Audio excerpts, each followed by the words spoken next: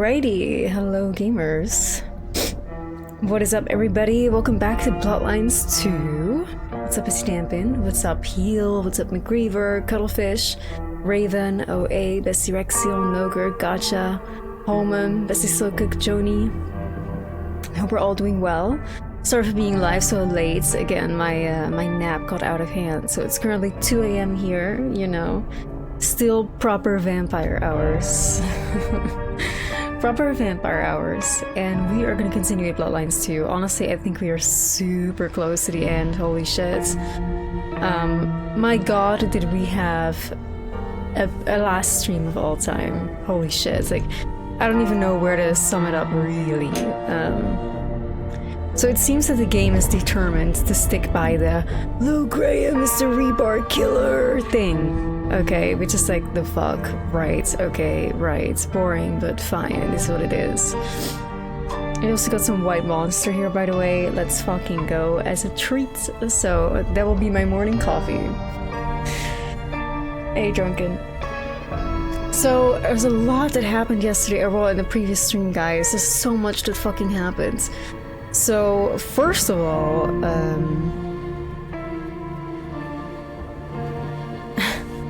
like I'm trying to figure out where do I begin. Alright, so we were to meet with Sophia, okay, who wasn't there. We went to Granny to meet with her and she left us a tape recorder. A tape recorder said, you know, come to the conservatory for answers. So Damping with the 15th streak, thank you bestie. After welcome in, Miss D, how are you? Hemlo, Harrow. So we went to the coffee shop where she usually is, and she wasn't there, but she left a tape recorder for us. And in that tape recorder, she said again, come to the conservatory, there will be answers. We went to the conservatory, it was filled with sabots. Then we discovered that underground, it was a sort of hospital / facility where Sabbat experiment with all kinds of like blood treatments, and our protagonist Fire was like, I've been here before, and then she saw like a table and she recalled laying on it and like her whole body burning. So it is there that Fire probably got branded, right? Now, I suspected Sophia to be behind all of this, to be honest, right? We saw a wall, sort of like a, you know, a conspiracy board at the beginning of the level, where a whole bunch of characters were, and they were like, it was pictures of them, and there was red crosses through them to kind of sort of indicate if they had been died. Sophia's picture was missing, okay? Says, what the fuck? It has to be Sophia, there's no fucking way. So then, once we made it all the way through the level, all of a sudden, boom, there's Sophia. But what does Sophia look like? Dehydrated beef jerky. And her picture is on her chest with a red cross upside down, so like we're meant to find it, be like, oh my god, she's dead, even though she's like right here and she just looks like beef jerky. And word spread, I suppose people did not all saw her corpse. Word spread, she's dead. Everybody's like, oh my gosh, my condolences. Oh, I feel so awful that she's dead. And I'm just like, she is not fucking dead, y'all. She's not fucking dead, because guess what? In Vampire the Masquerade V5 lore,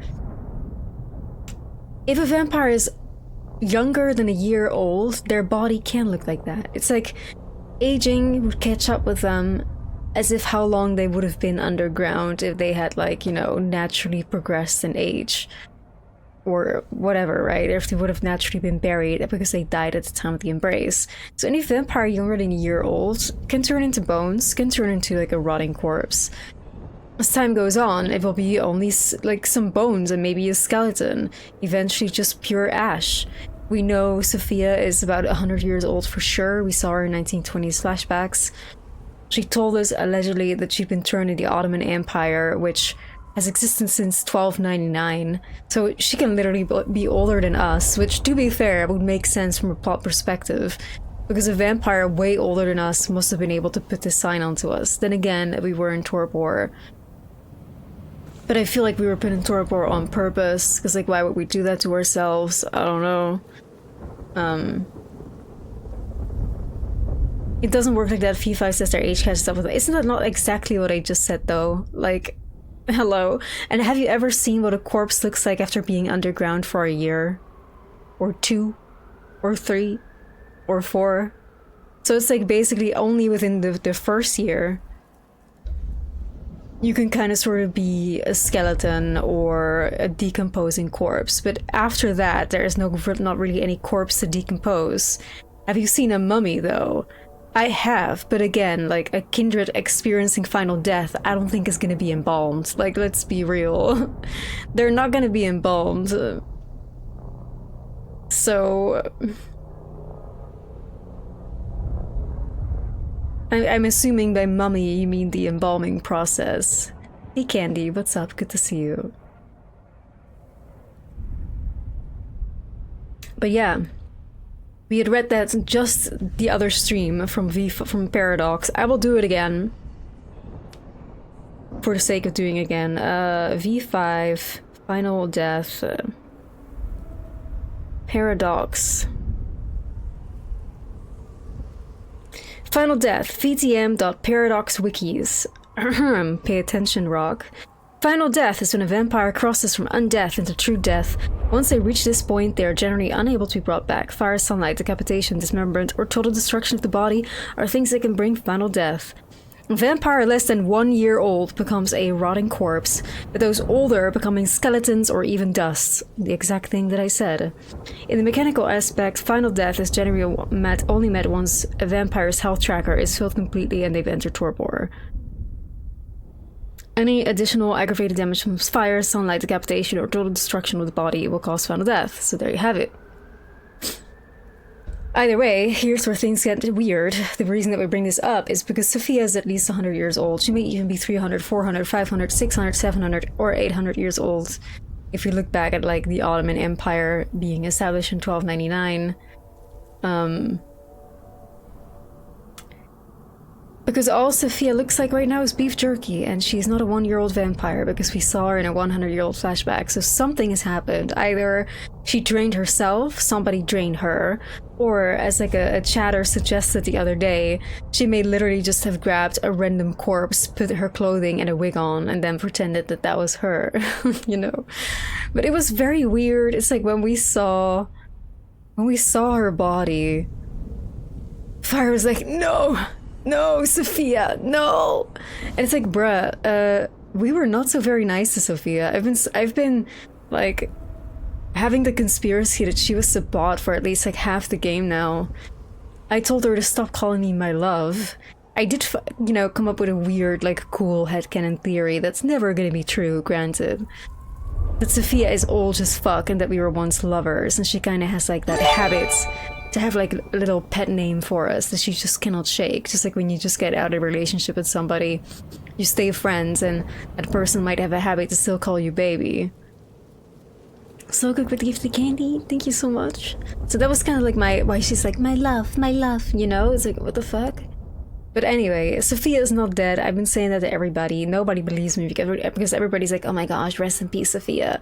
Girl, she's beef jerky, and she's about 100 years old. So either the Chinese room butchered all the lore, like in its entirety, they butchered it, or there's something fishy going on. We met with Reggie the other day as well. She's hollowed. Yeah, she's ready to join Dark Souls. Yeah. So we also met with Reggie, and it's like one of Fabian's contacts. Like, we had quite a few quests that led us to Fabian's old contacts that day. Reggie said something about Fabian having striked some sort of deal with Lou Graham. Hey Shaggy, welcome in. Weird. For Mrs. Thorne's package delivery, we met a figure, perhaps a mage, who we delivered a package to. A door appeared, the guy accepted it, said some vague shit, called us like the slaughterer of Cairo or something, and then the door disappeared and he was gone. Okay. Yeah, lots of weird shit happened. I'm still getting to that part. So then eventually we take Sophia's beef jerky husk back to Elysium. back to Prince Ryong, and she's like, oh my god, Sophia, no. And we were like mourning and shit. It's like, why the fuck are we mourning? We don't care for her, we don't sim for her, we don't give a fuck. Hey Dulcie, welcome in by the way. Melt, Rem, Shaggy. And like, we don't give a fuck. And then something weird happens. Lou Graham comes in out of the blue, and Lou is like, you know what, Katsumi did this, Katsumi is Sabat, Katsumi is behind all of it. And Ryong was like, what, that doesn't even make any sense. And we're like, what, that doesn't even make any sense. And then right here in Elysium, Lou Graham uses a discipline. She dominates Ryong and basically tells her, you will tell Fire right now, your sheriff, that they need to go after Katsumi and bring Katsumi's head. Lou Graham violated Elysium. We stood there as we watched our prince, of which we are the sheriff, be manipulated with disciplines to say something she doesn't agree with because she was fighting it. She was like, I don't, you will, I don't. Like, we witnessed that. And the game did not give us any dialogue options at all. We just had to stand there and take it. Nothing has upset me more. Like, on God. Mel, thank you so much for the videos. Nothing has upset me more, on God. Not only as a sheriff did we witness a vampire younger than us, so not a threat, breach all the rules of Elysium by using a discipline not only on the current prince but also within Elysium. We should have beheaded Lou Graham on sight if this was true VTM. If this was a true VTM game, Lou Graham needed to be executed on sight, period. We should have never taken Ryong's order because we saw the discipline being used. We saw that is not her actual intention. Yeah, we just stood there and were like, okay, I guess we're going after Katsumi then. And then Lou Graham, who is not the prince, called a blood hunt on Katsumi. How the fuck? You cannot even call a blood hunt if you're a prince. It's like the more we get to the end, the more the Chinese room just throws all pre-established VTM lore out of the fucking window. The less control we have over any and all sort of decisions because we weren't capable of being like, no, Ryong, wait, what the fuck are you doing? Or being like, Lou, that's illegal actually, and we're the sheriff and we're gonna put you to justice right now for this literal violation of Elysium. No, we couldn't do anything. The game just made us just stand there and give us the quest, go after Katsumi. Okay, I guess we will. So that pissed me off really badly.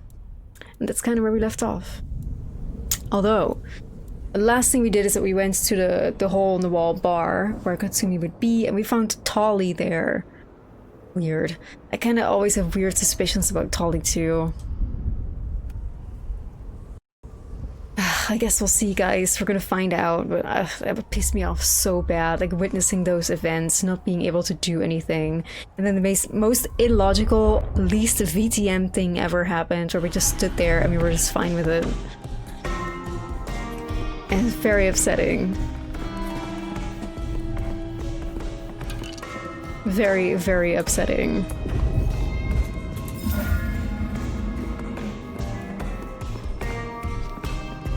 So here we are, and I think we're literally maybe at the final stream here, very close to the end at least. Just gonna meet Katsumi in the jungle. You can make him. How the fuck would Weaver Tower, aka the place where the prince lives, not be a site of Elysium? I feel like wherever princes reside is always Elysium.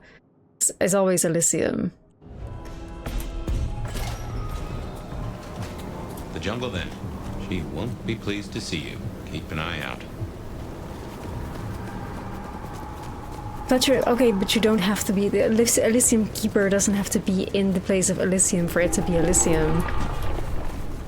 It can still be a place of Elysium, even if the Elysium Keeper is not present at that moment. It's been the place where all princes in Seattle have been, like... You know, J.J. Campbell before Ryong. So I think you can very safely say that it is Elysium. Hey, Side Guy, how are you? Castor, how are you? More VTM? Hell yeah. I think we're getting close to the end here. Okay, so this looks like it's the jungle. I've never liked Katsumi, by the way, and the whole reason why Lou Graham called a blood hunt, which she shouldn't be allowed to do, on Katsumi is because Katsumi was seen on a recording back at the base of Mother Hen, meeting with somebody. Yeah, the jellyfish wall is cute. Meeting with somebody there. So Lou Graham automatically assumes, oh, Katsumi met with the Sabbats, which is very weird. Like, Lou Graham is on some weird shit. Is the game good? The game objectively is very bad from like a lore, writing, gameplay, everything perspective. Subjectively, I enjoy it a good 6.5 out of 10. Like, I enjoy it despite it being bad. Because here's the thing, and I was really thinking about that the other day as I was discussing my streams with someone. Even though this game is like slop, okay? Like, it's so bad. Like, corners were cut where corners could be cut. It doesn't even stay true to VTM lore. It's made in the most lazy way possible, with every single thing that could, you know, make something lazy being lazy. But you know how much I've enjoyed every single night sitting here for nearly 10 streams in a row now with this game. Just sitting here and being able to discuss VTM lore with y'all. It's like, hello, like, this is a privilege. Talking about VTM with people that also know VTM. Like, being a nerd. Nerding out, analyzing lore. And playing this game, you know? Even if it's not Bloodlines 2, especially not the Bloodlines 2 we wanted, but you got something, some sort of tree streak. Sort of sorcerer, welcome in. Even though it's not the Bloodlines 2 that we wanted, I enjoy so very heavily just being able to discuss VTM lore and just be able to dive, at least mentally, into the world of Vampire the Masquerade every night, so yippee. That's been making me very happy, to be honest, and looking forward to streams, so no matter if the game is bad and if it ends up in me ranting for 2 hours because something horrifically lore-defying happens, such as Lou Graham entering Elysium, using a discipline, and then calling a blood hunt even though she isn't a prince, and we're standing there, leading to like an hour-long rant of like, how the fuck is this possible? At least we're engaging with the lore, right? Like, it's like we're a circle of ancient Greek philosophers who are like, you know, combing over a tome with like our own arcane knowledge, you know? And just discussing all the pages of it. And it's just a delight to do that, though. I'll miss it when this game is over.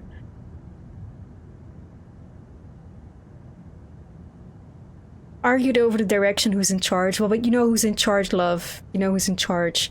You know who the creative director is, who, may I remind people, let me look up the role of creative director real quick. So that might kind of explain the quality of the game. Creative director of video games, what do they do? Responsible for the game's overall creative vision, guiding the project team from concept to completion. They are in charge of the game's story, characters, art style, ensure consistency across all elements, managing teams, making final creative decisions, collaborating with various departments to keep the project aligned, scheduled, and on budget. You know who the creative director of the game is? Fucking Outstar. The fucking ex-community manager. The fucking ex-YouTuber turned community manager, turned all of a sudden creative director game dev. Somebody who went to art school, granted, but not really anybody that has any sort of experience being creative director of any video game, minus her own pixel VTM game that she released once. So if you wonder why it's such a fucking disaster, maybe it's the, you know, the person who fell upwards. It's the person who fell upwards on everything, perhaps. A community manager turned creative director is one of the wildest transitions I have ever heard in my life. But here it happens in Vampire the Masquerade Bloodlines 2, so gee, I wonder why everything is so sloppy.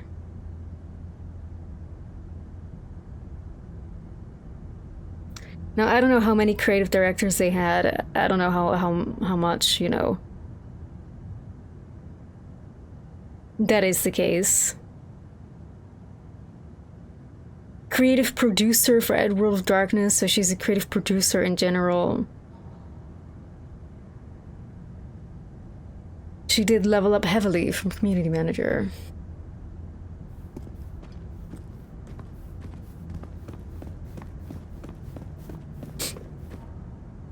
Anyway.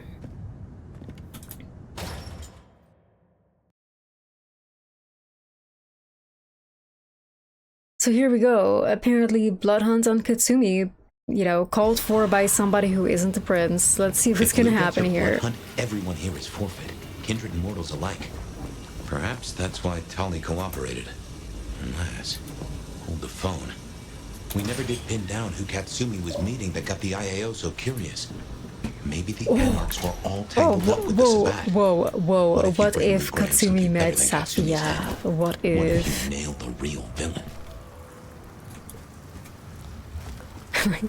Yes, guys, I am still blaming Safia, even though like, pretty much the game has kind of sort of pushed Safia being the romance option for Fire, considering, like, all the mourning and the fucking, like, my love, so, like, I've lost my confidence in my half-game long theory that she may be just hardcore Sabat, because the game seems to establish her as a forced love interest. Which, to be fair, I wasn't under the impression of. Like, at first, I was simping successfully for Safia, like, they had me in the first half, not gonna lie. But then when she started, like, exclaiming being in love with all her ghouls, and being such a bitch about how shit with Willem went, even though we literally could do nothing against it, bro had a suicide fucking bombing thing strapped around his chest. I was like, okay, Safia, fuck you. I tried my fucking best. All you do is thirst over ghouls. So, fuck you then. I don't care anymore.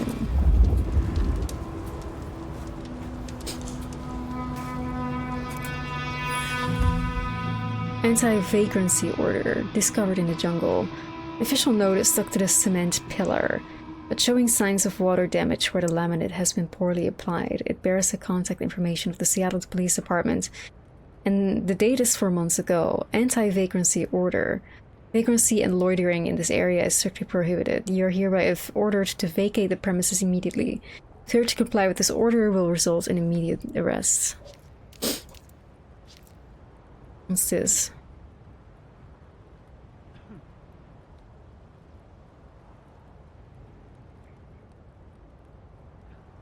Yeah, he recovered Benny's notebook, then kept it for himself, so it's like he knows shit. Pew would deny Tolly's good at what he does. He only knew where the note would go while searching for Katsumi. Not only he also seems to know where she has gone to hide. Like, he knows everything. He knows exactly who the Sabbat is.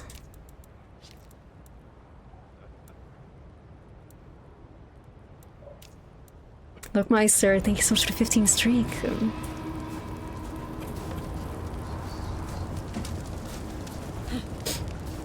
I fully expected that we were gonna have to fight all the homeless and kill them all. I wonder what happens if we kill... That's you? If we kill somebody here, because like the police is not here. Oh wait, we cannot attack. Hey, Crimson. Yeah, Mintberry, that is like we all have been very confused. It's because either the game, again, the Chinese room doesn't really know, but we have been very confused because like Nyx was ripped in half. When we killed Isabella, I think we ripped her head off, but her body was just laying there like a regular corpse. Whereas usually upon final death, immediately the vampire will turn to dust or skeletons. No matter, like, kind of depends on how old you are. There won't just be like a fresh corpse just laying around there. Same thing happened to Benny. We don't really know what happened to Willem's corpse considering he blew himself up.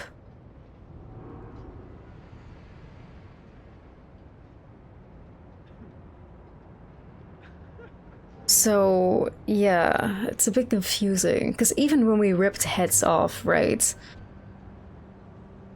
Like, Isabella's body was just there, like, looking fresh. So it's like, I don't really know. I don't really know what's going on, point A. I don't really know if we ever killed anybody, point B. We'll find out. Find her. I'm not sure. Fire. It's all gone to shit. No, Nyx is Gangrel. You're here to help, right?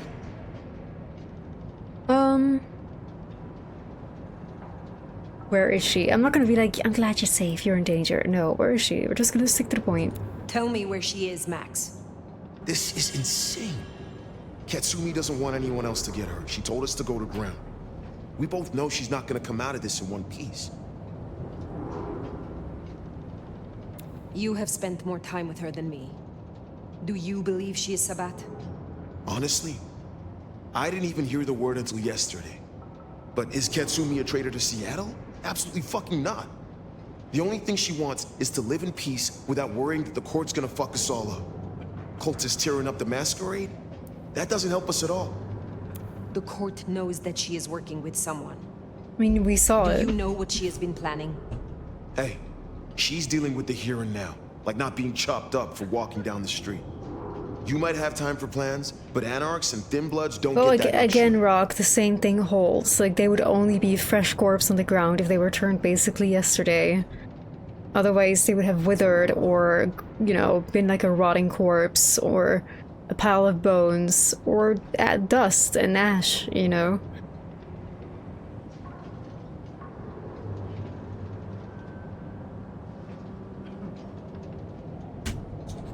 Let me actually see, like, how long a corpse... Well, like, that's the thing, right? It depends on the corpse conditions. It's like a corpse that's, like, you know, buried in Antarctica is gonna be somewhat fresh for a lot longer than a corpse that's buried in, like, Africa or something, due to the climates, but... So I'm not gonna get a clear answer from Google. How long until corpse turns skeleton? So it can be anywhere from a few weeks to several years. So, at best, you know, Isabella, Benny are all younger than a few weeks. And that's why they somehow were completely fresh human corpse after we killed them. But that's not the truth now, is it? Again, the Chinese room just says fuck lore, we don't give a shit. We're not gonna animate that. Like, that's probably the thing, right? Like, we're not gonna animate that. No. Like, cause, like, why would they? Why would they? And it's not like they can just fade to a black screen as they've been doing before. Like... We have little time. You know where she is. Tell me. No, Fire. I won't help you. Max. Fire, leave him be. I've got a notion. I know how to find her. Fine. I will do this myself. Shit. Look, you're gonna change everything, Fire. I know it. I If hate Kasumi- Max.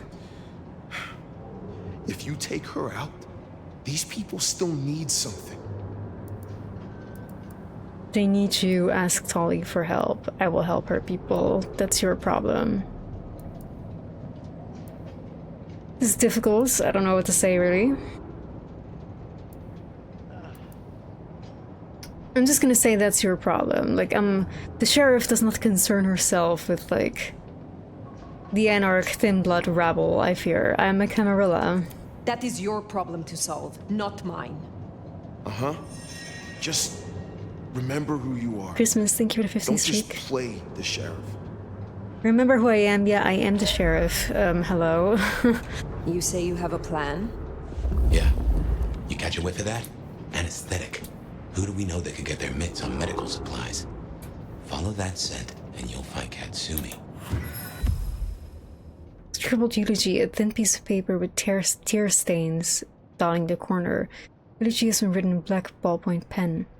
It's so full of scribbles and crossings out it's barely legible. The current iteration reads, in memory of a complicated man. He was passionate, played by his own rules. He may not have been the best lawman, but he lived by his own compass. He was... This is why I hate Max. Like, Max is out here writing a eulogy for... I can only imagine Benny. when Benny was out here legit being like the Hitler of Thin Bloods, like he was the Nazi of Thin Bloods, just like murdering them for no reason other that they are Thin Bloods, and he is disgusted by them, so he's gonna kill them all. Like, what the fuck? Like, you're so shit. I mean... And Benny was already crazy as fuck in real life, too. Benny was an insaniac, and Max knew that, and he was like, oh, well, maybe the embrace will change him, and then he created a literal demon. So, fuck you, Max. Like, you're a dumb bitch, actually. You know I have no compassion for you, because you created a demon. You caused so many Thin Bloods to lose their lives. And now you want to play moral police. Like, okay. Okay. Right, well... I'm not gonna fall for that, actually. Why can I not jump here? Okay, well, I guess I have to just go through. As far as I care about the Camarilla, well, if you're an appointed prince, I feel like you should care. As well as, you know, of course I'm Clan Toreador, so obviously I am gonna care about the Camarilla.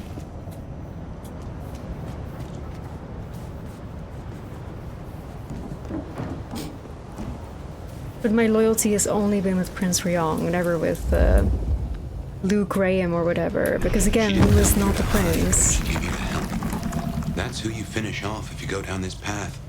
The kind that's still... Package contents removed, but handwritten note on the opened tab that is barely visible. Special thanks, mode of clarity. Keep up the good work, JJ. Wait, what? Gives a damn. You have made your point. Take away Katsumi, and he's all these people have. Well, again, that's not my fucking problem, how is it?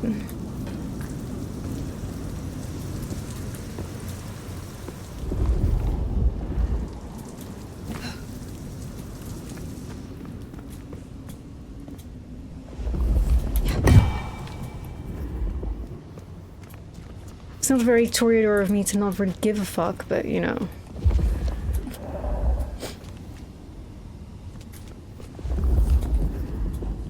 It's this place. Why can I not do anything here? Okay.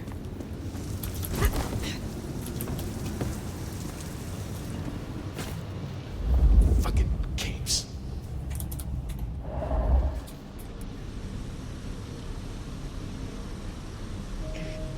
It's like, again, why would I care about the Anarchs when literally the #1 enemy throughout this whole game has been the Anarchs, specifically Anarch Thin Blood and Anarch Ghouls attacking me and trying to kill me. I don't really feel a whole lot of compassion to them. When they've been the #1 op alongside the Sabbat this whole fucking game.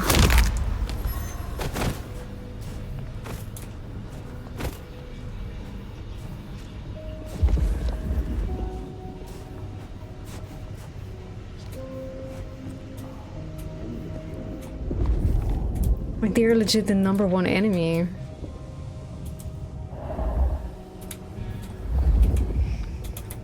The fuck is this supposed to be?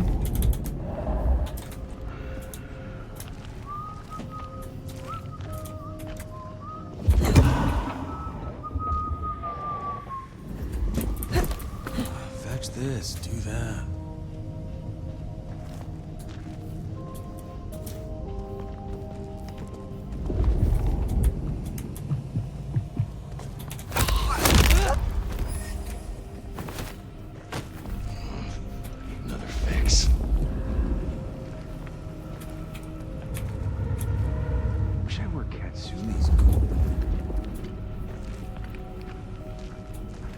Yeah, the Anarchs in the visual novels were pretty solid. I also did not necessarily dislike the Anarchs in the VTM B1.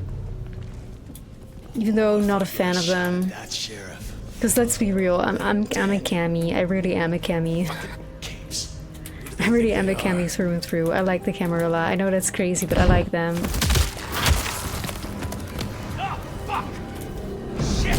From where? Shit out of someone! The fact that the enemy sees me before I can even see the enemies, like, where are they then? Hello?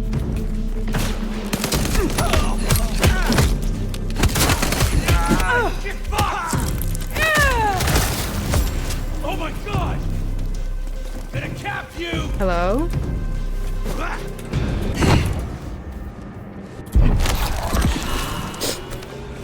Eyeballs are burning. I might have to switch to glasses soon.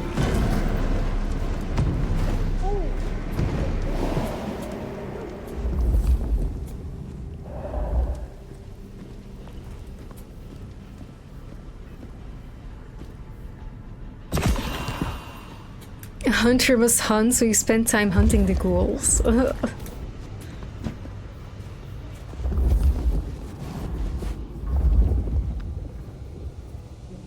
feel like your asses are gonna end up like fucking respawning anyway.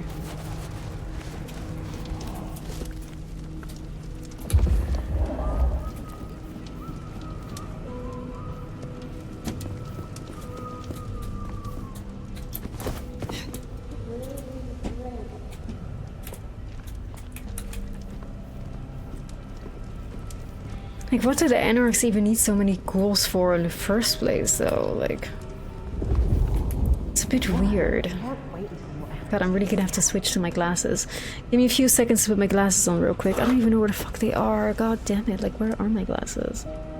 Ugh, I guess I'll wait. Ugh, my contacts are just hurting today.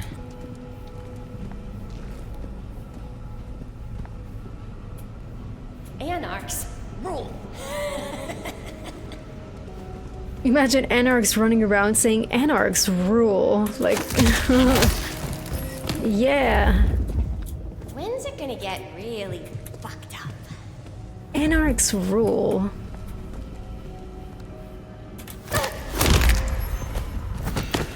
Oh, shit. Hey, Daddy Fingers. I also find it so strange that this game almost makes it seem like all Anarchs are Bruja, right? Oh, shit. Like they're all like just wanting like violence, like, ooh, when is it gonna get like? Voice lines are good, you think? I think they're awful. Like, when are you, like, do you really think that you're ever gonna see a vampire in VTM Bloodlines that is an Anarch? And it's like, Anarchs rule.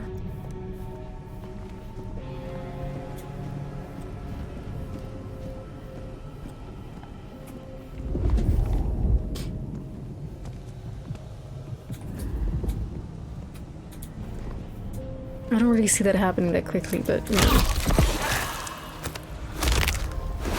Yeah, like, what were the Anarchs gonna do with all these ghouls, exactly? Besides what they have been doing, which is like staking them out over the rooftops across all Seattle to essentially attack the Camarilla sheriff. You know, which is kind of damning if you think about it. Like, they created a ghoul and thin blood army to attack the sheriff, the Camarilla sheriff. Seems like an act of war to me, you know, but now all of a sudden we need to pretend that we care.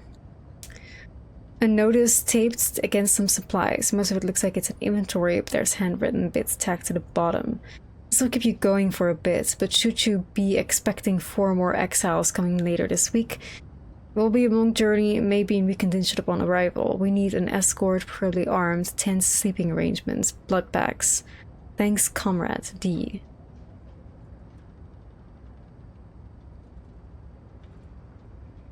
Yeah, apparently we had like a little bit of a thingy that apparently Tolly is the one that's been cleaning up all the corpses or some shit, like. And he's been trying to work like overtime trying to preserve the Camarilla.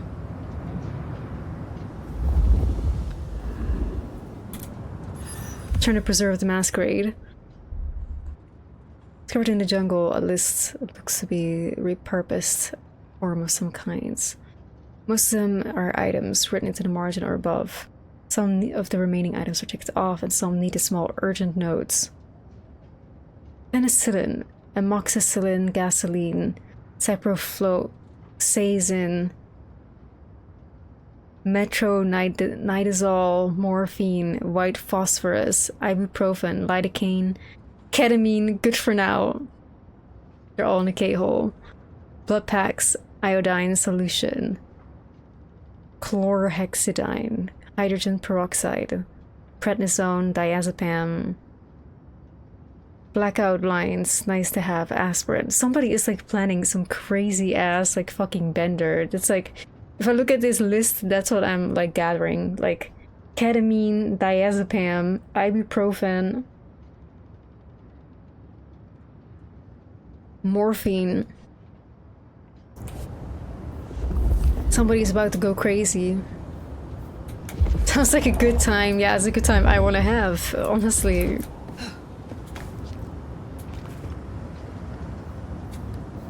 I still don't like this. Like, figuring out where the blood wave is going. It's like, oh, it's going outside, isn't it?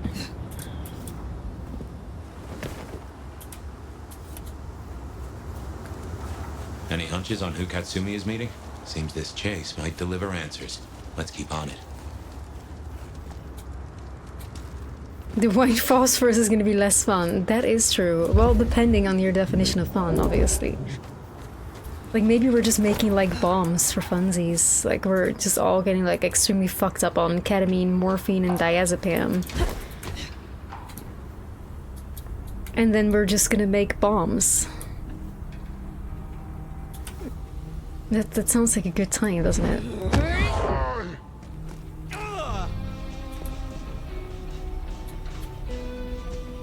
Wait, he fell and he lived? Okay. Okay. It's kind of funny. Come on. Hope y'all are ready for a fight.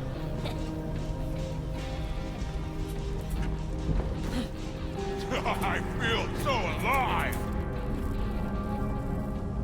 Well, this is gonna suck. We're just gonna have to go for a full-on fight, I think. Face us, scare me. Okay, come on. Where are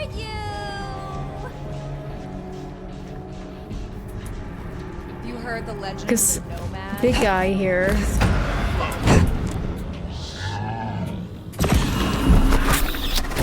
Alright, he works for us now. I'm shooting.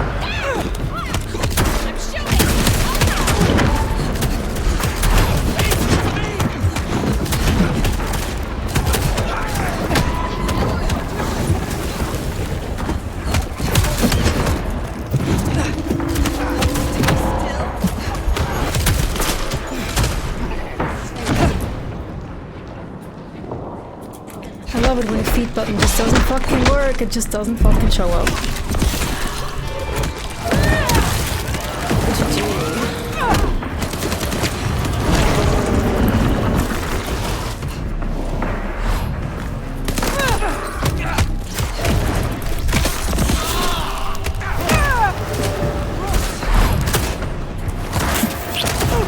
This guy with 1 HP, great target. Great choice.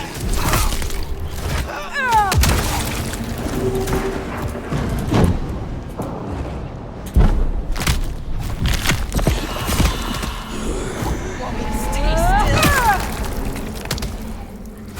last chance.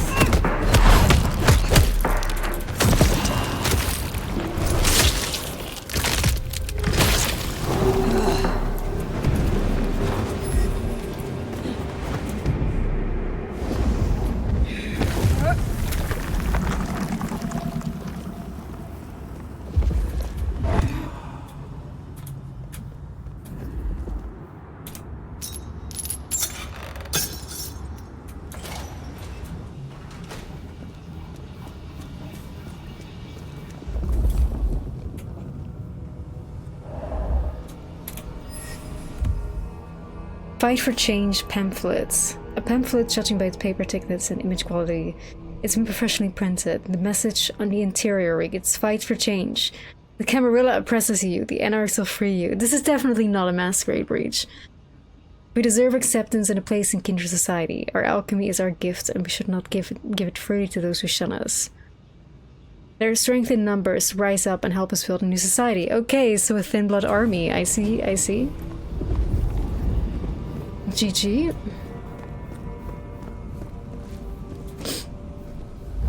Which is so goddamn stupid. Like, what the fuck are you thinking? Thin blood's going up against fully fledged Never could vampires? stomach hospitals. Page of a medical note, written in spiky, barely legible handwriting. Thus far, Conventional medical treatments appear to offer moderate benefits for thin-blooded, while feeding remains the most effective means of restoration. Scarcity of blood presents a significant challenge.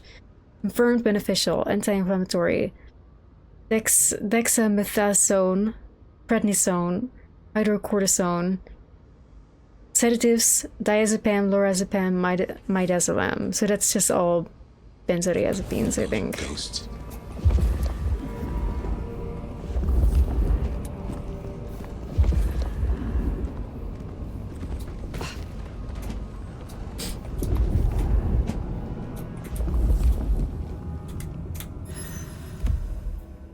Hospital Wing article. The newspaper article has been lovingly clipped from the paper. It is folded a number of times, though someone has kept this in their pocket, taken out to read over and over again. In a poignant ceremony marked by both celebration and remembrance, the new state-of-the-art wing at St. Paul's Mission Hospital was officially opened, dedicated to the memory of Dr. Kasumi Ishizaki. Wait, we've read that before, St. Paul's Mission Hospital. Dr. Ishizaki, known not only for extraordinary surgical skill, but also compassionate care and unwavering dedication to her patients, passed away unexpectedly last year. The new wing, named the Katsumi Ishizaki Surgical Pavilion, sends a testament to her enduring impact on the lives of countless individuals, embodying excellence and humanity. She brought to her practice every day.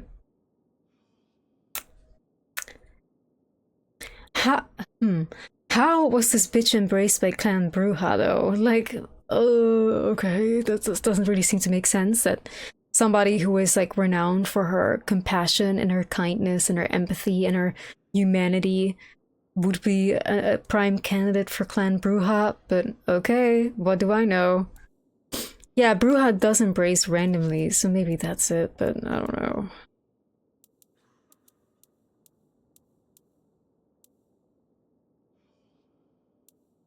Let's see where else I found that, like, hospital wing.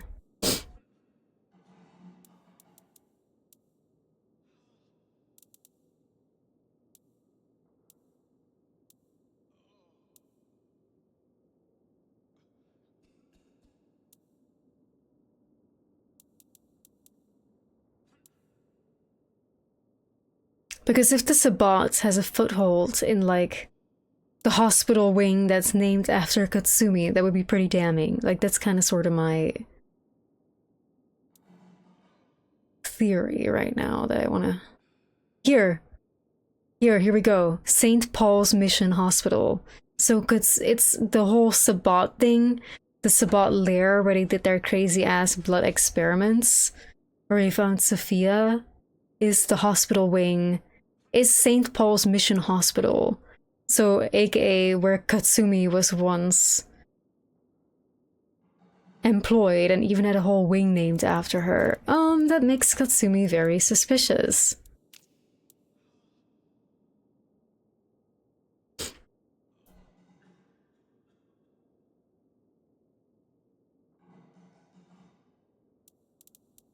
That makes Katsumi very suspicious, methinks. Like, Katsumi, how come you're a hospital wing? Portrait of a man with dark hair wearing a police uniform. This examination reveals that he has some visual similarities to Katsumi's facial similarities that are hard to ignore. Husband, brother... Where are we in the story? Oh, we're at the part of the story where everything is disappointing us so far, so... Yup. And a lot of things do not make sense from a lore perspective, and it's been very much upsetting me. So, yeah. It's not been a great... It's been a great time discussing lore, it's not been a good time for the game, I fear.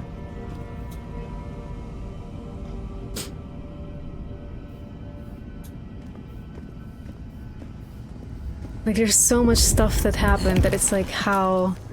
Like, makes me wonder if there was anybody in the Chinese room at all that read the lore of Vampire the Masquerade or opened a core book. Like, what the actual fuck? I'm talking in particular, I'm still bothered and talking in particular about the moment where, we brought Sophia's beef jerky body that everybody says she's dead, but that's not possible because she's over 100 years old, so she's not dead. Yet everybody says that she is, but she's not dead. But I'm talking about the part where we bring her to Ryong and then Lou Graham comes in, and Lou Graham in a site of Elysium. It's Elysium because that's where the prince resides and where the council gathers, so it is a place of Elysium. Lou Graham enters Elysium, she enters Weaver Tower, she shows up, she uses a discipline in Elysium on the prince. Us as a sheriff witnessing that should have executed Lou Graham on sight. We're older, we should have been capable of doing so. Ryong resists it, then she gives an order that Lou Graham chewed before, and we stand there, we can hear Lou Graham dominate her. We can hear what she says, then what Ryong says back to us, and we're supposed to just be like, ah, okay, well, I guess the words come from her mouth, even though we just literally heard Lou Graham give her those exact instructions. I guess we will just take it for word then and go hunt Katsumi, even though not only did she violate Elysium with the discipline, she also fucking, like, dominated our prince to make our prince say something that she wouldn't have said otherwise. And we're just supposed to do it. And then Lou Graham threatens with a blood hunt, even though she is not the Prince of Seattle. So she's literally not even allowed to call a blood hunt. Like, it's like they just, in that critical moment, not only threw all lore of Vampire the Masquerade out of the table, as if it doesn't exist, we also had no choice to either say or do something else. Like, we just stood there. We should have been able to be like, Lou, you just used a discipline Elysium. I am the sheriff. I need to kill you now, actually. Lou, you cannot call a blood hunt. Ryong is still the prince. You are not. There would need to be like a meeting. A meeting to elect a new prince if you feel like dominating her means you've overthrown her. Of the most powerful vampires in the city, mind you, which means that we should have been there. And we would have said no if we had a chance, which means Lou Graham would not have been appointed as a new prince. Like... And also, why the fuck are we just saying like, no, actually, I'm not gonna go after Katsumi just because the words came out of Ryong's mouth when I literally just saw you chew it and give it to her. It's like, instead we just stood there and the game gave us no options whatsoever, and it was so terribly frustrating. It's like, VTM Bloodlines should be a game for lovers of Vampire the Masquerade. There should be a love letter to VTM lovers and an introduction to those who don't know VTM. It seems like everything that this game is, it's just like the more you know about Vampire the Masquerade, the more of a horrible time you will have. It's like the least you know about Vampire the Masquerade, the least bothered you will be by things that are just so completely out of whack with the pre-established lore and rules of the world. It's like, why call it Vampire the Masquerade then? You know, it's like, I don't get it. I don't get it.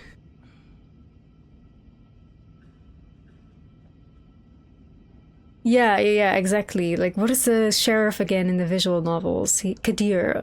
Like, bro, if Kadir, an actual really good sheriff, would fucking catch us, like, trying to do something funny in Elysium. Like, even if you disrespect a primogen, let alone a prince, like, in the Elysium meetings of the Camarilla court in any of the visual novels, if you as much, like, look at them funny, the sheriff is breathing down your neck, like, ready to execute you. Like, dead ass. Like, Kadir is already behind you with his hand, like, on his fucking sword, ready to fuck you fuck up. And that's exactly how a sheriff should be.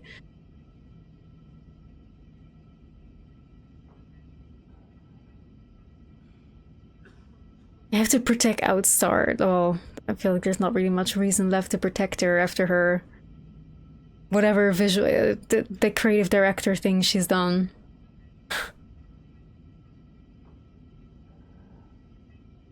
Kadir didn't play. No, exactly. Kadir was a very good written sheriff.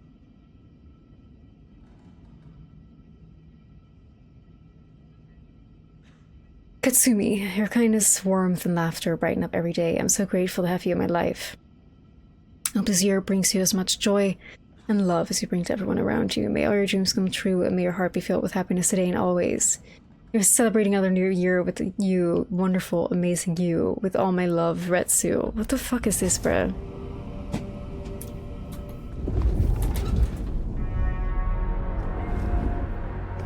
So you There made she your is. decision. It need not come to that. Then why are you here, hon? Questions, huh? Sabat? And if not, who's she been meeting? Who have you been meeting? That's the most important thing. Because I'm not gonna snatch her head off because Lou Graham told me so. Who the fuck is Lou Graham? Just another vampire in this city. Be real. You have been working with kindred from outside Seattle. Who? You know what? I'm not in the mood. I pinky swear that I'm not in deep with the big bad Sabat. That's all you're getting. If I know you're an ally, if I know you're an ally, I can stop this. If I know who you meet with, I can investigate them. If they are Sabat, then I will deal with them. And your problem goes away. Oh, fuck you, Sheriff. Just snitch on your neighbor and you'll be fine? Guess you didn't read 1984 or live through it, but Christ, don't you get how twisted that is? Live through it, sweetie. We're about like 400 years old. Lou believes you are Sabat. She thinks I'm Black Hand, does she? I wouldn't know Sabat if it drove a truck with Make Gehenna Great Again painted on the side. Right, So where does that leave girl. us, Nomad? Give me something. Give me something, Katsumi. I do not want to destroy you or your people. You're a mouthpiece for the court, Nomad. They've got you on a leash. Bitch, because I'm the That what fucking you wanted? sheriff. Go Duh. on, then. Take my head if it'll save my people. Guys, like, oh, this is why this game pisses me off. Like, look at this. Look at the choices that we have here, guys. Like, let me look up the meme.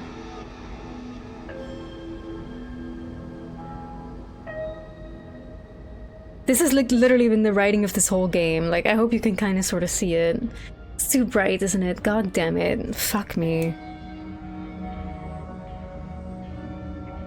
Maybe if I just turn the brightness down. Yeah, here we go. It's like this. Like the cow that stands in front of like a hallway. And then it says the illusion of choice. Like, this is literally it, guys. This is literally this fucking game. It's like, I am sorry, but I have orders. The orders to, you know, chop her head off. Let's end this, which will chop her head off. Guys, I'm gonna have to really think long and hard here, like which of the two I'm doing. Like, are you fucking kidding me? Like, I'm not sure if I'm locked into this because of my bad relation with Katsumi. That could be true. Please feel free to answer. This is okay, you can answer. People who have finished this Okay. Feel free to only tell yes or no to this. If I were to have a better standing with Katsumi, or if I were to have taken a different choice somewhere, would I have gotten a dialogue option to spare her here? Or is this always just all you're getting?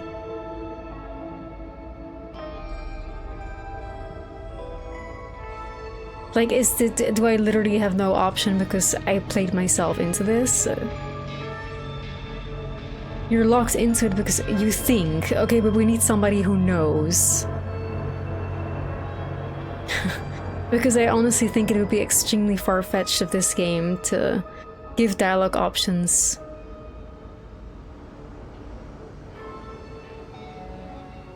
You had the okay, so you had those options as well. So everybody just get these options. Alright, well, but that's the thing. I'm sorry, but I have orders. It's like...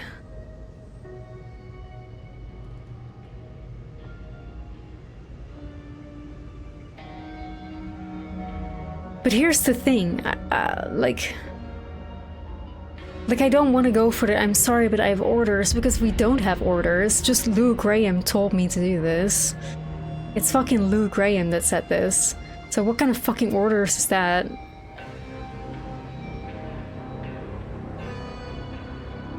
Let's end this. Cause here, okay, so here's what I'm thinking, right?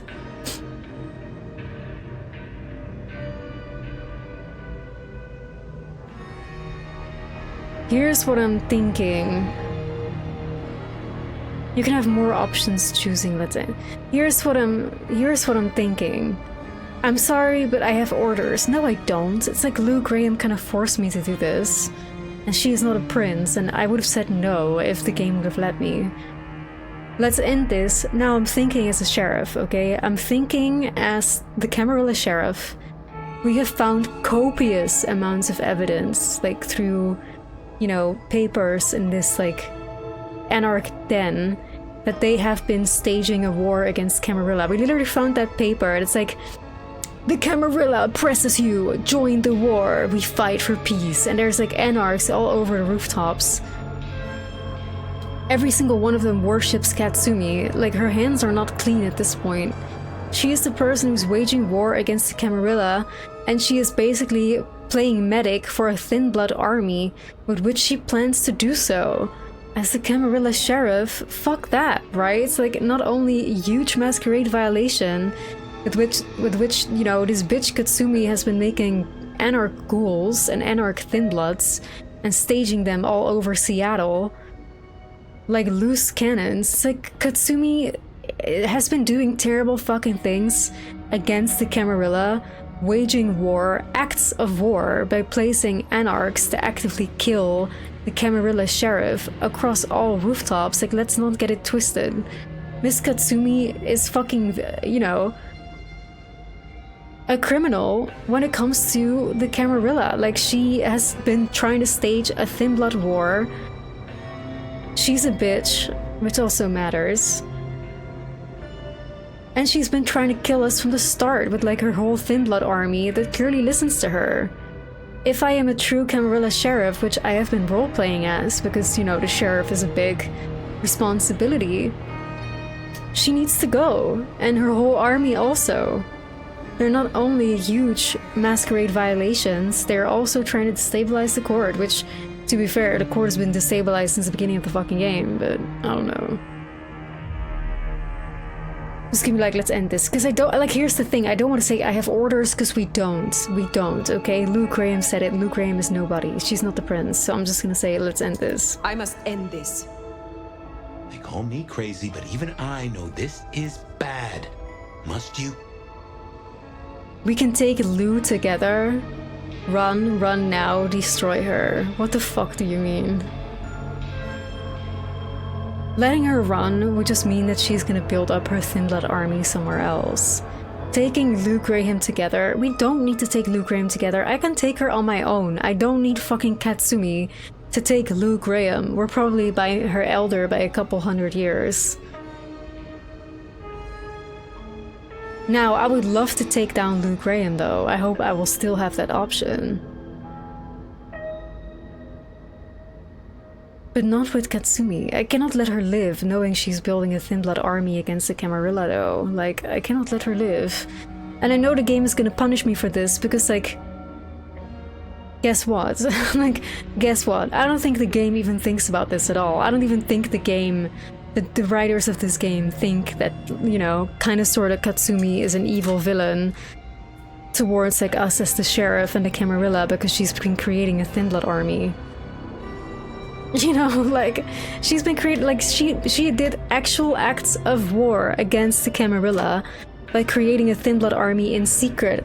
Additionally,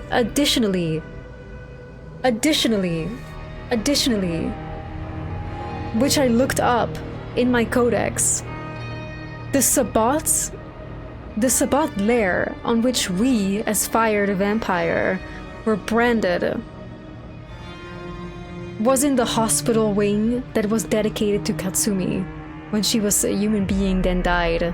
It's the same hospital, St. Paul's Mission Hospital, in which Katsumi works and then had like a whole fucking wing named after her.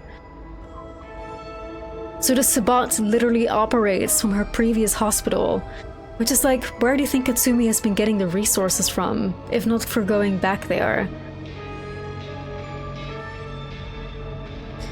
Bit suspicious, methinks. So for the crimes of potentially Camarilla, 100% staging a thin blood army against the Camarilla, being a bitch, being disrespectful against the prince and not obeying Camarilla law, her whole ghouls, thin bloods and everything on the rooftops being huge masquerade violations. She don't give a fuck. We gotta execute her. But this is gonna lead me to a bad ending, I'm sure. I'm sure it's gonna lead me to a bad ending because, oh, look how evil I am, executing Katsumi. I'm not evil. I'm doing what the sheriff of the Camarilla is supposed to do. But the Chinese room is not gonna care about that, so by destroying her 100%, I'm gonna get the worst ending. Quite frankly, I don't give a fuck because I am playing the game like how Vampire the Masquerade should be played. And the Chinese room doesn't like that because they don't know what VTM is. So it's like, I'm gonna destroy her. For me, as the sheriff, the evidence is overwhelming. The evidence is overwhelming.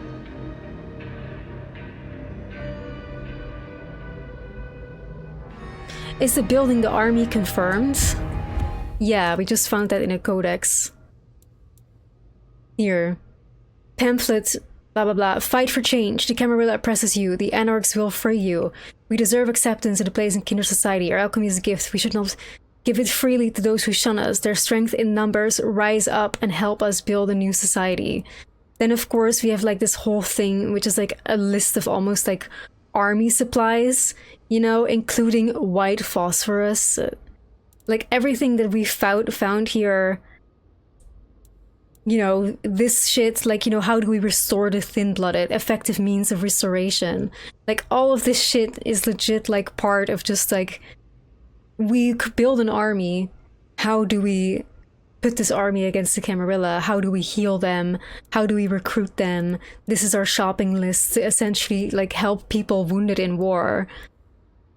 I feel like the evidence of the Thin Bloods, you know, being built as an army against the Camarilla for some sort of war, because again, the Anarchs probably want to have more of an influence over Seattle. I feel like it's kind of overwhelming. It's kind of overwhelming.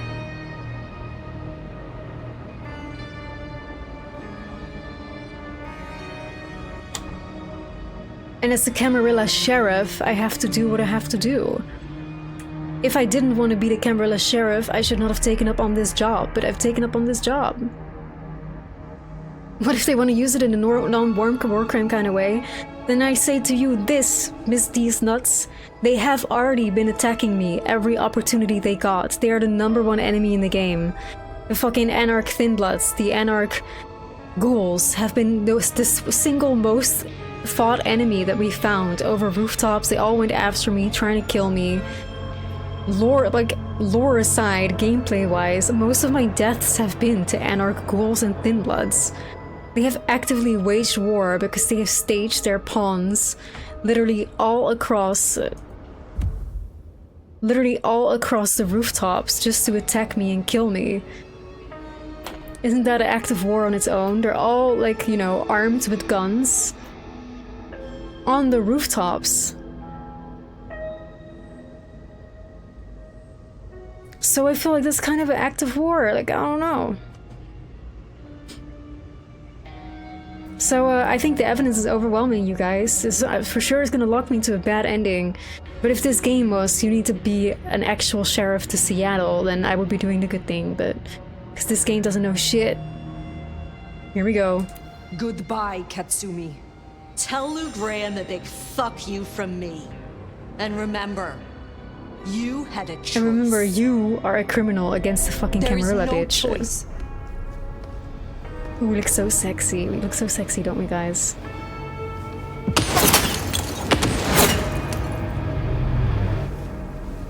Really? Really? Oh my god! The illusion of choice, the game, strikes again. I was so silly to think I had a choice. I'm pretty sure every single one of these options would have led to that cutscene where somebody shot through the window and she ran. Bro, you fucking lie. Like, why did I even waste my breath, my oxygen, to fucking do this? God fucking damn it, bruh. Like, ugh, this game, are you fucking kidding me? Why give me dialogue options when everything leads to the same shit anyway? It's like, bro.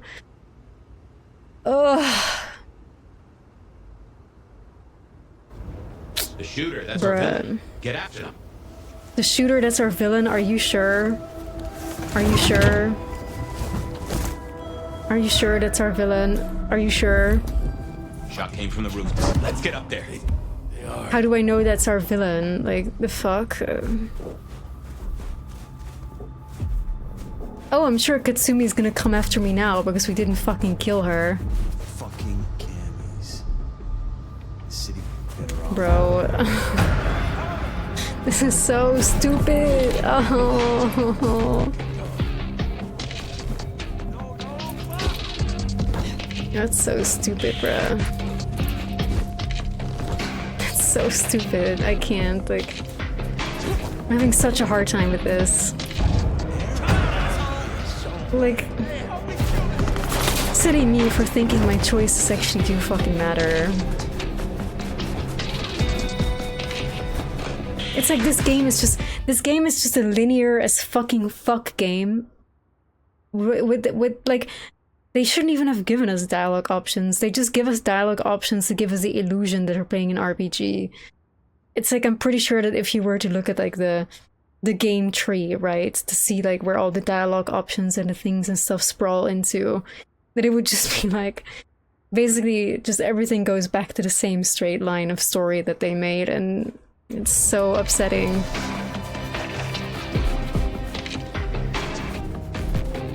You lie. Unbelievable.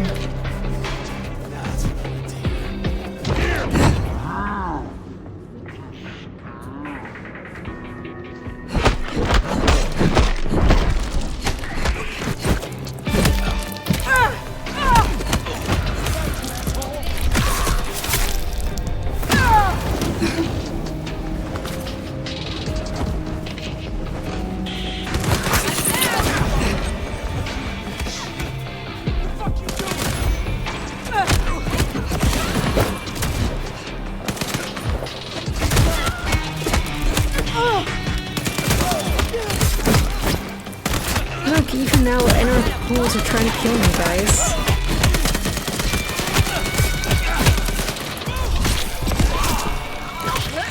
Somehow, somebody supplied them with guns. Gee, I wonder how that's the case.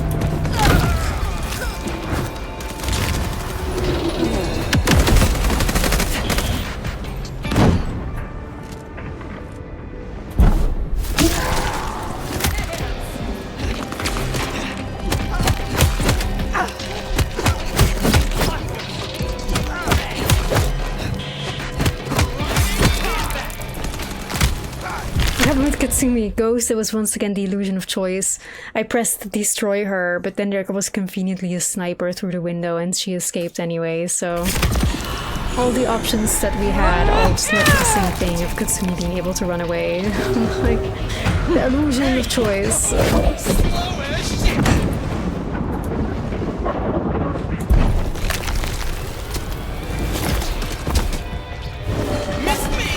Look at this Anarch Thinblood just threw an elder vampire off his back. Epic shit, man. How the fuck is a Thinblood capable of doing this? Bruh.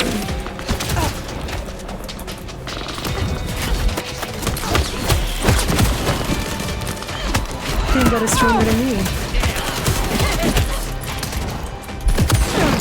I'm gonna fucking die here. Lol. Shout out to that one Anarch Thinblood that was capable of using celerity to like the highest degree. Fucked me up proper.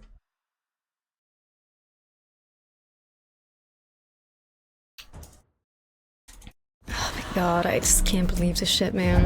I'm having such a hard time coping. Like I thought we were actually making a choice. I'm such a silly baby.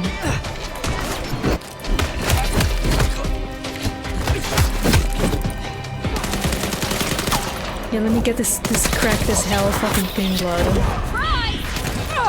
on my team.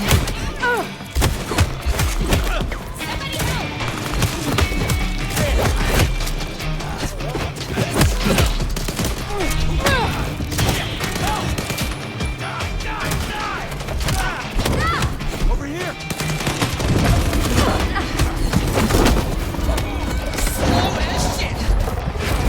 Bro, like, his 2 right now. How the fuck is this better than me?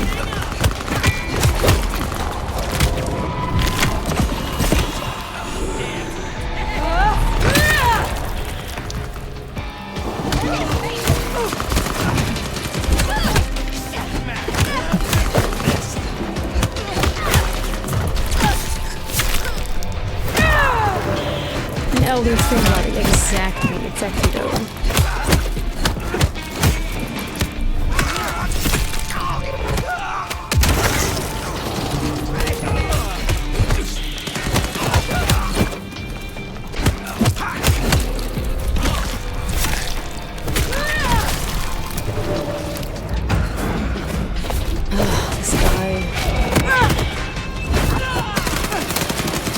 A thin blood, behave like one. Like, what is this, bro? Are you fucking kidding me?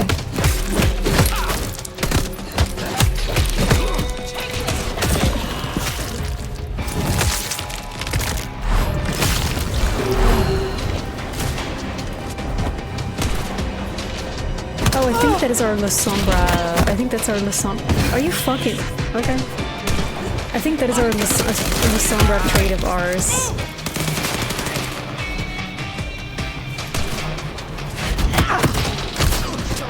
Like, people cannot, we cannot be interrupted during our game. This is adult territory, fucker! I think we unlocked the passive.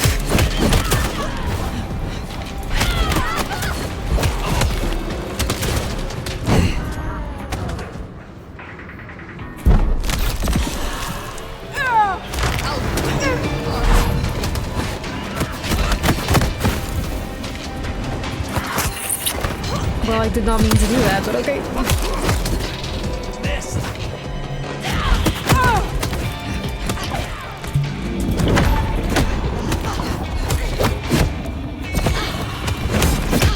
These steamboats are pretty fucking cracked though. Jesus.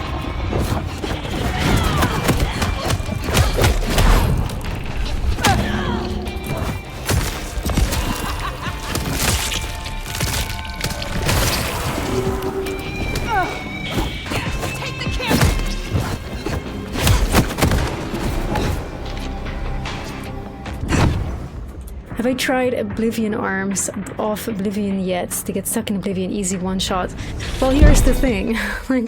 Here's the thing. I, as somebody who picked Clan Toreador, would like to keep being a Toreador vampire. You know, I'm not a big fan of the fact that somehow this game has forsaken the fact that you are a vampire that's part of a clan and you can just pick and mix abilities from everything. To me, that's just like something I really don't like.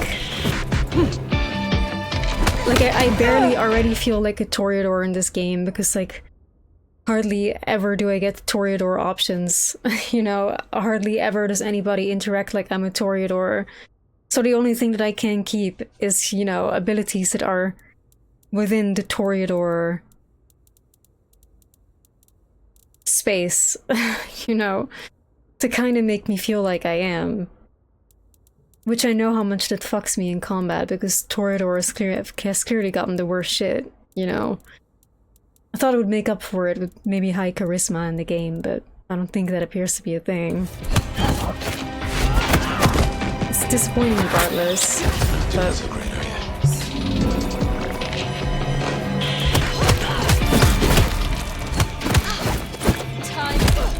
Otherwise, like, if I didn't give a fuck about that... If I stopped giving a fuck about clans, because here's the thing, right? Like, if there's a few things that make Vampire the Masquerade is A, there's a masquerade, which all vampires need to adhere to, which is upheld by the Camarilla, which is something that the game already doesn't give a fuck about, right? It's optional. B, all vampires are delegated in clans. Like, I've never heard of that in any sort of other vampire sphere or vampire media. And this game also kind of made that absolute. And it's like, what do we have left that to make this game Vampire the Masquerade game? So I just kind of like do what I can myself to sort of, you know, keep this game somewhat of a Vampire the Masquerade game, I guess.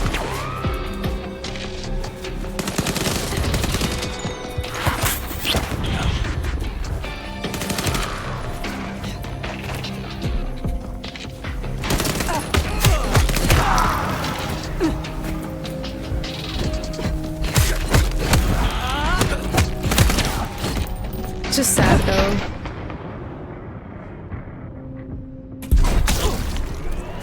You hated the game so much you deleted every file and left it left on your PC. Yeah, you're valid for that one. Like, I had hope at some point that the story was going to turn into something very interesting a few streams ago. But it even seems like the story is just extremely disappointing at the moment, and the illusion of choice the game strikes again. It's just very sad. It's like, even if you take away the fact that the gameplay sucks and, you know, very little quests and the world is very small and there's not much to do in it and all that kind of shit, they could have at least delivered quality writing, but nope. Not even that. And I don't even ask for quality writing. At bare minimum, writing feels like it's a Vampire the Masquerade story, but no. Because all things that are VTM, this game just loves to ignore, like the rules in Elysium, the Masquerade itself, like they don't give a fuck.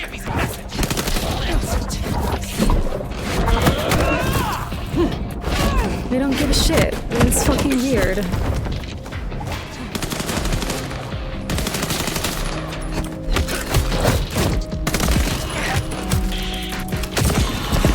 But oh well.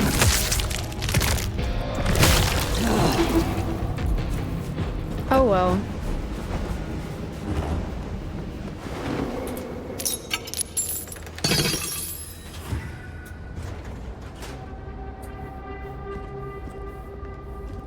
Is this the big reveal? Damsel? You lie. Still, motherfucker! I think this is supposed to be Damsel, guys. Lol.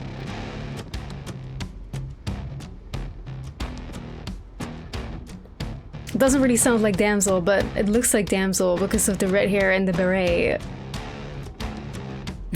Like you'd lie. Really? That's out of all characters you bring back from Bloodlines 1, you bring back Damsel. I'm kind of happy, but also like Damsel was never my favorite in Bloodlines either. I always had beef with her. So it feels kind of like right, there's beef with her right now. So you are Katsumi's contact. You are the one Katsumi meets with. Not what you expected? Yeah, well, I'm full of surprises. For instance, I got 6 rounds packed with buckshot of magnesium. Homemade whitey pea. This is so funny, like... It's not government issue, but it'll burn you up plenty. Who are you? I'm just a regular damsel of distress. Why, they turned her into like a Harley Quinn like character. That's kind of funny. The Anarchs and you want to fuck with someone? You fuck with me, not Katsumi. You get 2 more questions, Beyonce. Then it's my turn. Whoa, okay, Damsel somehow turned into Malkavian, I think. Did you destroy Sophia? Sophia is gone. Was it you? Oh, so the cute warlock bit dust, huh? Now that's a pity. She did not bit dust, she's beef jerky. Turning her cloak, you know? Helped us out a bunch. 1 question down. Next. Why did you come to Seattle? Now that's a good fucking question. Under God, I hate Damsel. I've never liked her, guys. I never have. Katsumi's helped me out for years, taking in waifs and strays that'd be burned elsewhere. But Campbell's head rolling, that ran the alarm. And I gotta say, I'm entertained though. Like, out of all people, they brought her back. Now it's my turn. I'm gonna put Lizzie Borden down, and you and I can chat all civil-like. Why'd you come down to the jungle?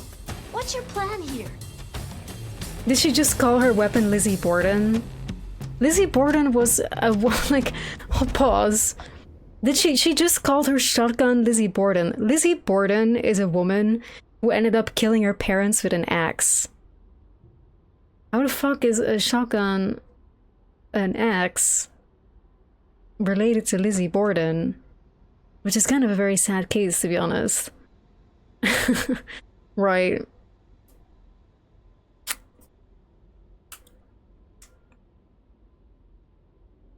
They could have just chosen like any other, you know, besides Lizzie Borden. I do like Lizzie Borden. I'm pretty sure the next like what is that? American Monster, like what is that fucking, there's like this Netflix series going on now, and it was like, first it was fucking like Monster or something. First it was Jeffrey Dahmer, then it's Ed Gein. They're gonna do Lizzie Borden next, or so I heard. Which I've not watched the Ed Gein one. I've not watched the Jeffrey Dahmer one. I've heard horrible things. Again, Ryan Murphy is behind it. I hate Ryan Murphy. He's terrible. But I might just tune in for the Lizzie Borden one. But anyway.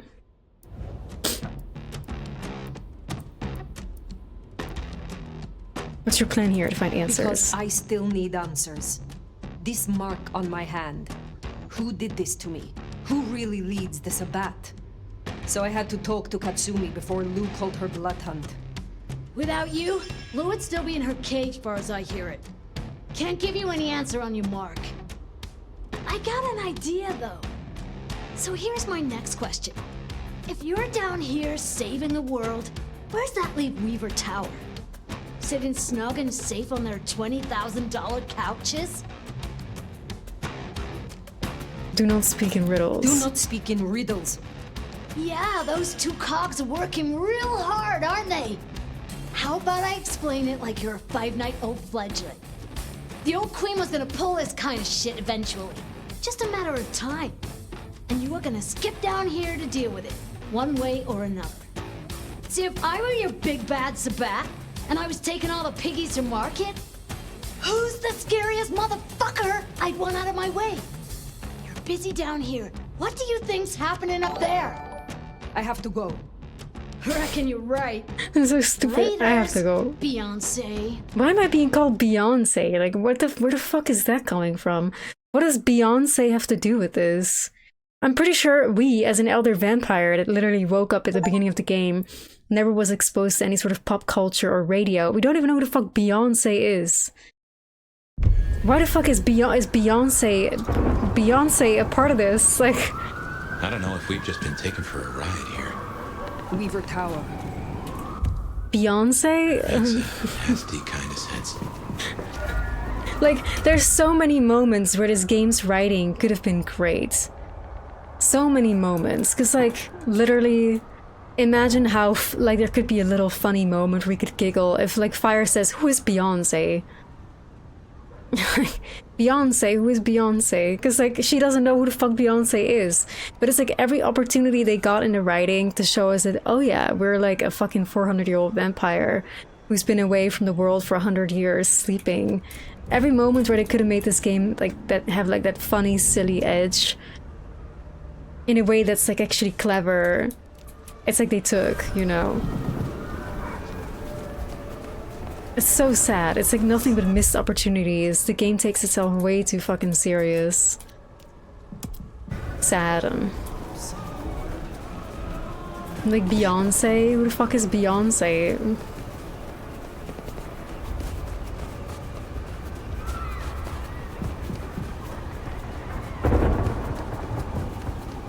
And she said Beyonce twice, so it's clearly something that the writers were very proud of, and they were like, we're gonna say it again, just so people are actually aware of the fact that we just said Beyonce. Wait, what the fuck is this? Are you kidding me? Wait, what? There's anarchs in the streets shooting people? Bruh, there's anarchs in the streets shooting people.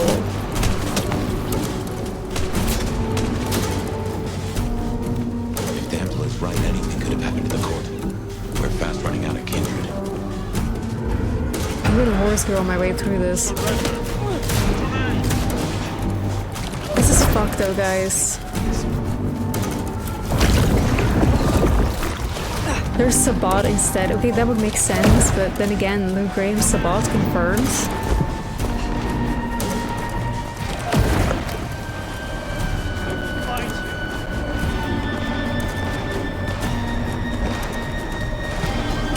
But it's so stupid that all of this is happening simply because Fire was like, because we couldn't decide not to listen to Lou Graham. Like, if only the game gave us an option to simply be like, no, Lou Graham, we're not gonna do this order. You're not the prince. We also saw you, you know. Like, we would have just been there and none of this would have happened. But the game needs this to happen because this is simply the linear story that the writers wrote. So they just, like, take away the options from you so that this will happen anyway. It's so stupid. Like, I hate that kind of shit, you know? then just don't give me options at all. Like, don't make me feel like I have a choice. I don't have one.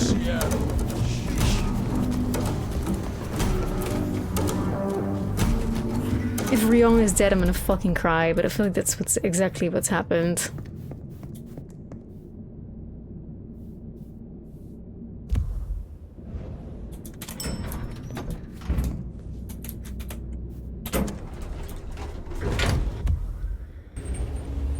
Here we It's not go. on fire. There's no blood on the floor.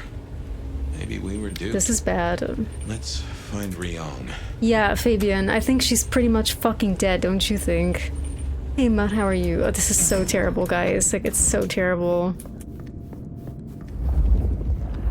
It's so terrible. It's so bad. Oh my god. Why is she just sitting there? That's not good, guys. Torpor? Okay, it's just Torpor. We're fine. Fire. Hello, my love. No, okay, we call it from the start. Kek. Fire! Lol. Kek W. Okay, at least we had that thing right. At least we had that right. At least that prediction that we made like 6 streams ago, at least that one came true. That Sophia is fucking Sabat and she's not dead either. Oh, thank God you've been out for hours. The sun's up. Fire. Sophia. Yeah. Oh, this is bad. Oh, this is bad. Hey, you're weak. It's the light. We're okay. We're okay. This is bad. Fire. Damn it. If you... I mean... Damn it. Fire, you're an elder vampire. Just break whatever the Where's fuck Luke? keeps you I in don't this know. chair. It happened so fast. I remember. Oh man, I hope we can turn this around Sophia. somehow. What do you want? From you? Nothing. But I will give you People in the Chinese room are probably like, nobody will expect this. Bitch, we've been expecting it from the start, man. Wait. No. Sophia? we No, can talk. please, not Sophia, Ryong. we can. Oh no, this is bad, bro. This is bad. Stop this! This is bad. This is nothing. A candle before the blaze, a morsel before the meal, before her, Oh my God. Lou Graham. But first, my love. Like, why does she call us my love? Fuck off, Sophia. I am still strong enough to rip out your Delilah's tongue. Oh, Fire. You really aren't. Oh, the great nomad. Let me help you. Let me love you. Forgive me. Forgive me. Where does this love shit come Poor from? little Sophia.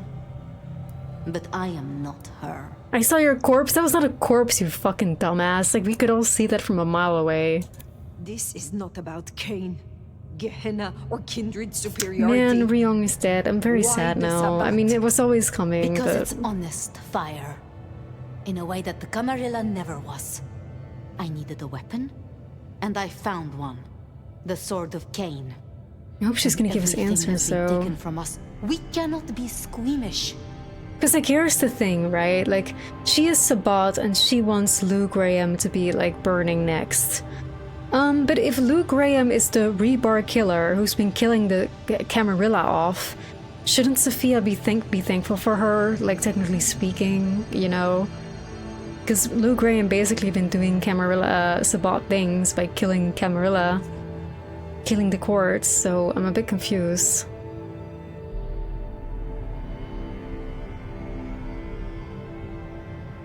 I'm gonna say I saw your corpse just to see how they're gonna explain it, but we obviously know she wasn't dead.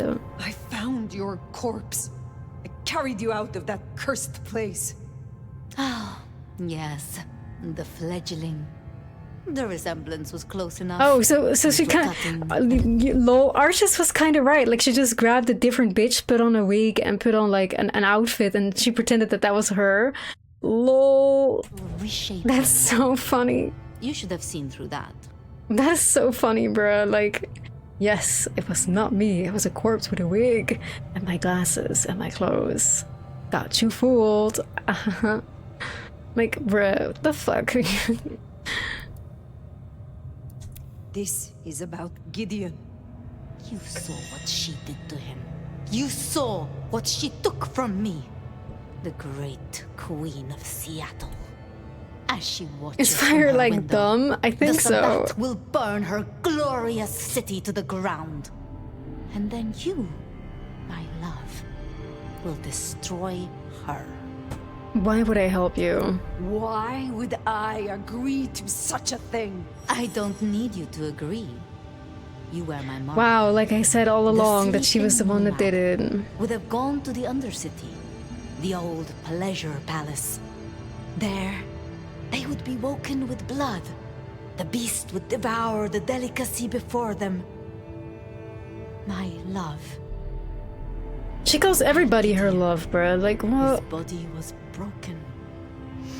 No craft of mine could save him. To stand at my side and avenge himself, he needed a body. Strong. Potent.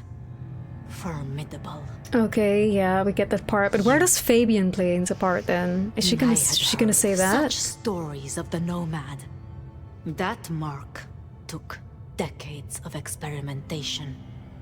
Temporarily, it would weaken you and carve out a place for him.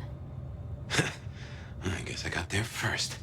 Mystery solved. Okay, but how did Fabian get there first? Why did Fabian get there first? Are we gonna get an answer to that? Like, why did Fabian decide to find us? Like, so clearly her plan was to take our coffin, put us in front of Gideon so that we would ravage, waking up from our torpor, ravage Gideon, and Gideon would be inside of us. Somehow Fabian found us first. Why? We still don't have an answer to that. I wonder if he will.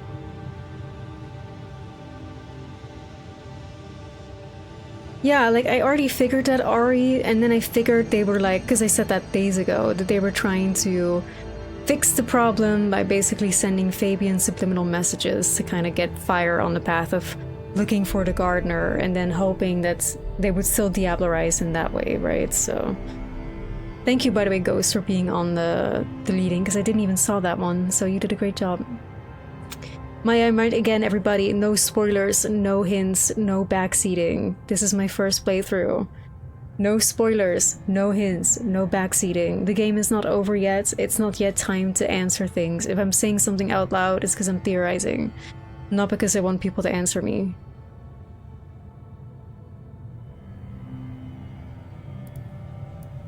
You're an idiot. All this elaborate scheming. You are nothing but a swooning, lovesick fool! Says the little mouse as claws pierce its skin.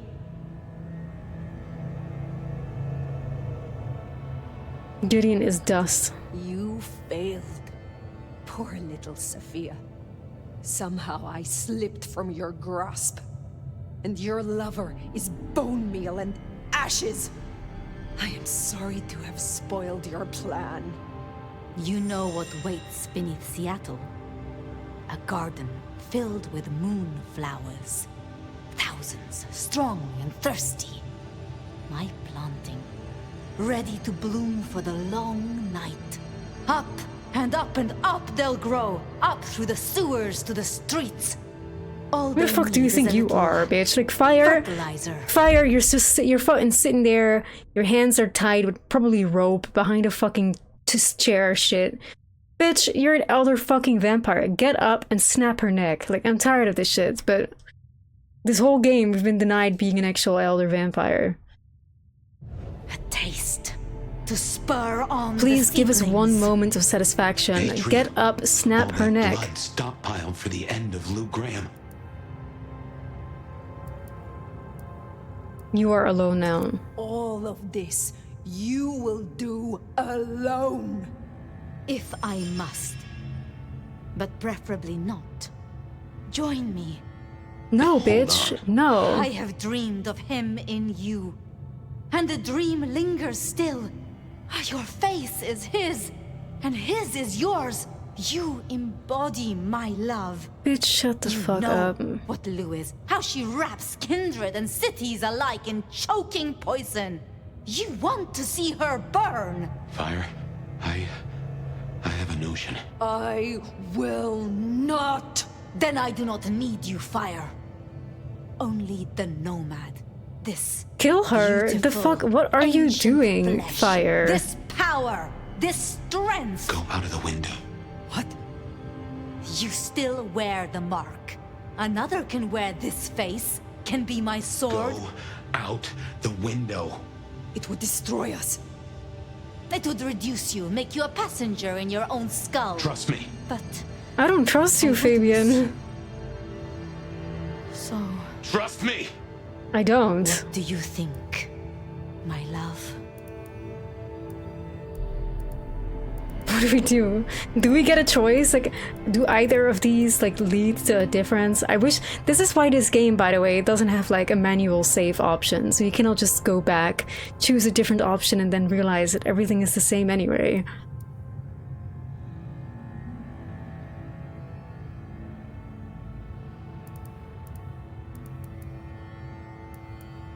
I want to just say fuck you, to be honest. Fuck you. I want to just say fuck you.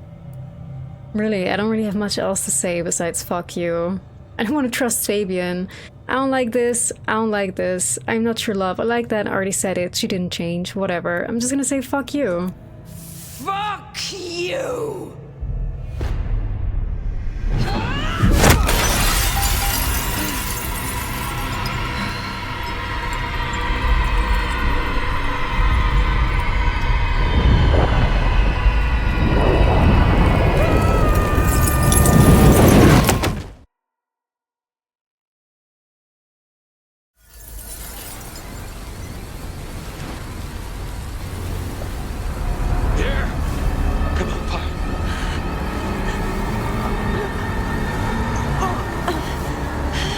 What is happening right now?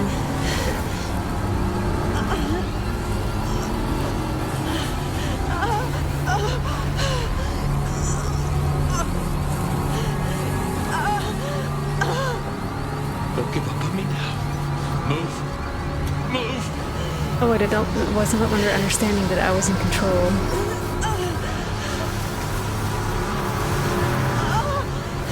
Well, Rexiel, I suppose it kind of works like True Blood, where you have like some time to burn. It's like the True Blood vibes, like we're just burning for a little while, it's fine. I can't hold this much longer. Wait, Fabian is doing this for us? Like, what? Fabian?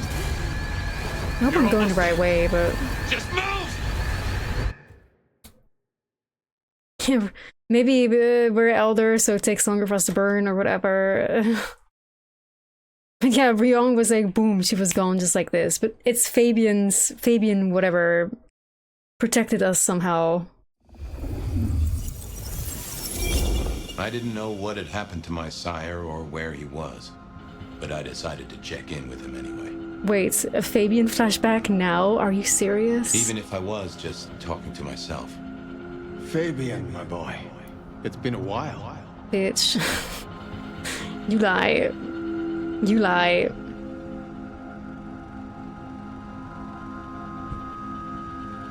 Right, well, F's in chat for the only bitch I liked, Ryong, okay.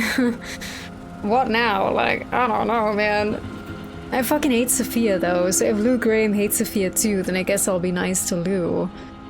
To be fair, I didn't really hate Lou until she started, like, breaching Elysium and pretending she was a prince. But I will side with Lou if it means we can take down fucking Sophia, but I'm an elder vampire, I should be fine on my own. Ryong, you're the only bitch in this house we ever respected, like, really...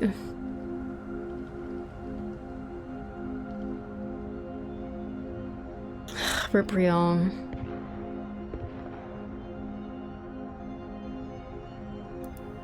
I figured it out. Should have been obvious. You went to see Lou. We never saw you again.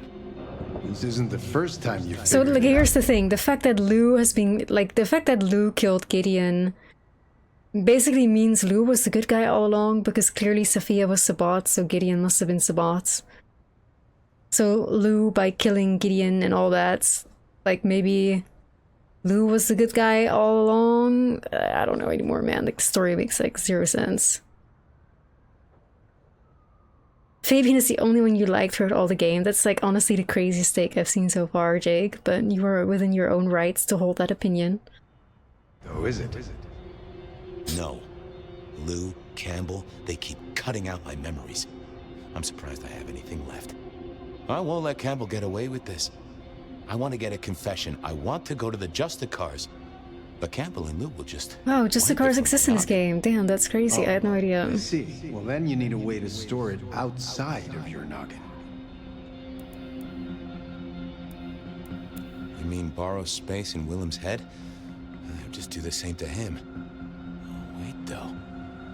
It doesn't need to be a head. Yes, Campbell is old, and he hasn't kept up with the modern world. Neither have I, being dead and gone. Yeah, but I have. And I know that recording devices exist. Whoa. The big plot twist, guys. The big plot twist. We've been waiting for this for I don't know how many hours. Fabian actually recorded his memories. Wow. So we can just find them and get the truth, which we could have done like all along, but you know, they just decided to keep that from us until the very end, which is absolutely excellent writing. Even if Campbell wiped my mind, I'd still have a way to remember. And I could take it to the Justicars. Bruh. Excellent idea. This is like the my boy. writing in this All game you is need just like to get hold of elementary one of these school devices. levels Someone of who has writing. them, don't you? Sophia. Like I wouldn't be shocked if like the writing Poetic, team is like a don't you group of think? like 6-year-old children or Okay, something that's that it are then. just... Get a recorder, go see Campbell, get him to confess. Again. Mail it to the nearest Justicar. If only I could figure out their mailing address. That problem is for the future, my boy. For now, you have a plan. Go get your evidence, Twin Bay, detective. thank you, welcome in. And thanks for the follow. Okay. Commandeer Okay, Sophia's get a recorder recording from device. Sophia, go see Campbell. Why can't we just go to a store and buy one? Or get a piece of paper and a pen? Why do we need to go to Sophia to steal the recording device? Know anything about the Justicars? I'd heard they sorted out problems for the Camarilla. I mean, every society's got to have someone you can appeal to if you really need it. Some sort of justice, right? Like, why do we need to get Sophia's recording device? Why can't we just get one ourselves? This is like so weird. A recording device. Well, I guess I must just go to Sophia. It's not like I'm in Seattle and there's like all these stores, right? Where we can just purchase one.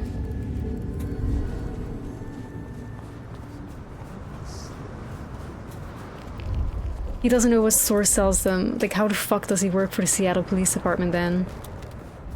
If he doesn't even know stores sell things. It's also 2024. Everybody should be having smartphones. Which is confirmed, by the way, that there is smartphones, because there is dating app advertisements.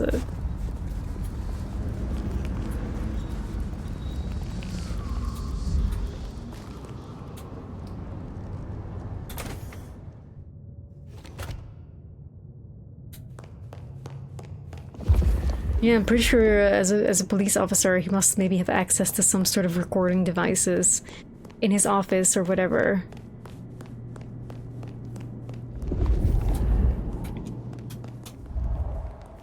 But no, we have to go to Sophia to get one. It's like, bruh.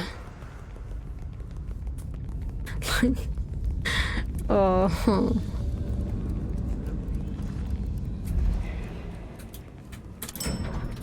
Yeah, we even talked with a smartphone in the game. Yeah, we did.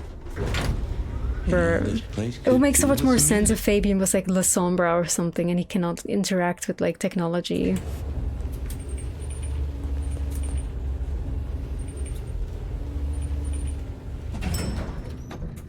I had to go see Sophia and borrow a recorder. But dude, just go to a fucking store and buy one.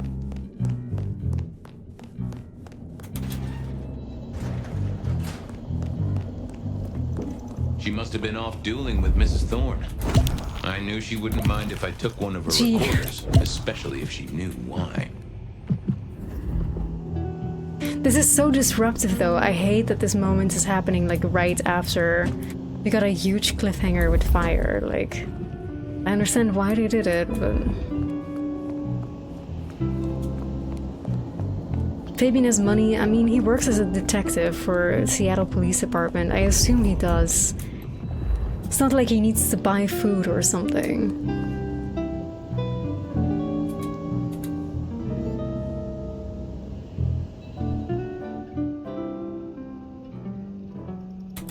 I figured I should check in with the recorder before I took it.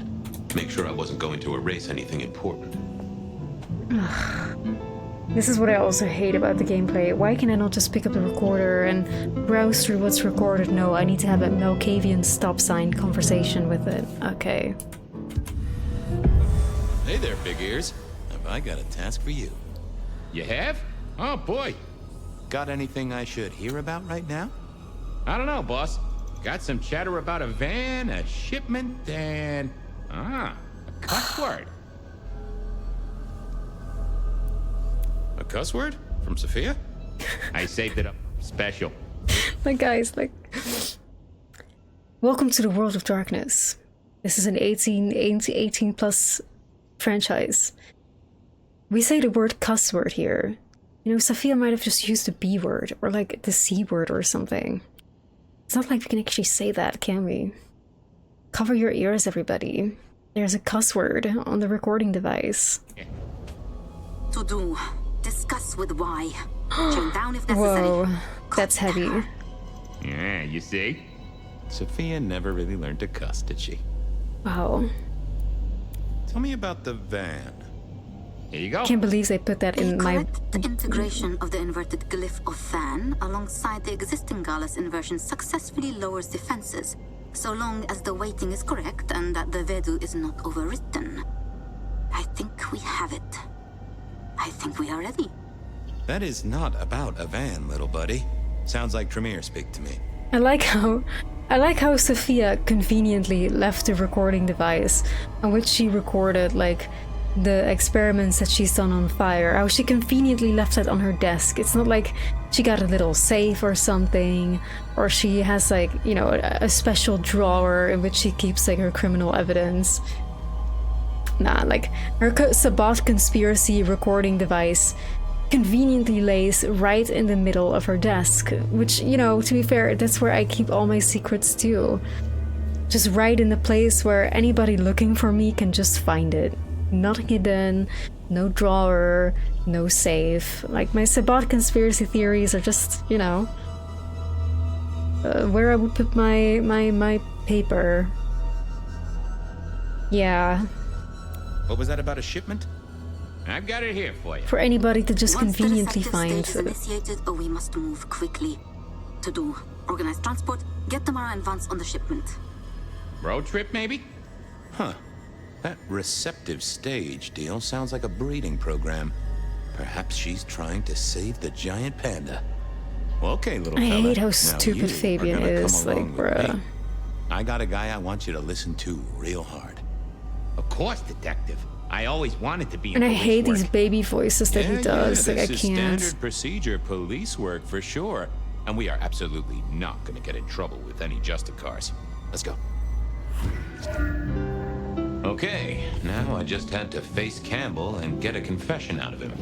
Easy, right? Confession for what? They're the rebar killer? It's like, we're so far into the game. I feel like we're gonna end tonight.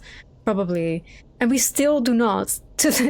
We still do not fucking know at all how Fabian is connected. Like, how to read the whole storyline of Fabian, the whole rebar killer thing, how that is, like, in any way, shape, or form of impact in the main story in the game.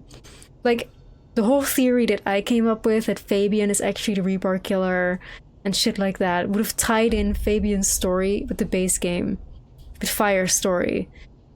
The fact that it's just, okay, Lou and JJ Campbell did some rebar killings because they wanted to take out the competition, Camarilla style, as usual. Great, okay, well, how does that change our story at all? Zero impact, and now here we are, nearly at the end of the game, and Fabian is still trying to close the case of the rebar killer. It's like, how is this connected to the main story still? Because, like, are we just doing an LA Noire side quest where we just have to solve a murder case as Fabian and it doesn't in any way, shape, or form affect our current story as Fire?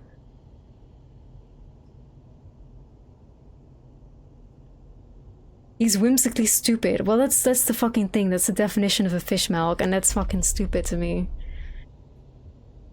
And somebody with his, like, intelligence would never be hired to be fucking detective by Seattle Police Department. And he's also definitely not written as a good Malkavian either. Zero insight from him. Zero. Like, if fucking my conspiracies were true and Gideon and Sophia have on purpose essentially just like turned him into what he is now. And that's why none of his like clan banes or the clan tragedy or the clan insights, the connection to the Madness Network, any of the reasons why Malkavians are called oracles or prophets, like he has nothing of the sort present in him. In the writing of his character, he's just goofy and that's it. Like, this is the quality of the writers of the Chinese room. They just think Malkavian is goofy and silly, and they can talk to objects, and that's it. Like, get the fuck out of here, man.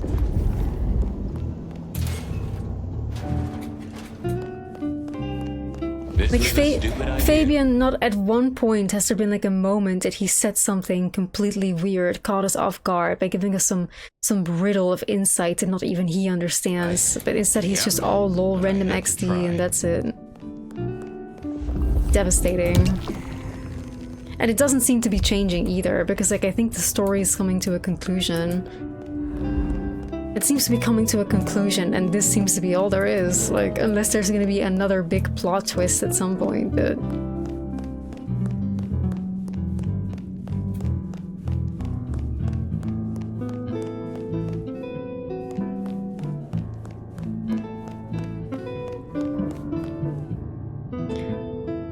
But again, regardless of how terrible Fabian's character is, how he's definitely not a Malkavian, how he just feels like a character that was pre-written by the Chinese room and then they just made him Malkavian.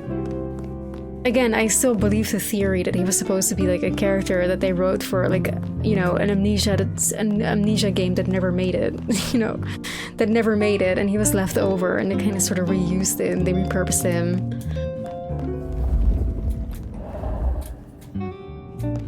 Because, like, you know, what is the whole point of the amnesia games? The protagonist has amnesia, just like Fabian does.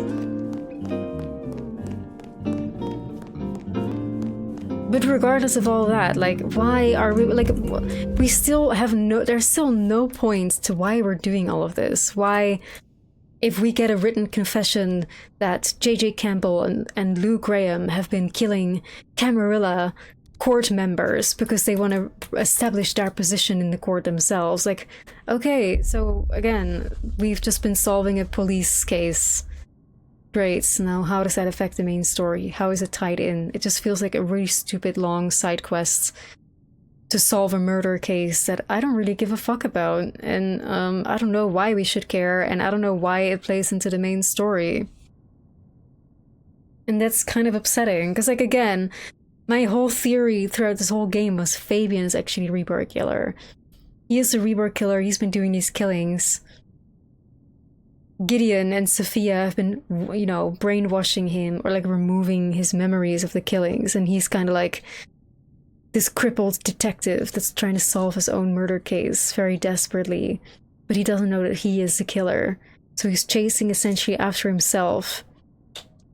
And he was implanted, you know, on purpose to open Fire's coffin, which he also could not remember.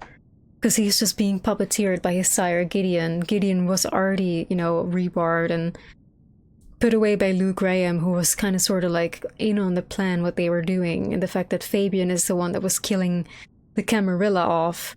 So she started at the top and tried to, you know, eliminate Gideon from being capable of doing anything, but she did not expect Gideon in torpor to be able to still influence Fabian. Sent Fabian after Fire, was counting on Fire diablerizing him, and then was counting on using Fabian in Fire's head to get Fire to come to Gideon, so Gideon could diablerize. That way, the whole Fabian being in our head, the rebar killings, all that would make sense with the main story. Like, this is how the tie-in between Fabian and the main story would be there, like it would be connected. All we're doing now is just solving a murder case. It has no connection with the main story at all.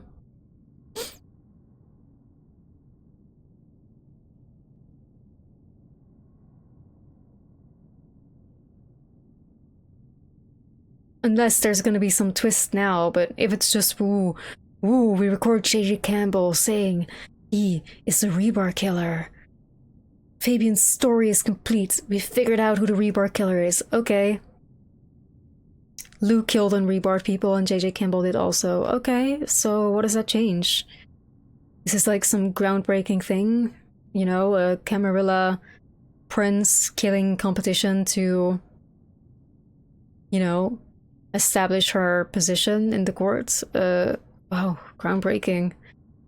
We definitely need like half a game of distraction from the main story for that revelation, which, you know, we all been knew. Right?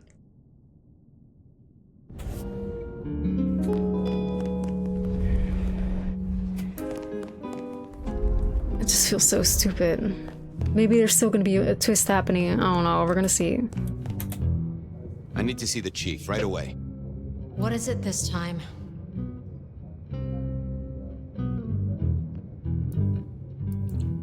I'm hot on the trail of a murderer. Very hot. Fabian, this is not City Hall. I'm not Prince Campbell's secretary. Try again. What do you want? I want Campbell. He's not here. He has people to see, appointments Like, how to keep, annoying and must before- Fabian be to everybody else? Like, Fabian, let your stupid little murder case go, you dumbass fucking detective. Like, why do people fucking care about your fucking stupid ass fucking murder case that you're trying to solve? Like, why do I care? Why does everybody care? You Like, ask, I don't keep a diary for him. Was there anything else? Of course. Campbell kept his own diary. it's so stupid. Like,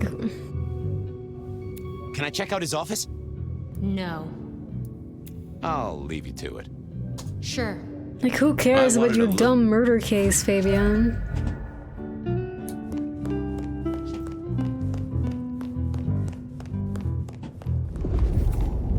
No, I certainly don't.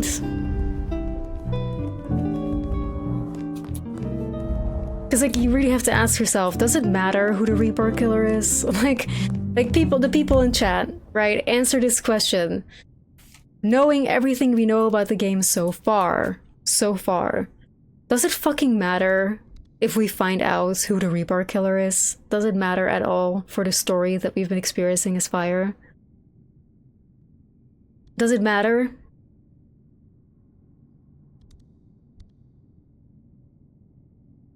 Doesn't seem like it. Like, does it matter that we, like that we solve a murder case that seems to not be in any way, shape, or form connected to the main story? Well, Like, does it matter? Yes, you only say that because you like Fabian. what now?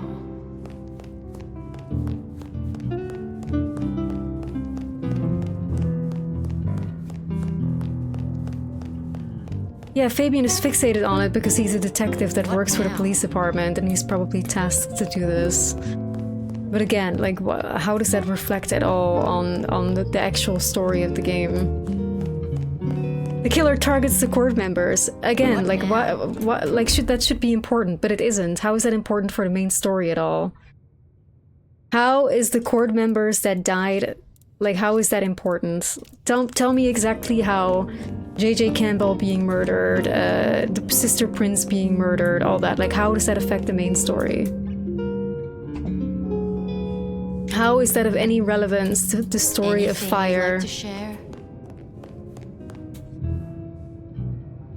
How, like, why? Like, why do we care? How does that play into, like, you know, everybody is Sabat? When it clearly turns out that Sophia is Sabat and she hates Lou, so consequently Lou is not Sabat. If Lou, the Rebar Killer, was Sabat, then Sophia would want to work with her. But by Sophia wanting to take out Lou, Lou is not Sabat. So again, it's not like the Rebar Killer leads us to the Sabats and that's how it plays into the story. It's like, no, Lou just killed because she wants to establish her position, which, okay, that could have been an email, you know. That could have been an email.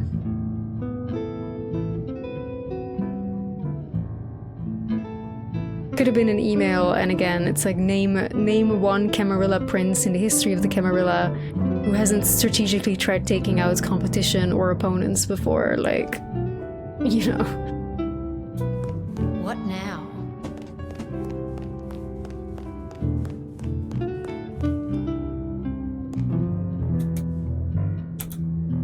Miss... No, I reckon... Well, let me guess. We have to, you know, cloak ourselves as if we are JJ Campbell and then talk to her and be let in. Oh, that would have just brought me trouble.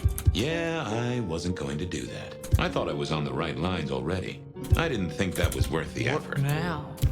I figured I needed my strength for Oh, other we cannot things. even do that. Okay, then what the fuck do we do? You know, we could just use our Malkavian powers to search her mind, or... What now? We could maybe, you know, use an illusion that we are JJ Campbell, do any interesting Malkavian things, but nah, the game has different plans for us, but... Fabian doesn't want to break Elysium rules, perhaps. But I thought we didn't care about Elysium, Erexiel, considering that Lou used disciplines here as well, so... I thought maybe that didn't matter.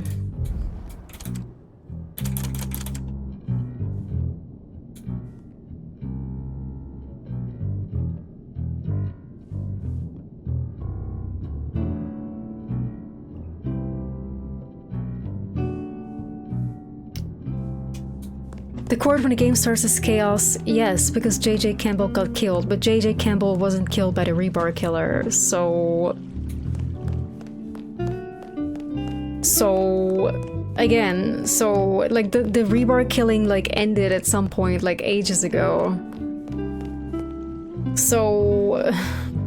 Again, tell me how it makes sense. Because it says... I thought that JJ Campbell was rebarred, and the entirety of chat was like, no, actually... JJ Campbell wasn't killed by the rebar killer. So again, doesn't make any sense. Like, if the rebar killing was the thing that set this whole game into place, I'd understand it. But it isn't, because JJ Campbell was not rebarred.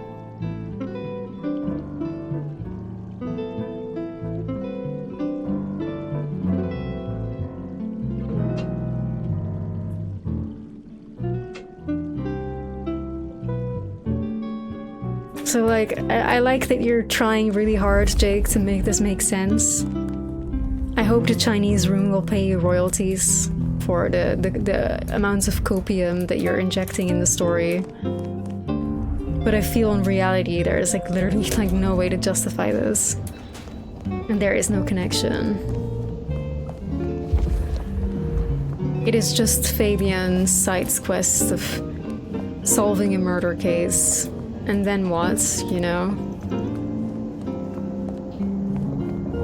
Like, to what end, Fabian? Like, to what end? So, okay, so you find out Lou and JJ Campbell are the rebar killers. You're gonna go to the Justicars. Lou is gonna stop being the Prince of Seattle, but she isn't even the Prince of Seattle anymore anyway, I feel like, at this point. So, you know, like, JJ Campbell is, I guess... So what does he want to achieve? That JJ Campbell stops being the Prince of Seattle? Okay, right. Cool story, bro. I wish I cared.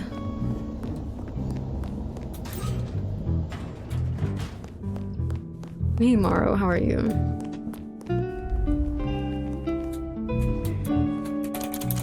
Find out Campbell's location. Well, how? It's not like I can talk to her, and I tried using disciplines on her.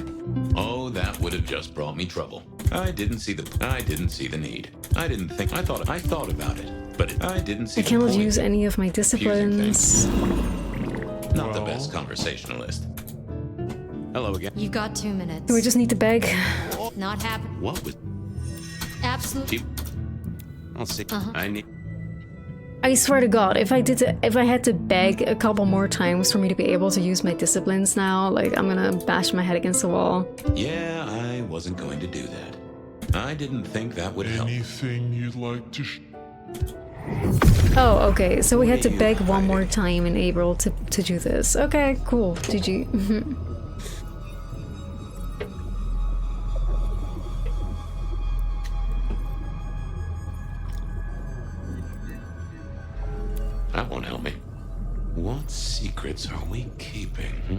But now he is using a discipline in Elysium. Alright, Fabian, time you die. But not like the game cares.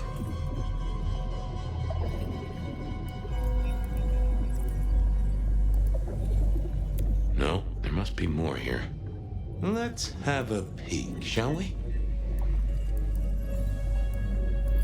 Fucking Lou again, but I've got to keep her sweet. Well, well, so that's what's got Ryong fired up. I mean, breaking Elysium is breaking Elysium, Rack. Like... I'm back. What now?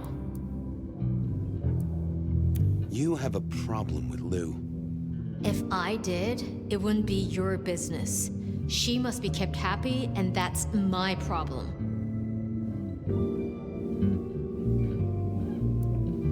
Want to tell me more about Lou? Stop it, Fabian. You know her. You know we need to maintain a good relationship. If I could make her think Lou was giving her an order, maybe. But she'd never listen to me. Let me see. Rules of Elysium VTM. Elysium VTM. Here we go.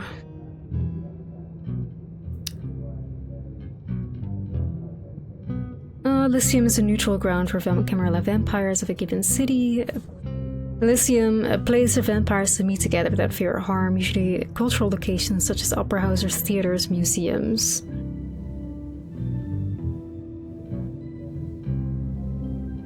Violence is strictly prohibited within Elysium, and individuals are expected to keep tempers in check. Any grievances between vampires are to be left outside, and the Keeper of Elysium or the Sheriff will be forcibly remove those who cannot control themselves if need be. Where did we do that to Lou Graham? When she stormed in? I guess we didn't. Interesting. While this provides opportunity for both neonates and elders to relax, social conflict is often at its peak, and what happens at Elysium can lead to repercussions off-ground. Though Elysiums often serve as gathering place for kindred, the Masquerade must normally be maintained at all times for any mortals that may be around, aka we cannot use disciplines.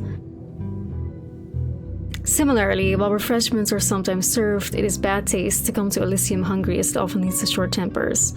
Some princes go so far as forbid hunting nearby, as a concentrated population of vampires could easily result in suspicious numbers of deaths in the area.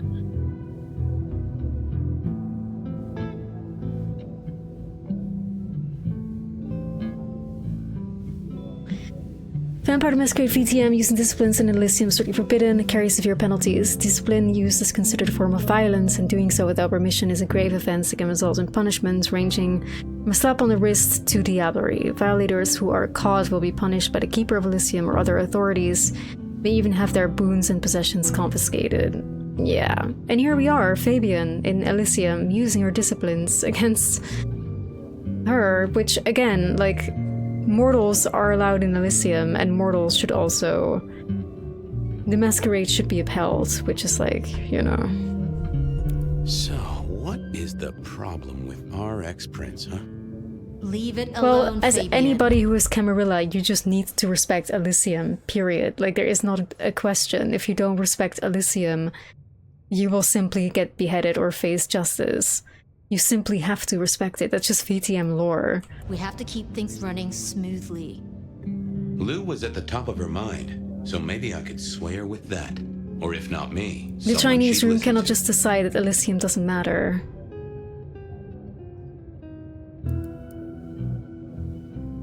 Are you sure there isn't some Lou issue I can solve for you?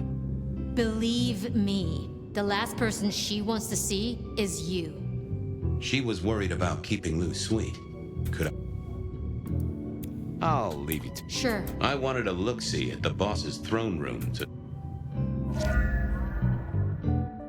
Well, I guess we're gonna use yet another That would've discipline. just brought me trouble. Oh, hey. Didn't expect to see you tonight. Fabian should be Something fucking up? murdered.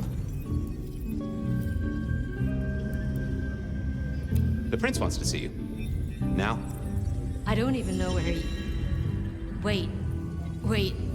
You never talk like... Fabian, so help me. I will nail you to a wall if you come near me again. Sorry. Crash and burn. What would she respond to?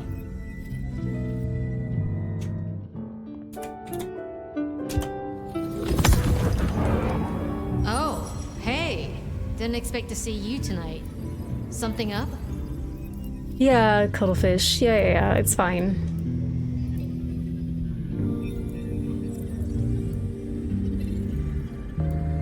It's nice to see you. How have you been? What do you mean? I only saw Yeah, you this... whoopsie. We just, broke Elysium and then the Masquerade. It's fine though. I get it. Apologize. You It's enough, right? idiot. Do you know what he'd do to you if he found out, Fabian? I'll be somewhere else. This wasn't working. I needed a different approach. Yes. Oh. Lou is up, and that's a problem. Shit. What does the old bat want?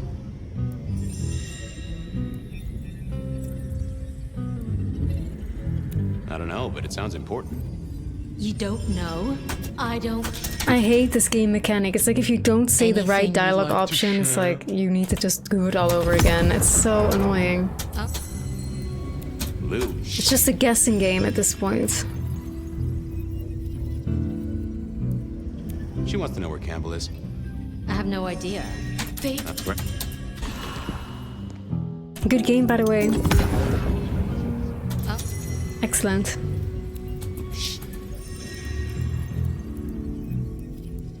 Complaining about the service. Wants to see the manager. God damn it. I better get over there. You'll stay here, keep an eye on the place while I'm gone? Of course. Thanks, Tolly. No problem, sweetie. Oh. Suddenly, I didn't want to hang around for too... I had to work fast. I didn't want Tolly to turn up and be all sarcastic at me. I also didn't want him to turn up and put a stake through my chest.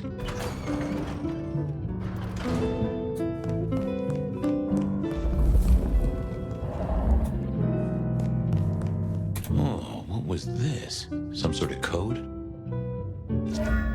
This looked like dates and symbols. I wondered what it might have to say. Oh god, we're gonna have to interview the diary, don't we? Instead of reading it, we're gonna have to interview it, guys, because we are Malkavians, so everything we just have to interview things. How had he got hold of this? And why? We as a Malkavian, like, guys, we don't talk. We're completely normal. Like, nobody would suspect Fabian is a vampire in general. Our Malkavian bane is that we talk to objects all the time. We think it's so fun. Let's just go talk again. Let's see what funny voice we can use this time. Huh. You are a little jumbled, but you do have entries that look like dates and times. That right? This is ciphered? Indeed, Detective, indeed. Play your cards right and you could win the grand prize. The location of Prince Campbell here on Catch That Man. Well, I am a deft hand at decoding. I have Sophia to thank for that. Wonderful. Are you ready, contestant? Oh, right. Sure. Glad to be here. Detective Fabian, can you solve the scribbles of the prince? Let's play! I'm so tired. I'm honestly about ready for this game to be over.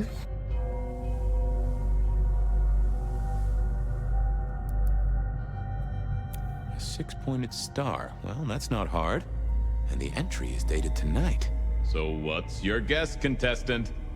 Our respected sheriff, Benny Muldoon. Bingo, Detective! You won a prize! A ticket to potential physical harm. Oh, it's fucking Marvel-ass humor, bruh. After Sun O. Come on, Chief. Anagrams are no challenge to you, contestant. Not much better than Mr. Alucard, really, is it? But look closer. What can this symbol mean? The door of a bank vault, perhaps? Sure, he means Willem, right? In some ways, our prince is clever. In other ways, not so much. Huh. But this date was a few days ago. No use to me. A correct answer, but yes, this is a booby prize. A Sorry booby about that, prize? Detective. What does it even Better mean? luck next time. Merge those two glyphs, and I think you've got the symbol of the Anarchs. Astounding pictography, Detective. And what does that mean to you? Katsumi. Campbell's going to see Katsumi. With the date of this very night. Congratulations!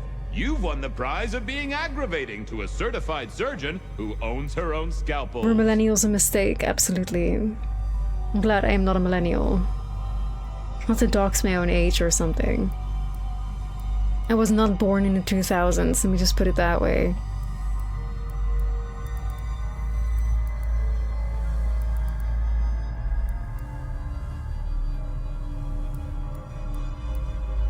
You can't leave yet.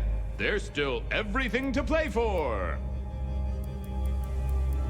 Why do you give me this option then? I thought I was done. Okay. Mr. A. Fortunes. Really? I think so, spotted, contestant. Dave. Our illustrious prince is no wordsmith, but there is one small complication. What is the meaning behind this symbol right here? Symbol? I'm so tired of this. A prize, Detective. A visit to a sarcastic Like, I swear to God, Nosferatu. guys, before we get the ending of this game and what happened to Fire, we're gonna have to visit every single NPC in this game and talk to them as Fabian. Catwalk. That's gotta be Isabella. Excellent work, contestant. Now, let's see what prize you've won. God damn it, dated last Tuesday. Booby prize, Detective. No snickering at the back, please. Bing bong! Ho ho ho, and that's the end of the round. Congratulations, contestant. You've deciphered the scribbles of the prince and won our grand prize. To go out into the snow and search for a prince so you can screw him over. You have your leads. Good luck in the next round of Catch That Man. Like, if anybody ever dares come into this chat again and tell me Fabian is not a fish milk, which we see so many people do on a regular basis, if anybody ever dares come in here and say Fabian is not a fish milk, I'm just gonna ban them outright. Like, I don't give a fuck anymore. I'm just gonna outright ban them because I don't want to have this argument again. It's like, this is the most fish milky, stupidest fucking shit that I've ever fucking played. Like, bruh, I mean, personally, with Fabian and these 4 sections where all you do is go from point A to B, interview an object where the voice actor puts on a silly voice, and there's stupid shit happening, like a game show with a diary or flirting with a file cabinet, bruh.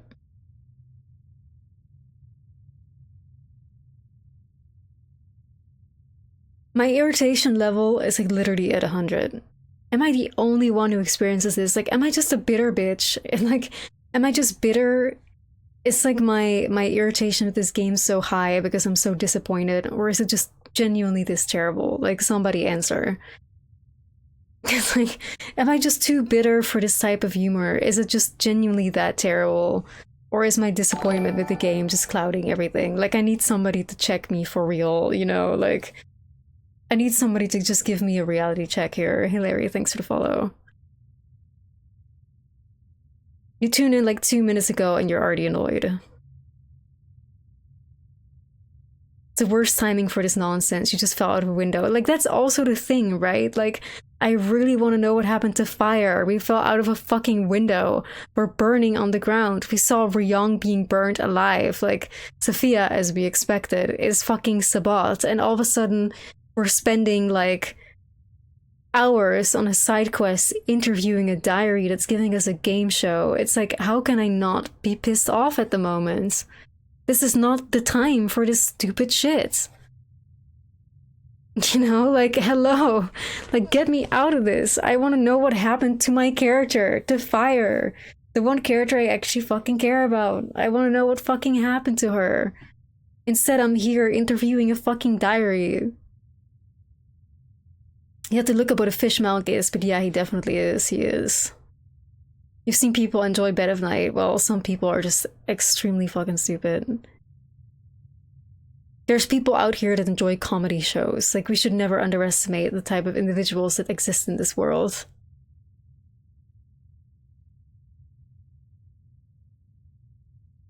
Your kind of patience. I feel like my patience is like so gone because hello, I want to know what happened to Fire. I don't want to just be here interviewing a fucking diary, exhausting all dialogue options, even though I try to leave, but it won't let me leave. Stop sign dialogue stretched to 10 hours long. Yeah, at some point it stops being fun. Zarya. Another round of VTM B1 to cleanse the palate. We should. Yeah, you are patient. I was already mashing spacebar at this point. I need my dopamine hits. This is my dopamine hit. It's not working at this point.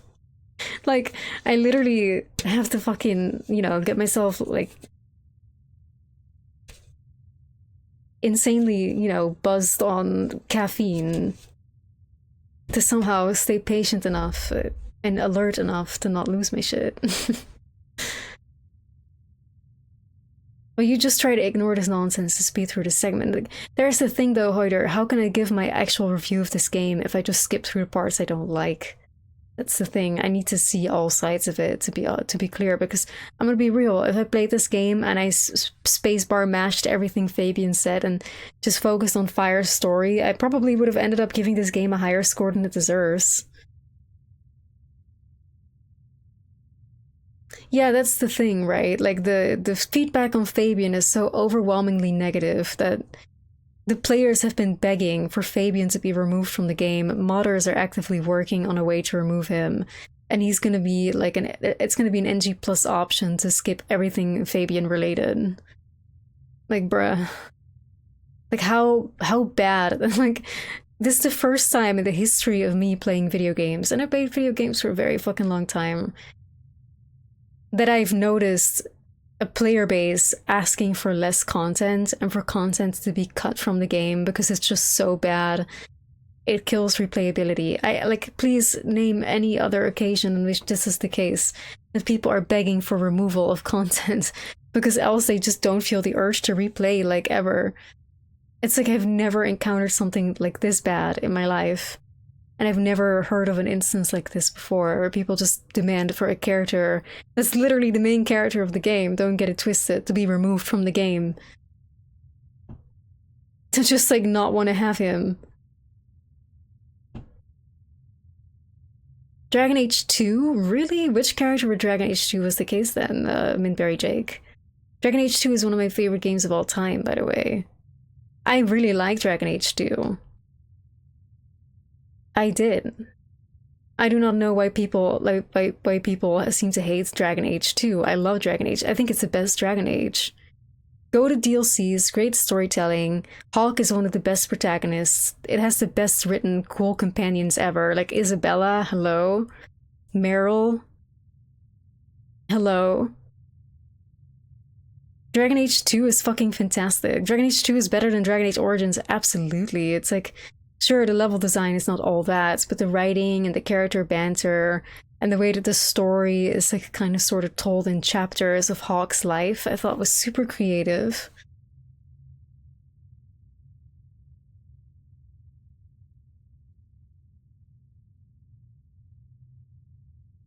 So why are you guys saying that, like, because I've been in the Dragon Age fandom for quite a long time. I do not ever recall people saying that content be removed from Dragon Age 2, or characters in particular be removed from Dragon Age 2. I would love to see receipts on that. Mine is that, just trust me, bro.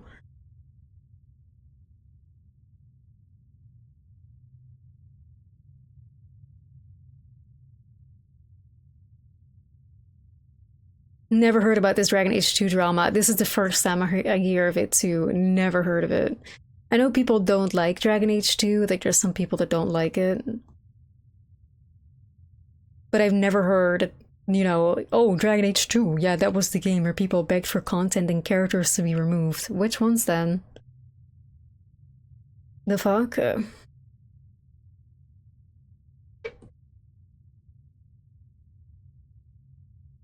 You love Meryl. My team was always, I mean, Isabella always had to be there. And then I always had, like, what was her name again? I always forget her name. Like, the guard. The very conservative guard with, like, the short blonde hair. I always wanted the two of them in the group because they had like the most funniest banter ever. Like I cracked the fuck up. Evelyn, yeah, like Evelyn and Isabella together is a must. Like you needed to have them. They needed to have them together. 15-year-old forum posts. Again, like if you need to dig up 15-year-old shit, then I'm sure like you're extremely overplaying the fact that there's like, you know, an outrage from every single person in the community to have a character removed from the game. Like, Jake, at this point, there's like a lot of shit that I feel like you're saying because you're trying to copium your way out of like... Okay, but did people call for Anders to be removed from the game like people are calling for Fabian to be removed from the game?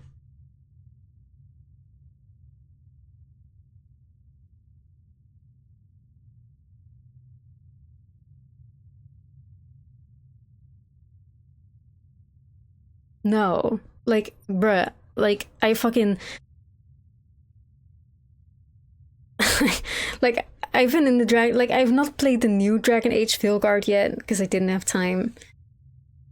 But this outrage to use Trust Me Bro on, I have never heard of it.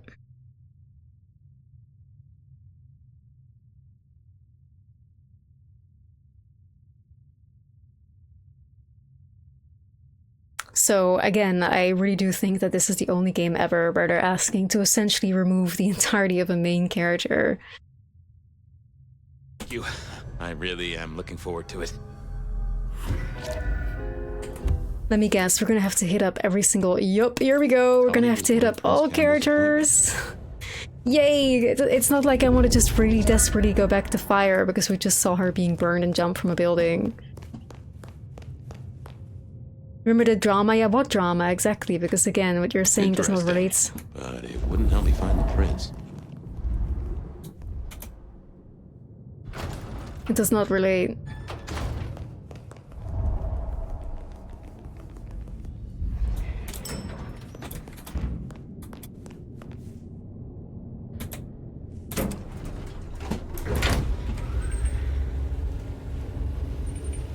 Like, it's good that you like Fabian, Jake, and, you know, usually I put a lot of value towards having a counter voice for my arguments, right? Because then it's like, maybe it can help me change perspective. Like, that's the thing. People that play the devil's advocate and have the one opinion that nobody else shares.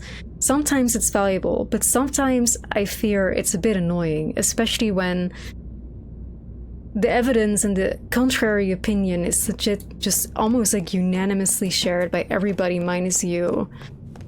I get that you really like Fabian, but you're just making excuses for the game where there's honestly none to be made. Like, at this point, you know, either you can take my criticism as it is, or you can leave the stream, because I am not going to change my mind on Fabian. And I don't really care for the excuses that you're trying to make, because every single time the excuses hold no ground. So it just leads to a discussion that I'd rather not have, because I feel like it's a waste of my time and breath. You know, like usually I don't mind discussing things, but we've had this shit with Fabian over and over. There's always like one Fabian defender and one defender of this game that manages to crawl out of a sewer and give these like really pointless counterpoints that just for me end up in frustration when I have to like constantly be like, no, actually, and then just hit with facts. Just impersonated him, because the things that I'm saying is not even subjective, it's just facts, right? It's facts. Ooh. Decisions.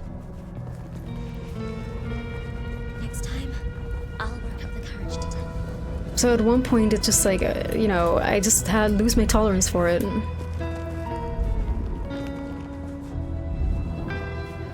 No, but that's what you're doing, Jake, when I give criticism and you counter my criticism. What you're trying to do then is try, like, to what point, what is your goal then? You know what I mean? like then what is your goal? If I say something negative about, you know, Fabian, and you're, every single time I say it, you have like a counter argument, like, what is your goal then? Why would you do that then? If your goal is not to change people's minds, then like, why are you saying that?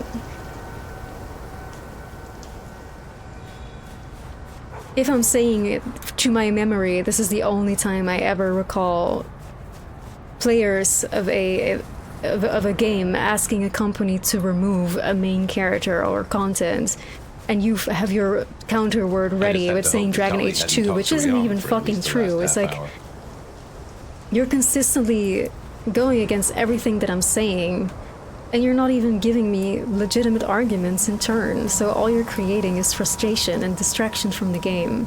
And at this point I'm finding it quite disruptive, to be honest. So you can either stop or you can leave, or we can force you to leave, because at this point, like, I'm done having arguments with you and only you in the chat, when the rest of the people are just like having conversations, you counter everything I say, so it becomes very tiring to me.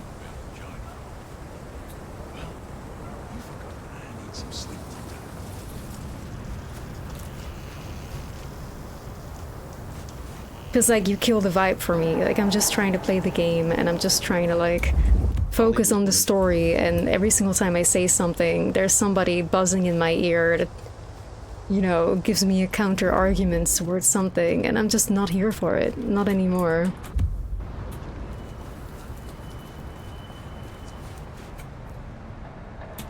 Detective!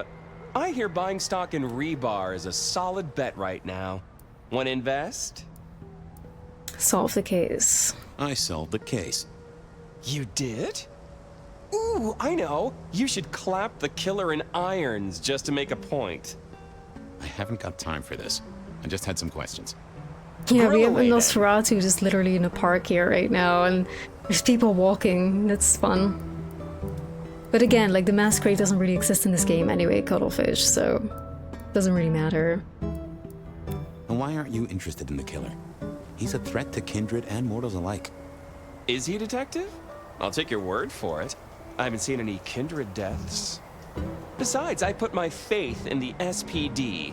The gallant Captain Muldoon has his finest bloodhound on the case.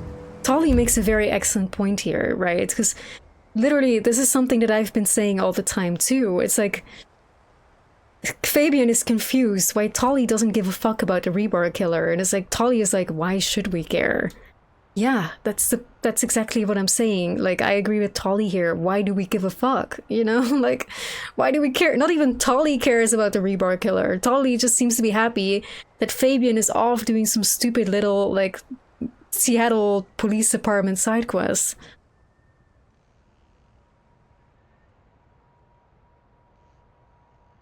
You know, like, right? Like, how silly is that? It's like, he's like, he's like, why don't you care about the Rebar killer? Well, why would we? Exactly, Tolly, like, exactly, like. Doesn't sound so good when you say it. Have you seen Prince Campbell? He was supposed to meet you today. Ooh, you have been detecting. Yes, I met with the prince. He was in a chipper mood, looking forward to the Christmas party. You gonna write that down? But the fact that we had this moment just now where Tolly, like, admits to, like, why do we care? That kind of gives me, it makes, like, it's insult to injury. It's like rubbing chlorine in a wound, because it's like, so the writers are aware that it's pointless. Because they have a character here admitting that the whole investigation into the Rebar killer is kind of pointless. So the writers are aware, and yet they still send us on this, like, half-game long murder goose chase when they just had a character here admitting that, why do we care? Like, why do we give a fuck? So the writers are aware that it doesn't matter.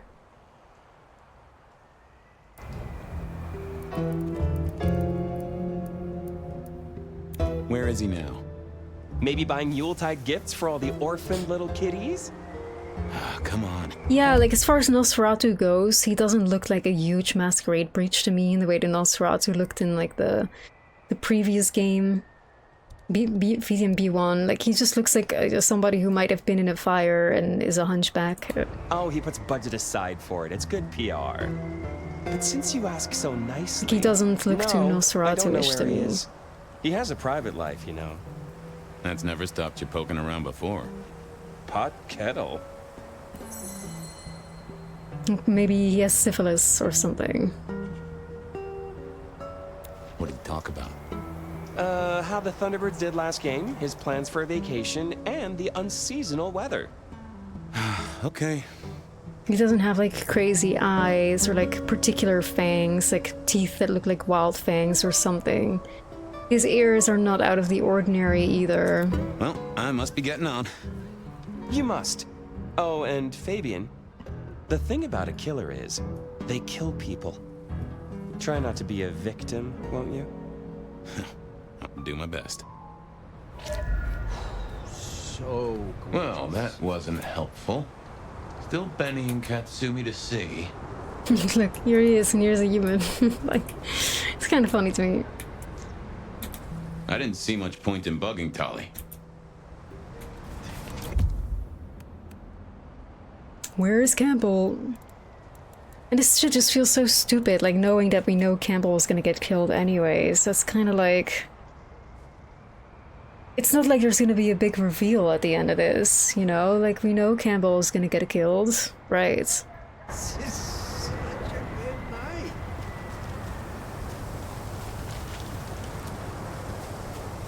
Because, like, the timeline confuses me a little bit, so feel free to correct me, guys, because, like, otherwise I'm gonna make a speculation right now. Feel free to correct me. I'm thinking because JJ Campbell is still alive, that I'm assuming that Gideon is also still alive and not yet snatched up. No, wait. No, wait. At the beginning we talked to Gideon's tombstone. Okay, so Gideon is already rebarred and locked up. Okay. Because otherwise I was like, yo, what if Fabian is gonna behead JJ Campbell and that's like how the story ties in? What if Fabian is gonna kill him? But Heading this no. way wouldn't help me one bit. No, that's not the case. Okay. I already correct myself. Like, I keep trying to come up with theories to hopefully make the game good, but then, you know, no.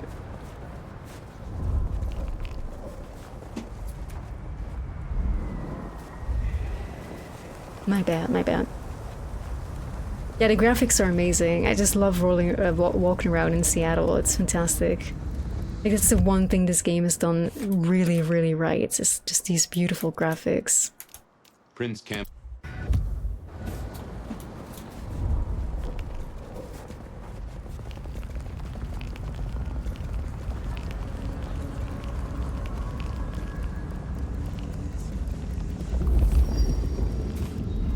I think we'd have to try to feed on somebody along the way.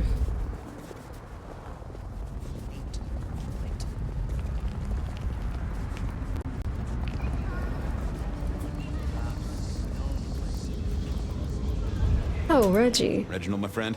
Hope you're not... Always gentle. Reggie. Sharing. But it's weird because, again, Reggie in our apartments, like in the previous stream, said that Fabian had some sort of deal with Lou. I got... Like, there's something that's still gonna happen, I'm sure of it. Like, there's still, like, one plot twist that is left for us.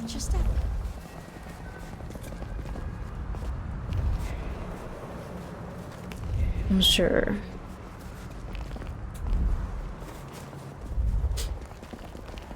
Well, Paradox, I'm pretty sure Paradox bought, like...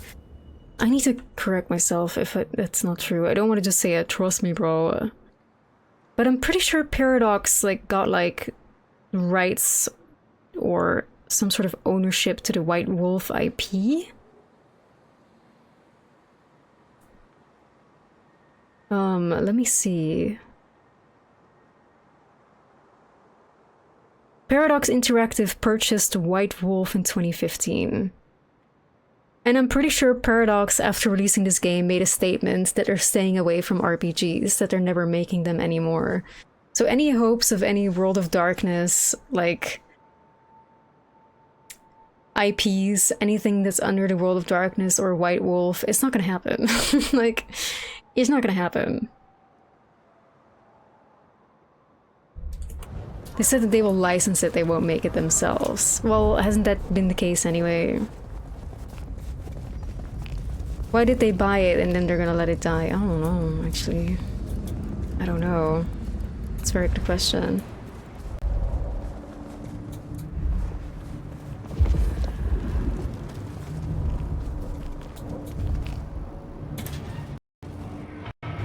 I wondered what Benny and Campbell had been discussing. I hoped it wasn't my contract renewal.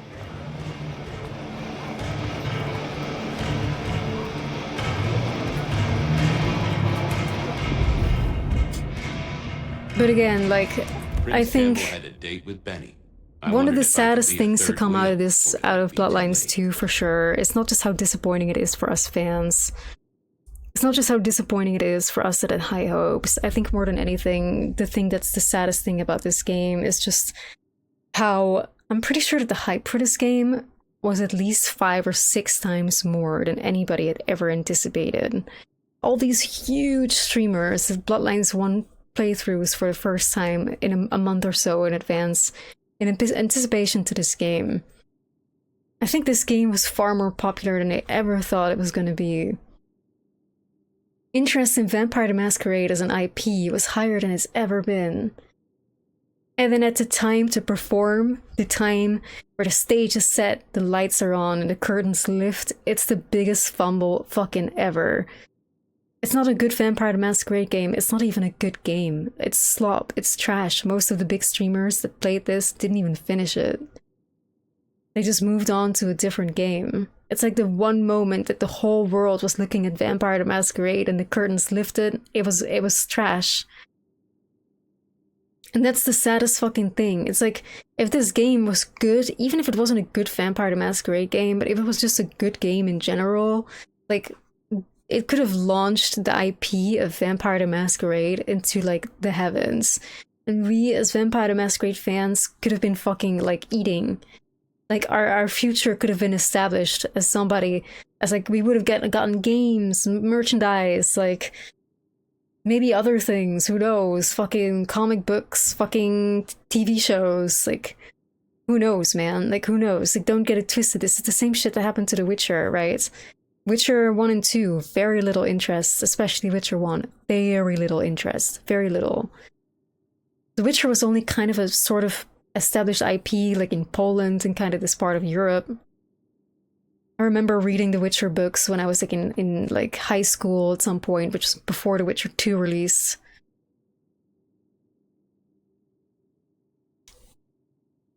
And then all of a sudden when the Witcher 3 was coming, because that's kind of when, you know, 2015, kind of when E3 and all those game shows started coming up and people became aware of the IP, they pushed the marketing really, really big.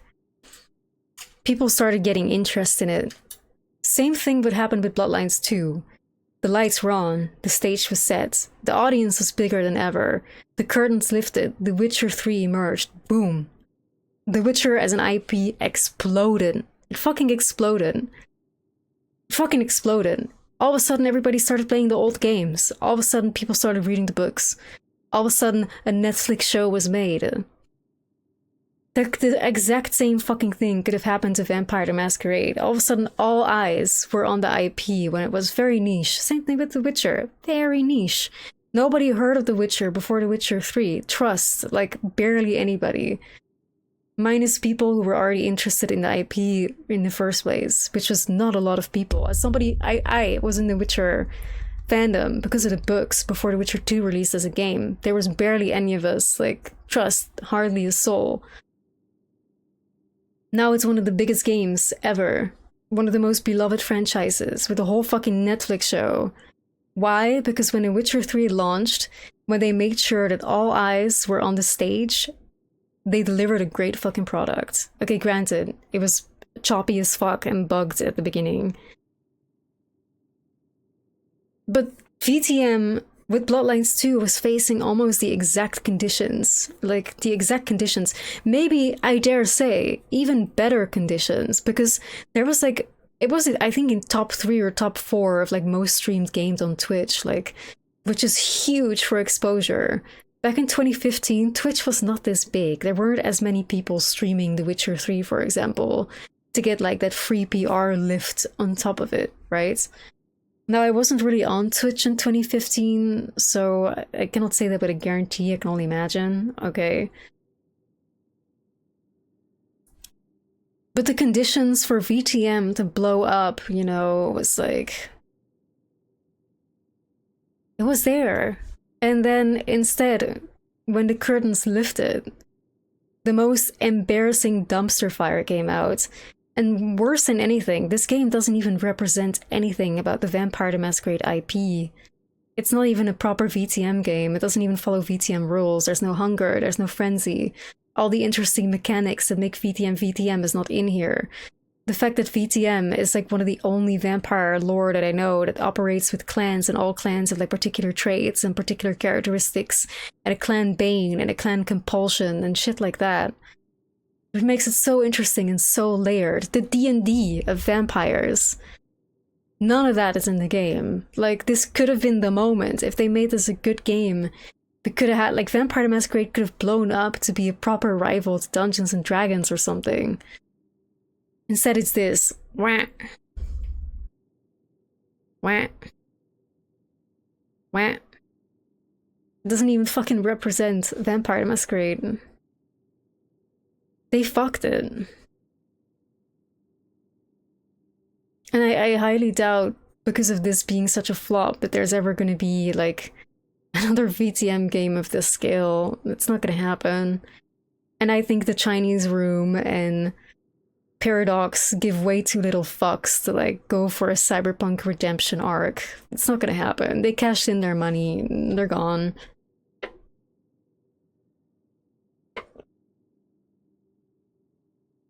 It's sad.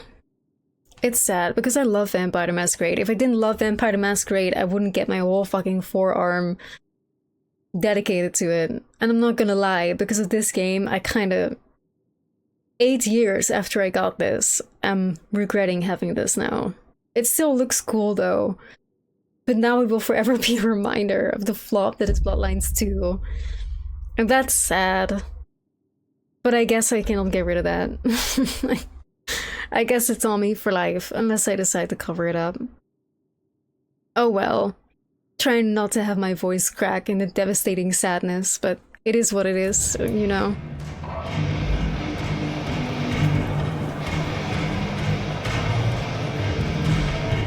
It is what it is. I didn't want to disturb Silky. It still looks cool, right? It's like nobody's gonna know it's from Vampire the Masquerade, so... Right? Right.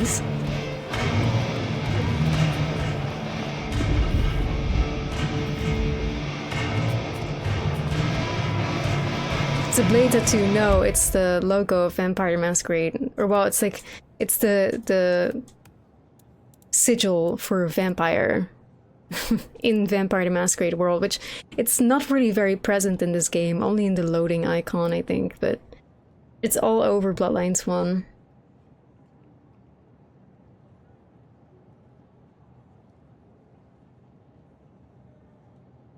How are you, Pale Driver? Welcome in. And Eron, welcome in. It's still a cool tattoo, I hope so. It's a reminder of good memories. It was nothing but a reminder of good memories, and now it's shit stained by Bloodlines 2.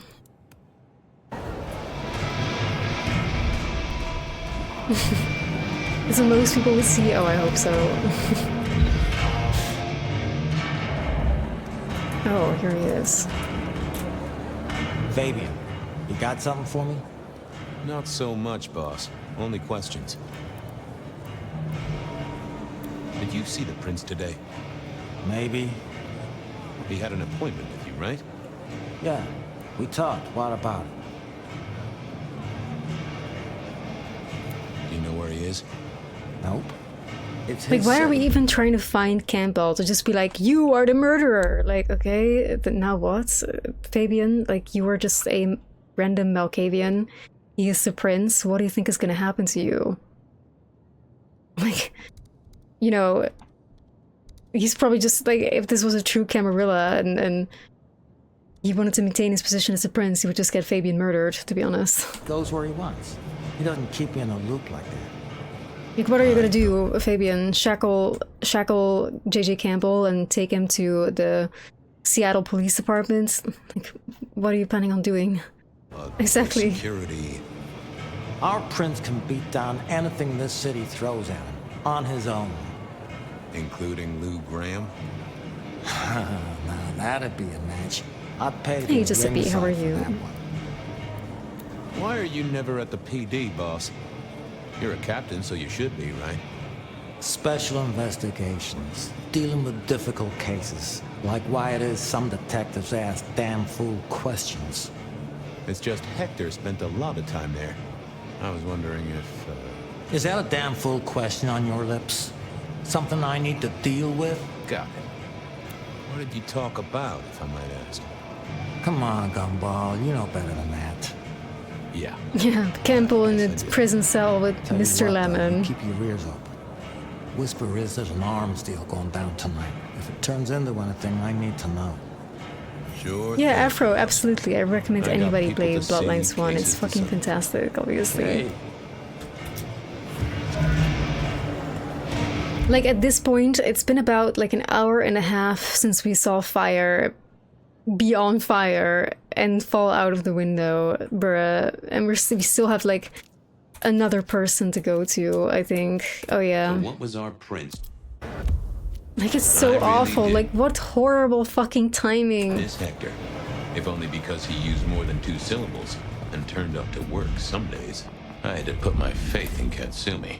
Like, how can we not get impatient? How can we not be irritated? When our characters, like, so much shit's going... There's so much interesting shit going down in the fire story of the game.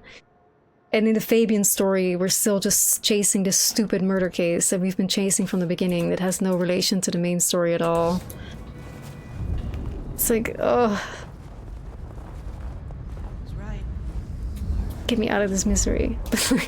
Like, literally, guys, I just received a mental hit of dopamine, like some serotonin, because I was just like, all of a sudden the quick thought came to me, like, after I'm done streaming, I'm playing The Witcher 3. I've been restarting my my annual Witcher 3 replay. So a little bit of peace and serenity came over my mind, and after I'm done with this game, I'm gonna get in bed and get a blankie and put on a candle and get my gaming laptop because I'm lazy and lay down and grab a controller and play The Witcher 3 and enjoy myself. And that just gave me some peace.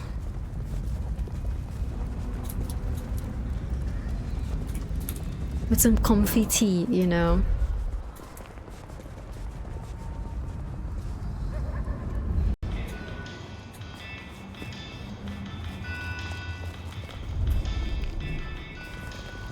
Yeah, I know, right? It's like, God. Now I always appreciate the heck out of The Witcher, but...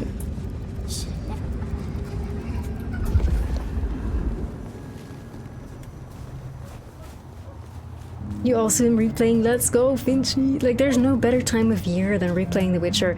It's like, kind of... If you start replaying The Witcher in fall, especially towards, like, this time of fall, then you will arrive in Skellige just, like, as, you know, the time is turning into winter. So then when it's all, like, cold and shit, and if you're lucky, it's snowing outside, like, you're roaming around Skellige, and it's also snowing in the game, and it's so comfy, guys. Like, so cozy. Camp meeting with Katsumi. Now that was interesting. Oh, there's like rumors that there's like another outstar character somewhere in the hole in the wall, or so Reddit says. So we're gonna try to find her. Maybe here. Maybe here.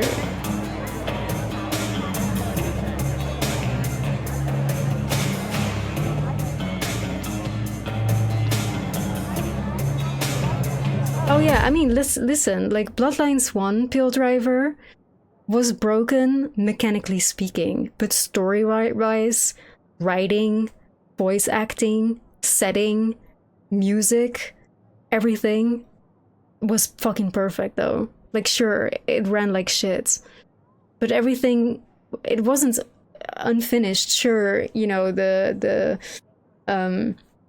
Chinatown area wasn't as they wanted it to be.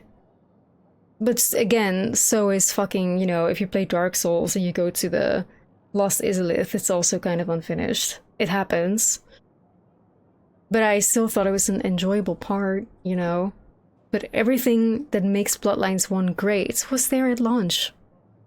Story, voice acting, character writing in general, environments, the way the clans work, the way the disciplines work, the millions of dialogue options, the millions of replayability options, because every clan gets reacted to so differently, all the different kinds of endings.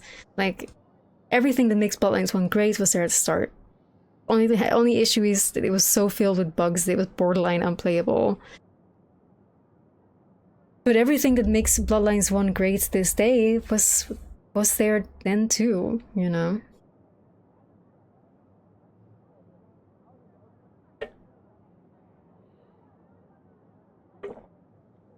Well done. There's actually remnants of what the Hard Suits Labs version of this game would have been. There's like trailers.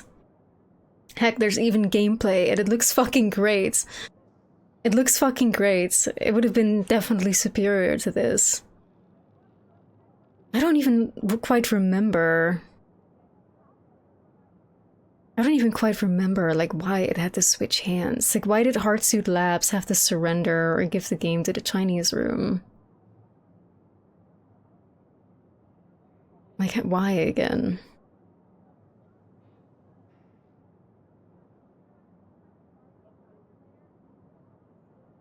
Paradox pull to plug? Oh, okay, I see.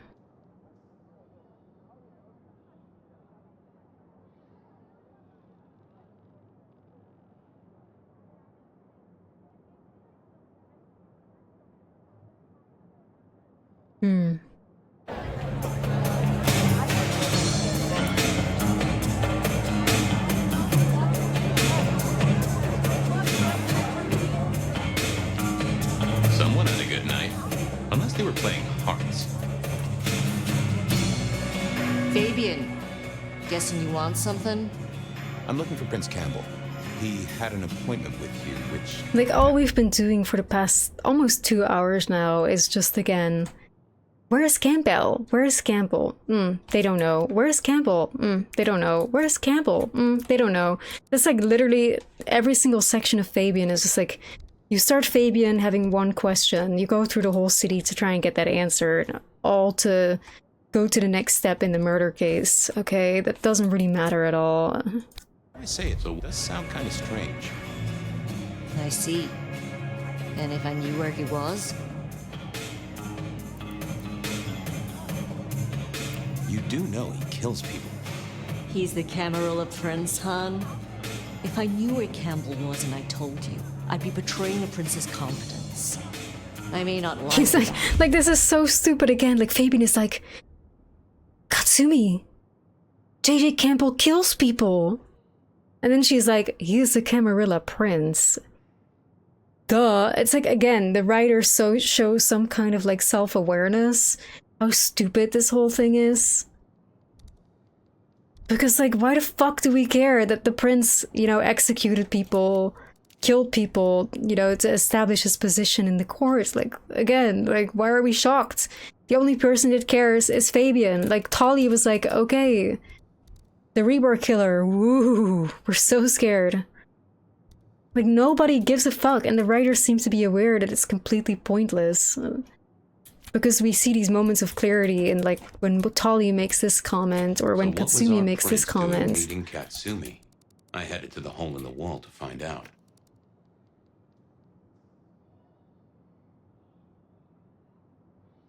Yeah, exactly. That's the problem, Heel. Even for people, like, I feel like people who don't know VTM have a better chance at enjoying this game, but might still obviously find it very average. But it's useful to stay off his shit list. Though I do enjoy it when he has even a not bad below night. average, to be honest. And in my experience, Detective, you are the herald of a bad night. So, let's talk about a deal. Give him up? Just like that? Give him up? Are you going to arrest him, Detective? Probably not. Like I said, when Campbell has a headache, it makes me smile. You're a headache. So... Yeah, we can tell. I get a headache every single time I play as Fabian. What is it with you and him? I don't like his fashion sense. He doesn't like my face. Okay. What's the deal? You know we have some dealings with the alchemy trade. Yeah, I heard that somewhere. Lotions and potions. It's a lucrative market. It's one of the few things I have over Campbell. But one of our supplies has gone quiet. And I don't want Campbell getting his formula. I want you to find it. I hear you have a connection. God, we're gonna have to do this before we get back to fire, don't we? We're gonna have to do this before we get back to fire, don't we? Oh no, I can already see it happening. Bring them back. We have a deal, hon. Oh. Assuming, of course, that I know where... Like, why would they decide to put this really big, irrelevant section at such a cliffhanger part of the story? Just torture. Off to Dale's place to see what I could dig up. You got it. Working up. Well, back we go, guys.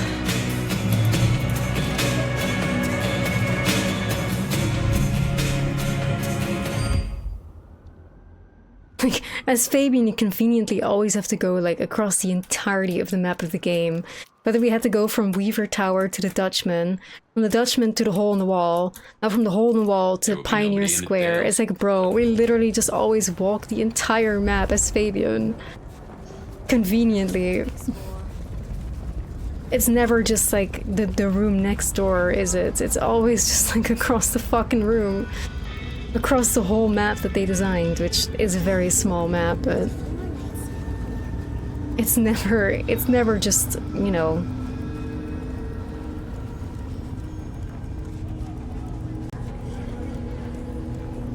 Can I feed the cat? Oh, the entirety of Fabian is padding, because again, we still have no reason why Fabian's story is relevant to Fire. We still don't know. We're nearing the end of the game, and we still don't know. This case kept leading me back to Dale's place.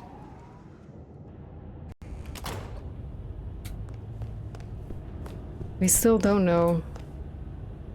We still don't know what all this suffering has been for.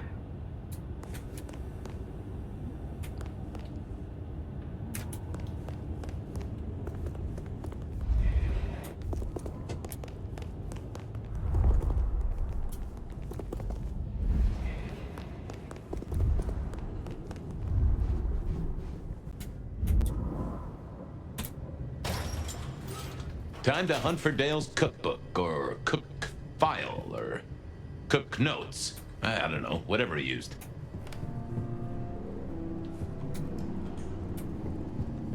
Dale didn't pay attention to you, so why should I? If only our killer had listened to you. Oh, thankfully we can still talk to the stop sign. But no.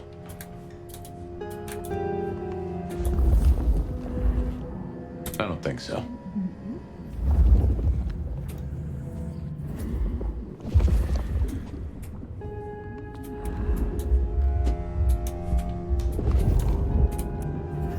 Katsumi wouldn't be interested in this. Ha! I knew Dale wasn't a religious man. This particular Bible was packed with recipes for little miracles that Katsumi would be very interested in.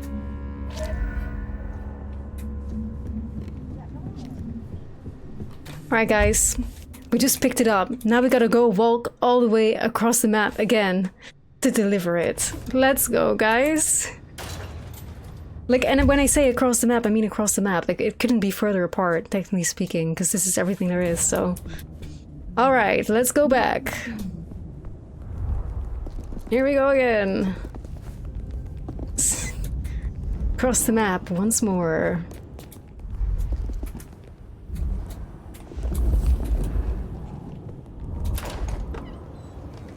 Katsumi was the kind of lick to keep her word. I hoped. Peak Fabian Gaming. Peak?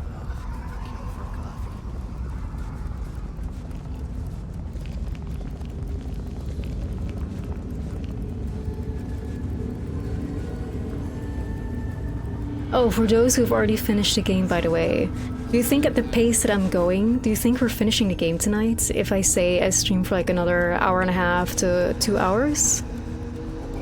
Like, are we getting there? Or is there still a lot left? Yes, okay. Even at my pace, okay. Well, that's exciting.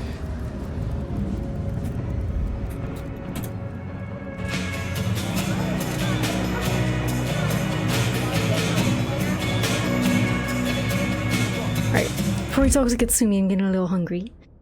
So I'm taking a small break to go eat something. About 5 minutes or so. No more, no less, so don't go anywhere. Or, well, could be more, I don't know. It's hard to keep track of time when I have my break, but I always aim for around 5 minutes. So hang on tight, we're gonna chat with Kasumi and continue and see where this story leads. And potentially the final VTM B2 stream. Alright, BRB.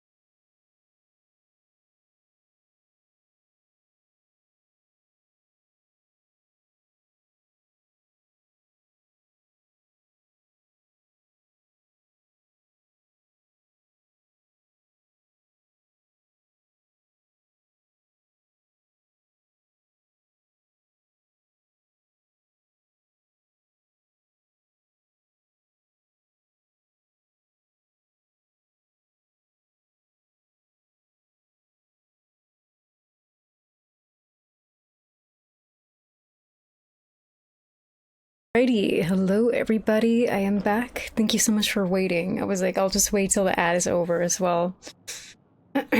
So, here we are. Okay, well, we did the run around Seattle 20 times thing, which you're kind of forced to do as Fabian. Now we're here. Having picked up a package, a book for Katsumi, we're gonna deliver it. Well, got the recipes home? Yeah, took a positively biblical amount of effort. Uh-huh. Okay. It's pretty simple. Some of our guys liberated a weapons shipment from a pack of ghouls. Oh god, don't tell me I need to get them. That moved into the import-export business. They had a short, sharp discussion, and our boys ended up with the goods. We're not stupid, though. This stuff is heavy duty. I don't want to be caught with contraband by our glorious leader. So I told him where it was. Made it his problem. Means Campbell owes us now, which is always useful. Okay. And he's there now? She gave me the name of a place. It sounded familiar, but I couldn't put my finger on it. Thanks. Sure thing. Okay, so Fabian in this flashback cannot remember the name of the place that she is. No time for chit-chat. I have cases to solve. Like, that's all he cares about, solving a murder case. Like, who cares, Fabian? Who cares? Who gives a shit? I know I don't. Ooh, a mysterious unnamed location. Wow. Just announced VTM B3, Fabian's greatest cases with 500 hours of new Fabian voice lines. That would be a fucking CIA-approved torture method. Holy crap.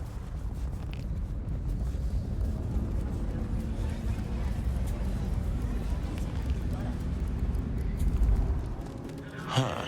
Guess I wasn't the only one wanting to spend quality time with Campbell. What are you doing here? I might ask you the same. I'm doing my job, and you're in the wrong place at the wrong time. Just go be somewhere else, all right? The prince asked for my help, and you're in the way. Is the prince inside the warehouse? That's none of your business. He is, isn't he? Oh, come on. For a mistress of shadows, she wasn't great at concealing the truth. I just want to talk to him. He doesn't want to talk to you. Beat it before I beat you. Do it then, Onda, do it, like... You're creating the need, Fabian. Why is everybody so nice to Fabian? Just fuck him up, like, oh my gosh. Once I've talked to him, I'll be gone in a flash, you'll see. Go investigate your ass. Do something about it, girl. No. God. Gotta probably use like this. Yeah, no, wasn't going this, to. Nope. no, Nothing to this. say. What are you doing here? I was just out for a stroll. How about you?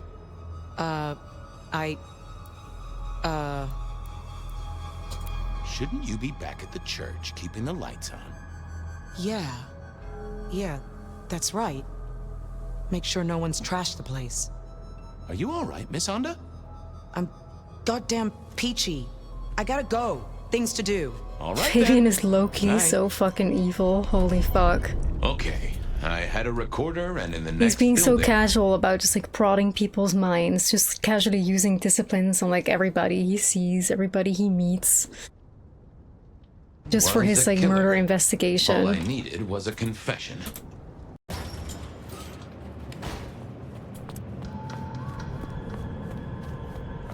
It was time to face the music, or at least try to catch it in a listening box.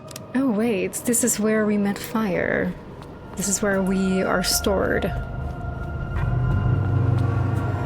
The recorder was running. I'd only get one chance at this. Detective, this is a happy coincidence. Really? I was just thinking about you, and that doesn't happen often.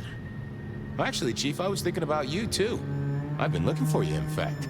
Well, you found me. What's on your mind?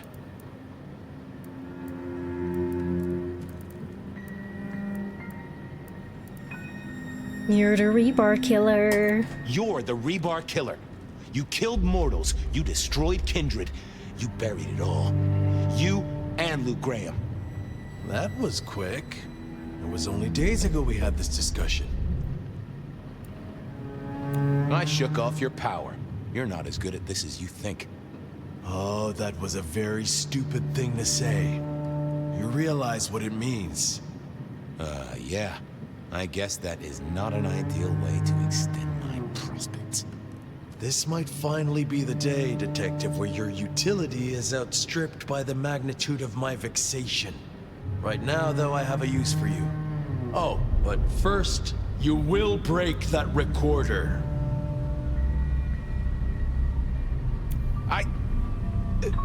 I guess I'll break that recorder. Those things make a little whirring sound if you pay close attention.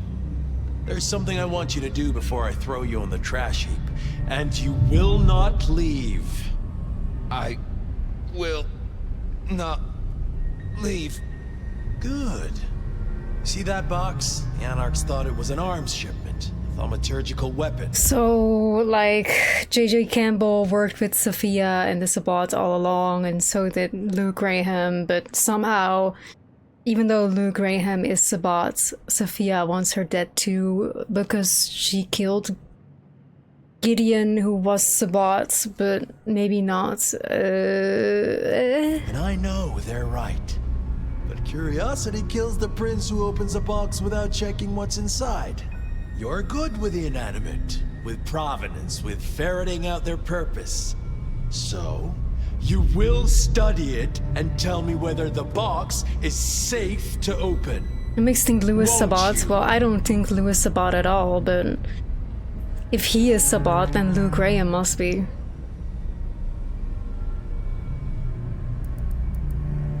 I will. Well. And like we heard before, like, the whole point from Sophia's perspective to get Fire to come over and be there is because Fire was supposed to be a vehicle for Gideon to be the vehicle to diablerize Gideon. Hello there, Pox. Having a good night? Detective, what would you have from me? I just wanted to get to know you a little. Oh, and for the record, only you and I can hear this little chat, so no need to keep your voice down. They say you're a super weapon, that right? No, I am a box. Okay, I get that, but the thing inside you, you can sense it, can you not? It reeks of suppressed energy and the potential for a great deal of destruction. In fact, it makes you shiver. Neato. Where are you from? There is a stench of bleach and gore around me. A slaughterhouse, perhaps. Or a medical Oh, so facility. Fire had already been treated before being put in this You an box. experiment? Okay. Like a Frankenstein's monster sort of deal? I am not. However, I contain one. Wow, that is interesting. So you've got a dangerous monster inside you? That is accurate. Can I speak to them? They slumber, Detective. Can you wake them up? No, Detective. Only blood can wake them. Oh boy. What is it, Detective? You found something? It is definitely a weapon. But is it safe to open? You must tell me! Yeah, I must tell you. I know. Give me a minute. I need to go deeper. Hey, monster. I know you're asleep, and I know I'm making up your side of this chit-chat. But would you just let old Fabian know a bit more about you? I dream. Do you now? Who are you? A powerful kindred in torpor against my will. An elder of my kind. A sleeping giant for sure. Don't worry, like Thin Bloods can kill us. Given a little fuel, you'll be a raging fire. I can sense a whiff of blood sorcery, I think. What gives? I am bound with powerful, thaumaturgical rituals. Why? I cannot tell. They are beyond your understanding. Yeah, I never was good at sorcery. Are you Count Dracula? And would you be shocked to know they wrote a book about you? Count Dracula is a myth. Oh. Well, then I know. You're Louis. Or maybe what's her name? The girl with the, cat suit? I am very real, Fabian. You are, aren't you? Scarily real. What would happen if I open this box? Nothing. I am in torpor. I am incapable of movement. Safe, you might say then. Good to know. What would happen if I woke you up? I am in torpor, Fabian. You would need to wake me with blood. But then I must have sustenance. I must drink. And deeply. I would be the beast incarnate. And none here would survive my hunger or my rage. I get that. Hurry it up, Fabian. Hurrying, boss. Nearly there. You realize Campbell's gonna off me no matter what happens here. I know nothing of this, Campbell. Sorry, that was rhetorical. After all, I am imagining this whole thing. It's funny the voice I gave you, really. Anyway, yes, Fabian. I know Campbell's going to take me apart for scrap. Just to check. If I wake you up, you go off like a claymore mine, and none of us in this room will survive, right? None of you will survive. I am beyond any power in Seattle. Besides the thin bloods and ghouls that keep killing us, but okay, okay. Shipment. Keep going. I've cracked the case, Chief. Is it safe to open? You will tell me! Yeah, it's safe to open. Why does he say it's safe to open? I mean, clearly it's not, but... Then open it! It's gonna cut to the flashback. There's no way they're gonna show us. Your wish is my command. What? Who is this? Explain. Did you learn anything? I did, Prince Campbell. There's something you should know.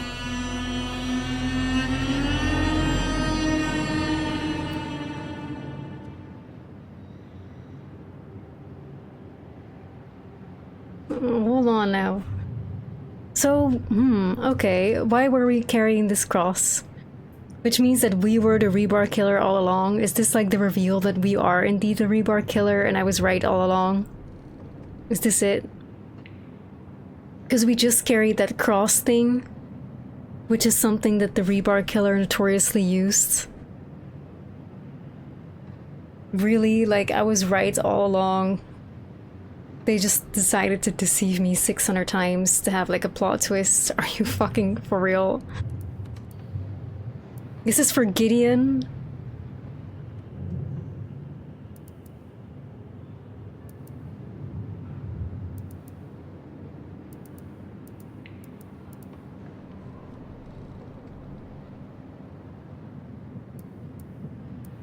This is my last case. I quit.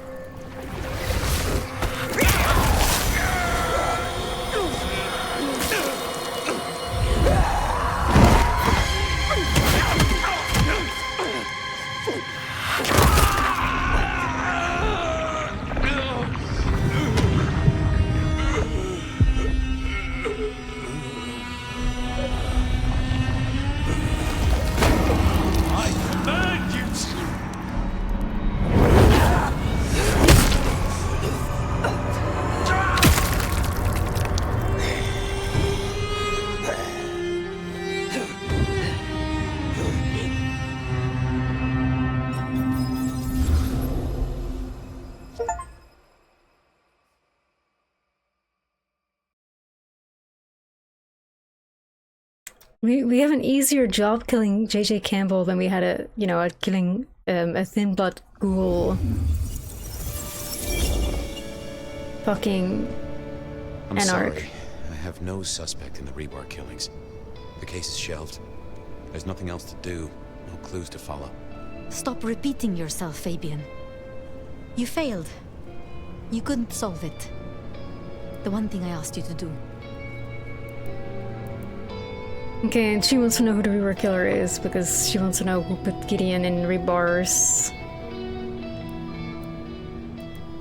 I can try to find his body. What would I do with his bones? And where would you look? There's still a chance. Maybe he escaped. If he still existed, he would find me. He would come to me. What are you going to do now? Somewhere there are answers. Beyond your means. I'm going to find them. I promised him I'd take care of you. You promised me you'd find out what happened. So much for your promises. I guess I should say goodbye. I have work to do. I am leaving the city. You'll be back. Oh yes. Someday I will come back to Seattle. Goodbye, Sophia. Okay, so yeah, Gideon, Goodbye, fucking Fabian isn't Rebar killer. The only reason he solicited fire as a weapon is because he knew fire would kill everybody and he wanted revenge for JJ Campbell and Luke Graham killing his sire. So he's like, okay, I'm gonna unleash this beast because he will die too. Okay. You are as good a detective as you think you are. But am I the only one who's like, how the fuck did he somehow break out of JJ Campbell's like domination to go against his wishes? Because JJ Campbell dominated him and asked him, is it safe to open the case? He said yes. Well, it wasn't safe to open the case. It wasn't, because there was a fucking dormant weapon inside.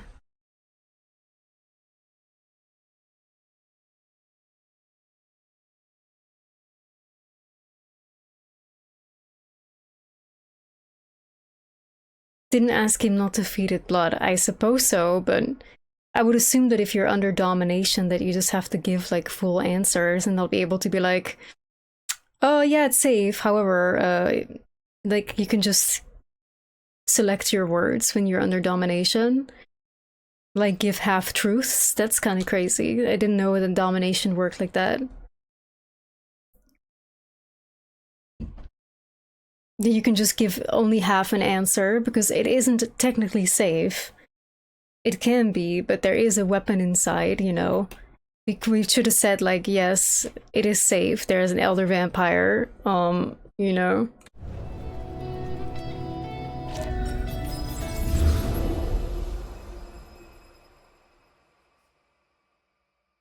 I guess Fabian was just so strong that he was capable of filtering his answer during domination.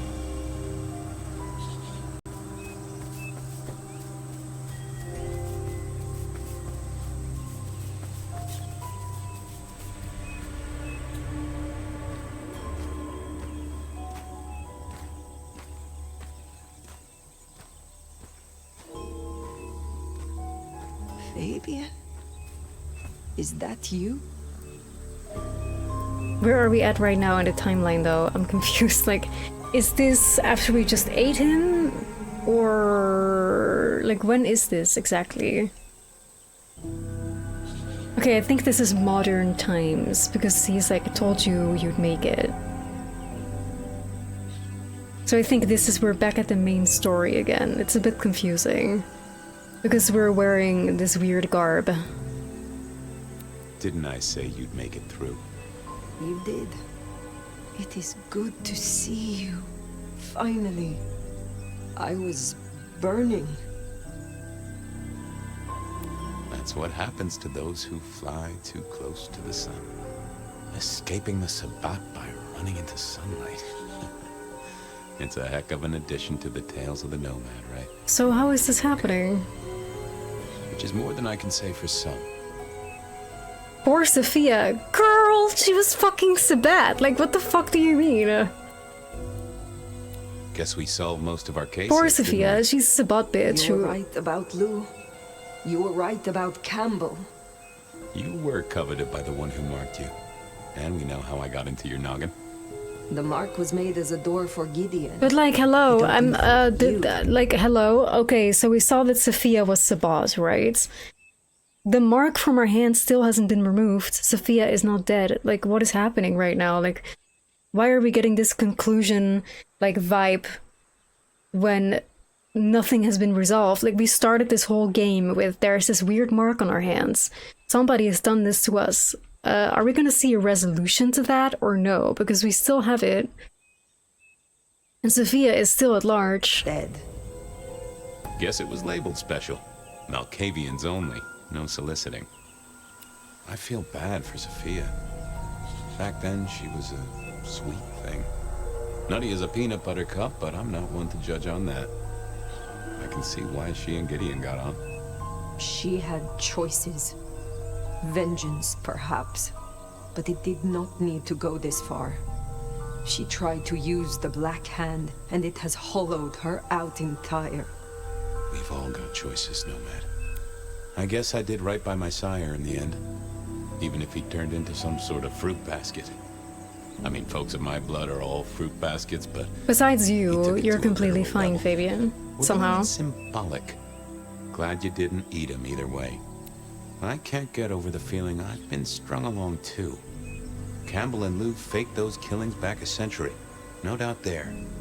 But who killed Dale in that faked the killings? Wait, what? The rebar killer in this century? They faked the killings? What do you mean, faked the killings? Do you have a theory? Maybe it was me. Maybe I did it. To lead myself to Campbell.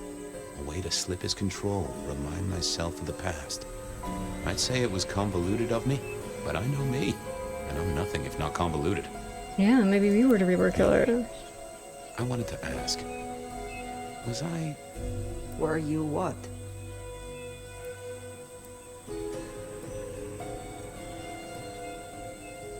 Was I crazy, you think? Was any of this real?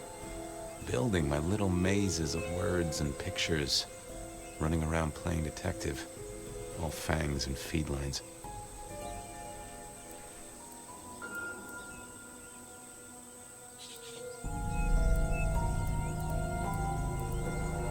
Why the past tense? Hey, I'm the one asking the questions here, Sheriff. Whoa, we see Fabian. What do you think? All in all, I think I did my best. I tried to help folks where I could. And I enjoyed myself. Maybe that's all that matters in the end. Pardon my rambling. I know it really ain't the time for it. But with Sophia and her master plan... Sophia. The tower. The sun. Where are we? The sun! For the first time in centuries, Wait. Did we survive? Yes, and then again, no. Wait, what? Don't worry, you'll wake up soon. Don't worry. You'll soon wake up. I just think I'll sleep a mite longer. See, I'm tired. Fire. Been working extra hard. Yay, Fabian is leaving. Yay. I reckon I've got some wings to grab and... well, I'm gonna start with 40 and change. It's time to say goodbye.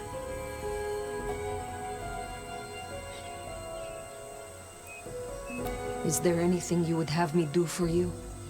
Well, I'll need someone to feed Joey. You have a pet? Don't worry about it. I'm sure he'll be fine. Just save my city, Nomad. Whatever else happens. But I'm still, like, there's still so many questions that I have. Like, you guys remember Reggie? In the previous stream that said that Fabian had made a deal with Lou Graham? Y'all remember that? Like, what happened to that? Because I remember being so intrigued by that was the only reason that I decided not to kill Reggie. This cannot just be it. Why do I survive when you do not? You made it to the dark, but you're in torpor, Fire. Burned to a crisp.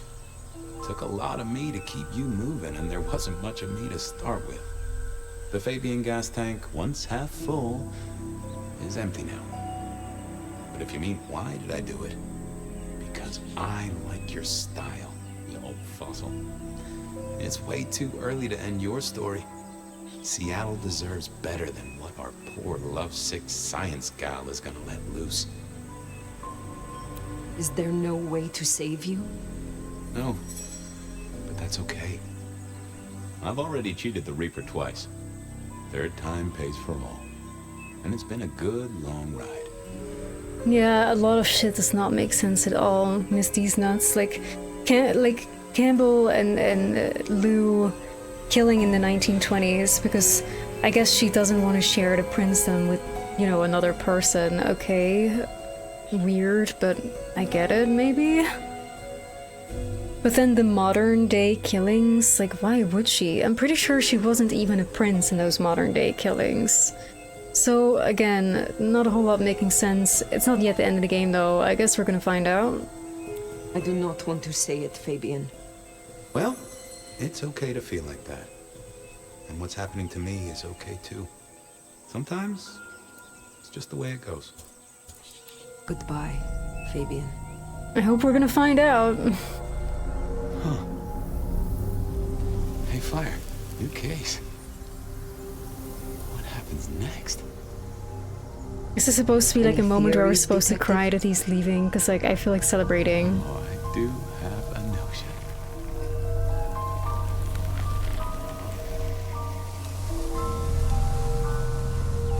Fabian?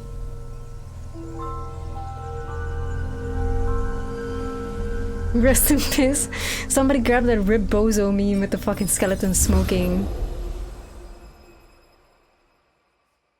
Yeah, every time we think the game gives us answers, we just get more questions and things start making less sense. It's like, what the fuck?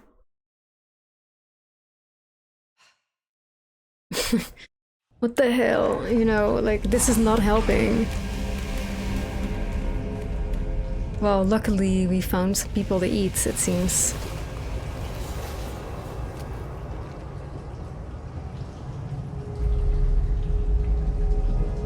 We're back, and no Fabian! Oh my god, let's fucking celebrate that, guys.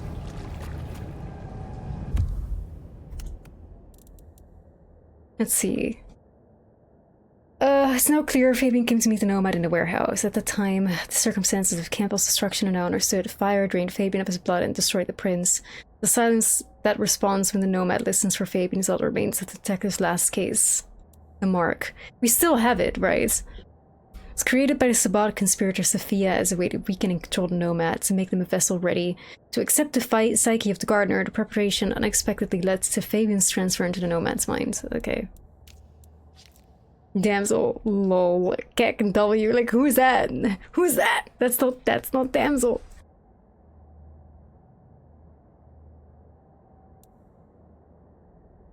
The Nomad managed to catch up to Kasumi, but was interrupted before being able to get any concrete information out of her. Current whereabouts are unknown. I still want to kill her. I hope we can get to do that. True leader of the Sabbat revealed that she took pleasure in destroying Prince Ryong Choi. I mean, at least we were right about this. We take that small victory. It was Sophia who trapped and marked the Nomad. I, however, did not expect her to be in love with fucking Gideon, though. Like, that one came out of nowhere. Sophia trapped and marked the Nomad, experimenting on their body for centuries. It bids to use the power elder as a vessel to revive her debilitated lover Gideon. Even with the gardener destroyed, she is still bent on wreaking vengeance upon Luke Graham and destroying the city she so proudly built. The terrible creatures use their skills to create the unbirthed still linger in the Seattle undergrounds. Crying shocked over Sophia, like, there's no way. Like, we had snuffed that out like fucking 5 streams ago. Ryong, rest in peace. Like, where's people crying over Ryong? Like, my tears are for Ryong.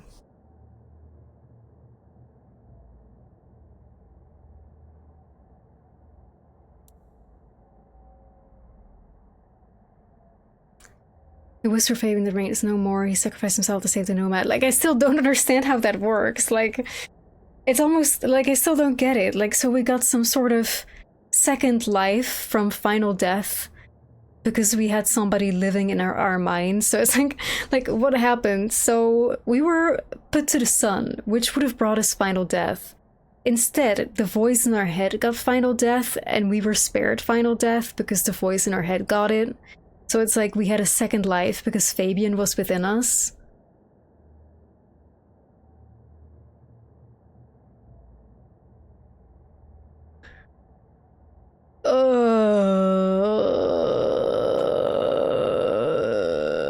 Does anybody know a lore explanation for this? Because I don't, like... Yeah, Fabian protected us from the sun. Like, he was our second life.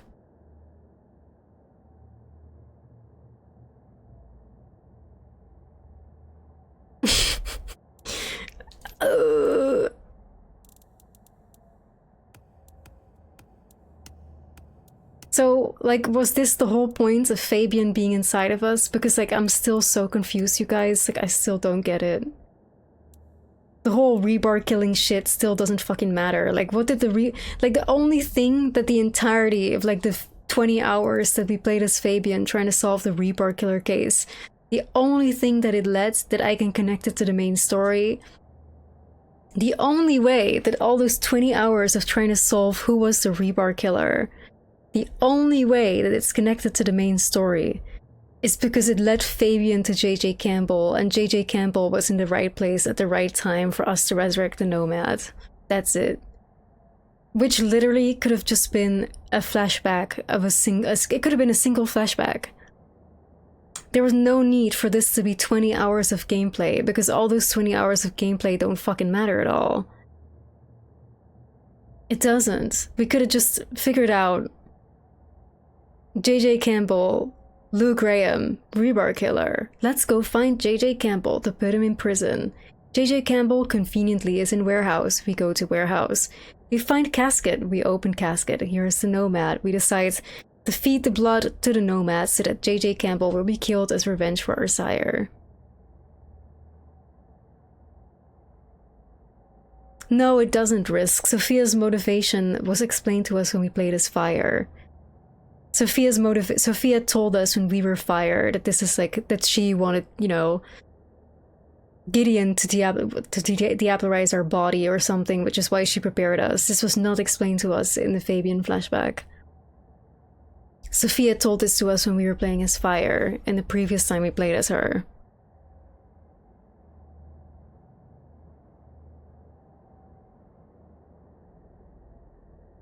So not even that. Literally the only reason we had 20 hours of Fabian is just so that we would find out it's JJ Campbell, and then it would lead us to JJ Campbell, who conveniently was at our coffin.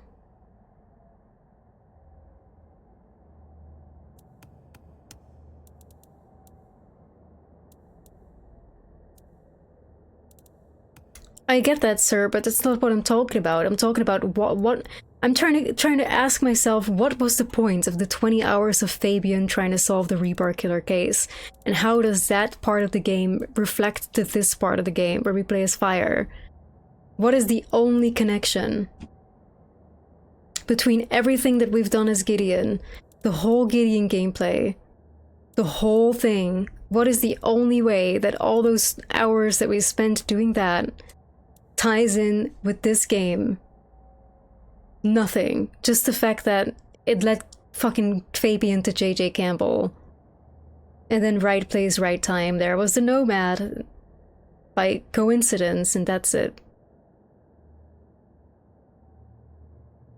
Sometimes things don't have a point. Sometimes we must suffer for no reason. You're right, Renee.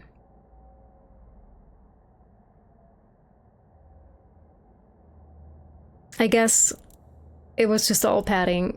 Like, it was all padding. It was all pointless. GG.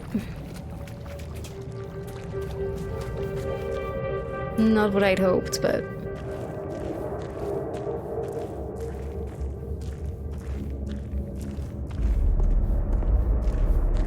Yeah, again, Pill Driver, I get that, but how the fuck does that justify 20 hours of gameplay as Fabian? Like, again. And again, we didn't need Gideon for that because fucking Lou Graham herself admitted to the murder, so we were playing as fire.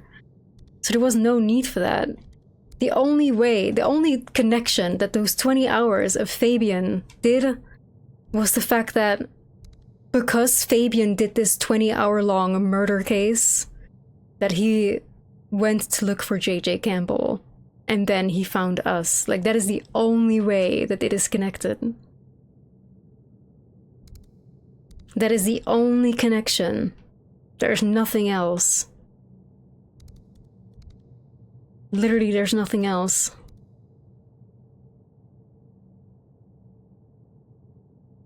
Because all that other part of the story, like Gideon suspecting the Rebar Killer, that was all part of Fire's gameplay, you know? That was all part of Fire's gameplay. We all found that out when we were looking at the gardener, when we found the gardener, we saw the gardener, we talked to Luke Graham.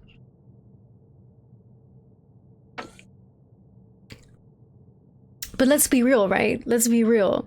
This is the reason why, as admitted by Paradox / the Chinese Room, this is the reason why it's capable for Fabian to be removed from the game. This is why they're removing him from NG+, because his whole story is pointless. You can properly replay the game and never play a second of him. Because it's pointless. It makes no, like, the only thing that playing as Fabian does is give you, you know, this is how JJ Campbell died. But why the fuck do we care how JJ Campbell died? He's dead and he was replaced in the first minute of the game. There's a new prince. Ta-da! Wow, I needed 20 hours of gameplay to somehow figure that out, because that was the burning question on my mind throughout this whole game, is I wanted so badly to know who killed JJ Campbell. Like, why do I give a fuck? I don't even know that character. He was replaced by Ryong, and I liked Ryong better. Like, it's 20 hours of pointless fucking gameplay that even the Chinese Room / Paradox admits can be skipped by basically making him skippable in NG+. The only thing that the entirety of Fabian does is essentially the only connection, the only reason it matters is because it gives the answer to who killed JJ Campbell. But that's not the story, is it? The story is who put this mark on us, you know, which we figured out outside of Fabian. And besides that, there isn't really much of a story. Like, we're just, you know, going where the wind takes us, I guess.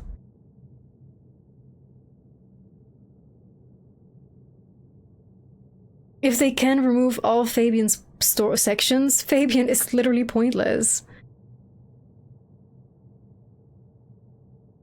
I feel like 20 hours or however long I spent on Fabian of my life was fucking wasted, because what? It gave me the answer that we killed JJ Campbell, who is fucking pointless because he was replaced immediately, so GG.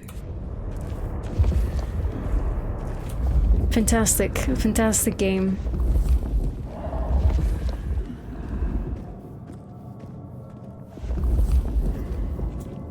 New game minus, yeah, new game minus Fabian.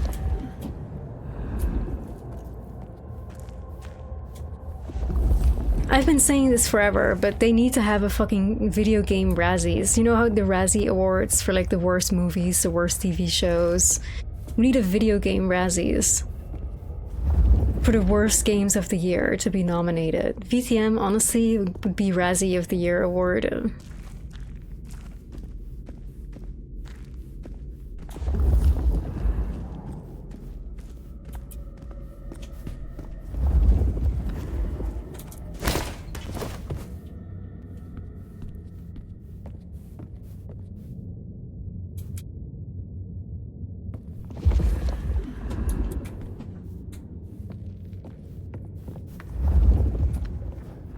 Ghost of Yota. There's no way Ghost of Yota is worse than this. There's no way, Sasha. Like, there's not a chance in hell.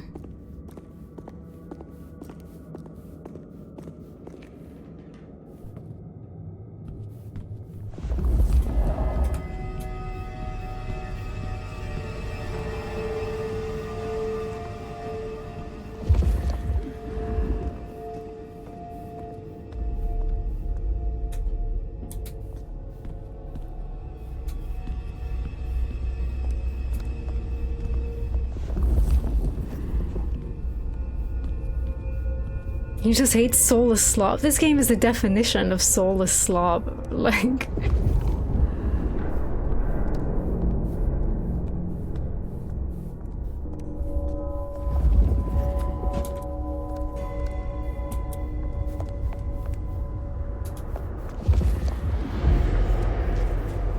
What in creation? Well, clearly the Sabbat have taken over the city. Methinks.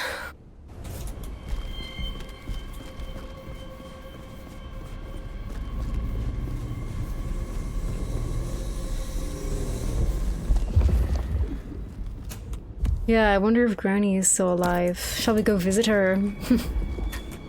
Shall we try to visit Granny?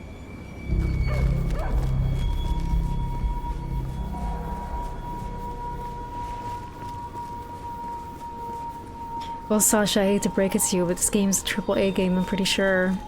This is not an indie game. Oh, I can't go there. Never mind. So.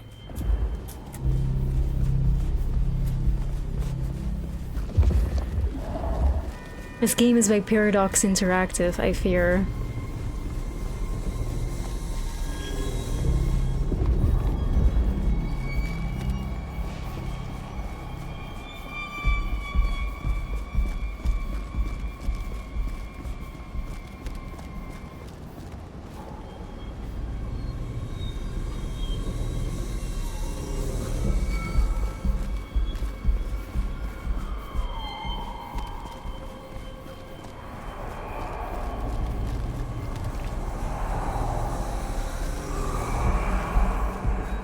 You get AA vibes? Well, it's not. It's Paradox Interactive, I fear.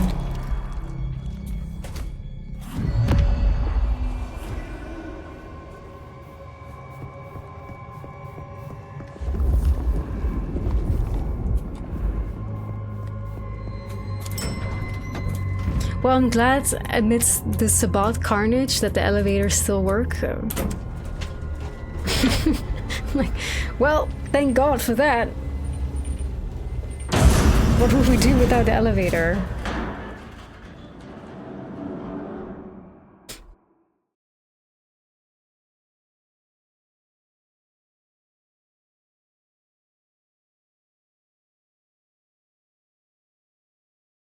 I'm still so shocked, like, you know, where, like,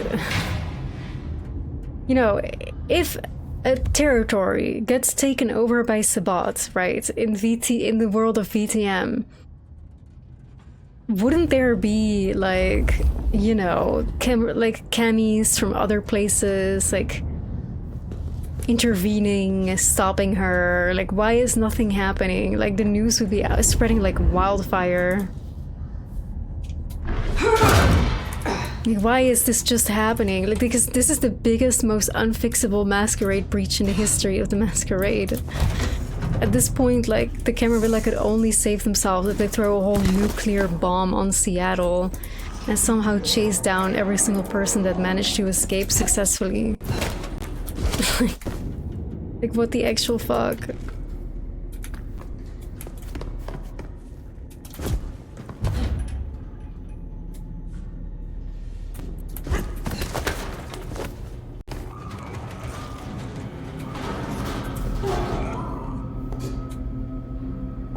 Holy laxity. The court's reign will end.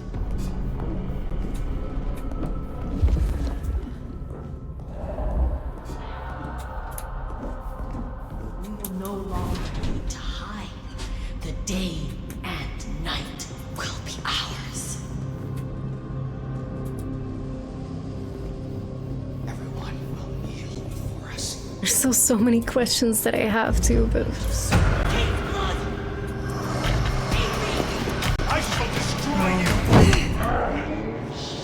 Here we go again, guys.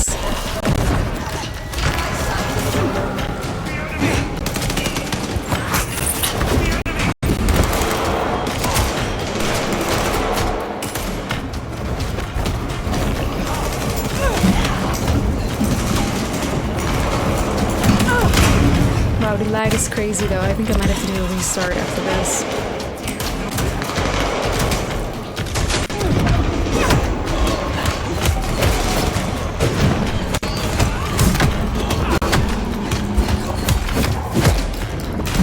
Hey guys, hey guys, hey chat, hey guys, remember like 20 minutes ago?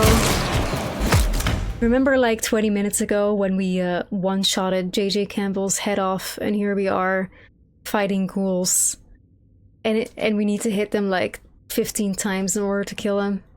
Do y'all like remember that?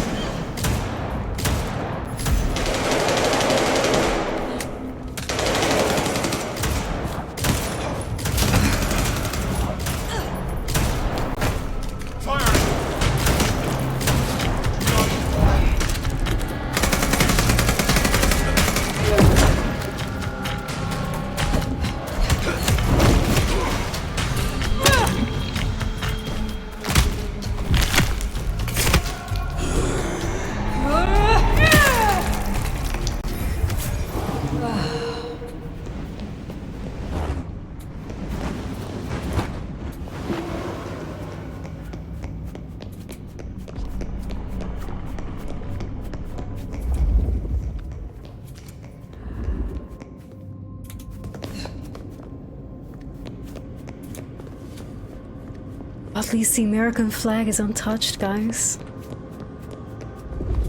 If the flag was on the ground, we'd be having hella problems. Be very disrespectful of this game, very woke. Can't have that.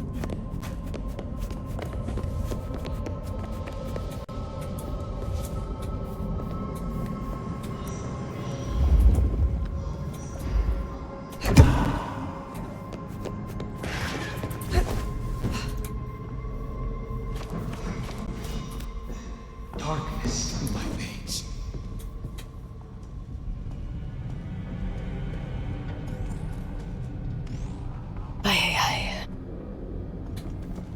I wonder how we're gonna free ourselves from Sophia's mark, like just kill her or something. I'm not sure how that works, like if we kill the mage that cast it, the Trememe that cast it onto us, are we then cured? Because I assumed that wouldn't fix it. I assumed we'd have to do some sort of counter ritual or something. Vigilance! We are not alone! My weapon will taste blunt, an uninvited guest.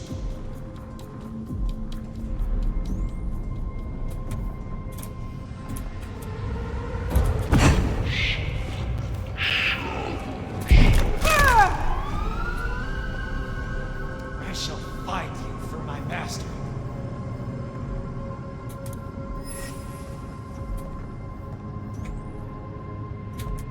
Yeah, maybe we need to diablerize Sophia. Well, that's gonna be fun if this bitch is in our head. Our time is almost at hand.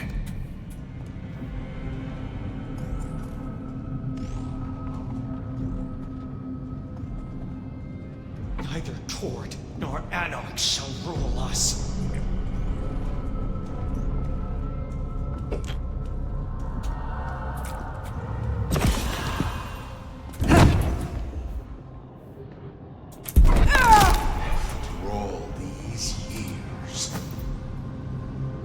I'm using the fucking, like, split time as a stealth. Lol, it works though. White monster, yeah. It's been getting me through.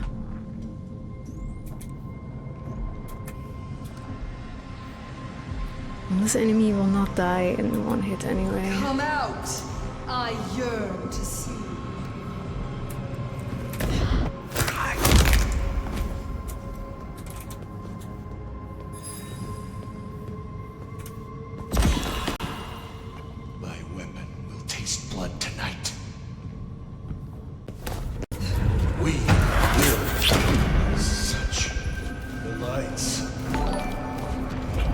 my god, we couldn't crawl up the thing. Hey Marion, thanks for follow. In my sight.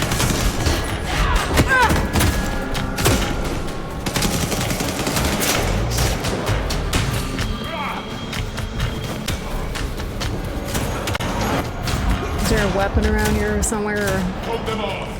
A gun. Got a knife.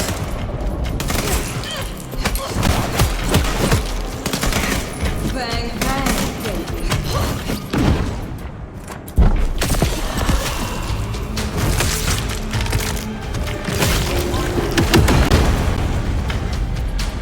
Maybe threw a bomb? This way.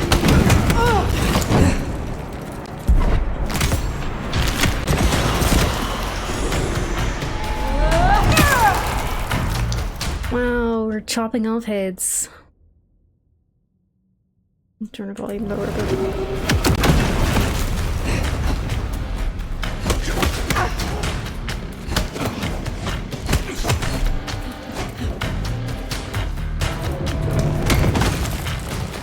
I'm gonna try to kick thing. It's not really letting me.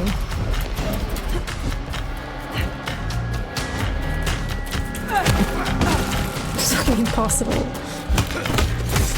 Stupid as hell. Hey, why can't I feel it?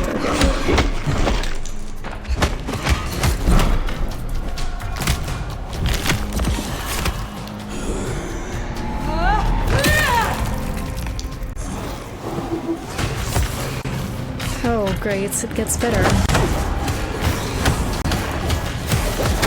I wonder how many of these we're gonna fight before the game's over.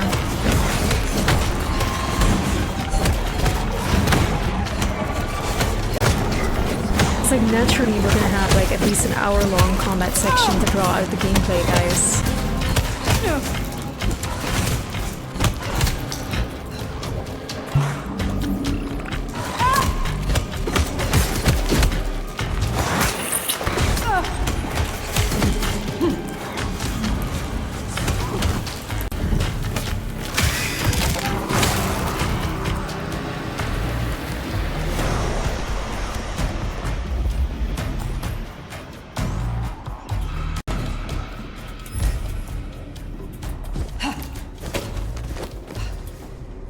I bet we're gonna have a super long battle against Sophia as well or some shit. Hi Rick, thanks for following. But again, there's multiple endings. It could be Sophia just kills us. We don't know.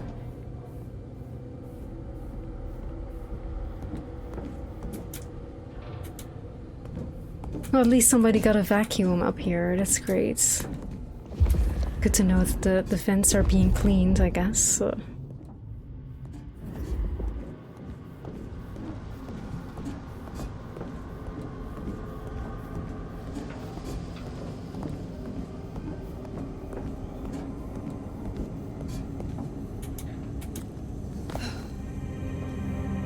Whoa, it's the laboratory of Sophia. It's just where she cooked up her evil shenanigans.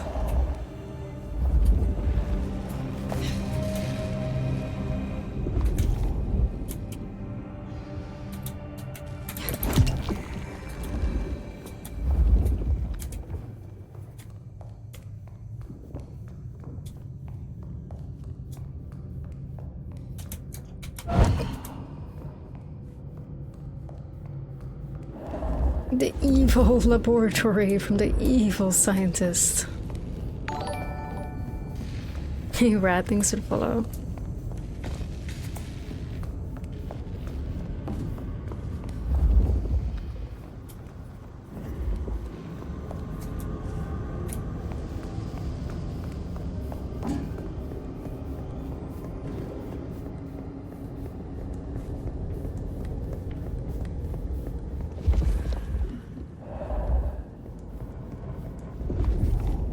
Looking for more potions, perhaps. Maybe a note, like anything.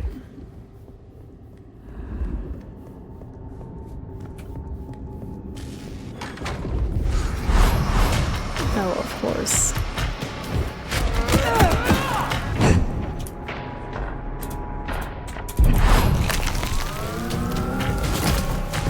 Let us see what the Where's the other one? Well, we'll just go for this one then.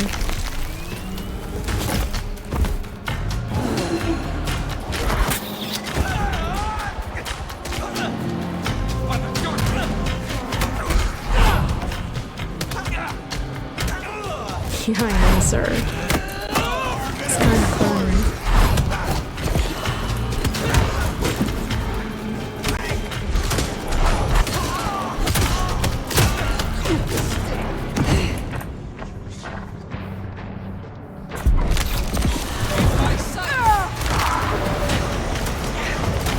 Where's the big guy? Oh, here you are. Shoot them.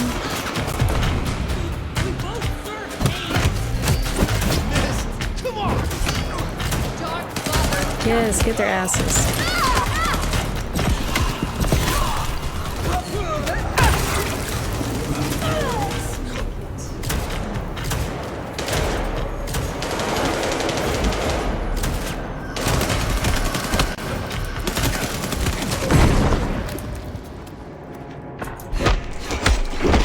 I hate that it sometimes just doesn't work.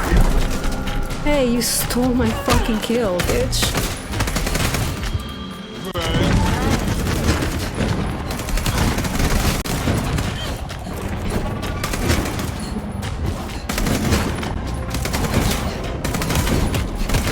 Yeah, I can barely fucking see her.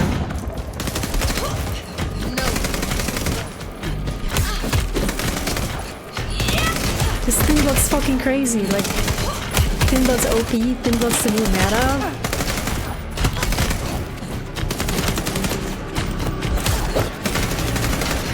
I still find it so fucking, like, I still find it so fucking stupid that every fucking vampire in the city uses a gun, but we're not allowed to use one. So fucking dumb. I'm gonna fucking... Ugh, there we go.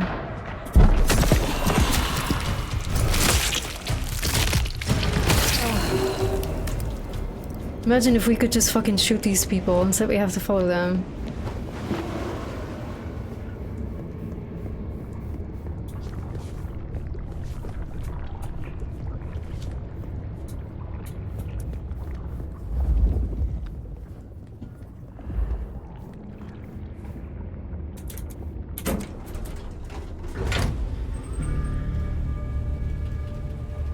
We are about to close the case. Uh-oh, looks like Fire has detective delusions herself now.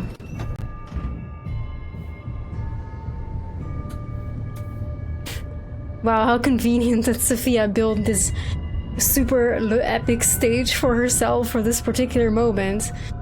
At the top of Weaver Tower, thank God somebody had built an arena for this exact moment.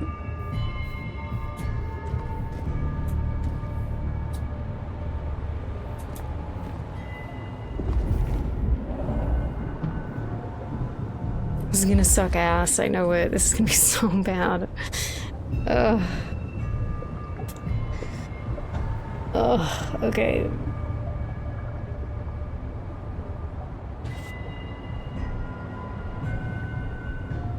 Yeah, how the fuck did she find the time to do that? Even in a blood pool even, how convenient for a Tremere. Sophia! Fire! My love! But she's naked, you liar. Crude, isn't it?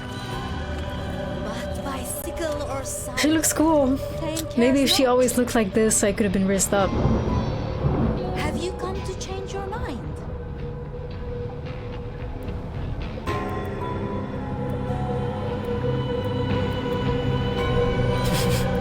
Look at this, the illusion of choice, guys. I have come to finish you.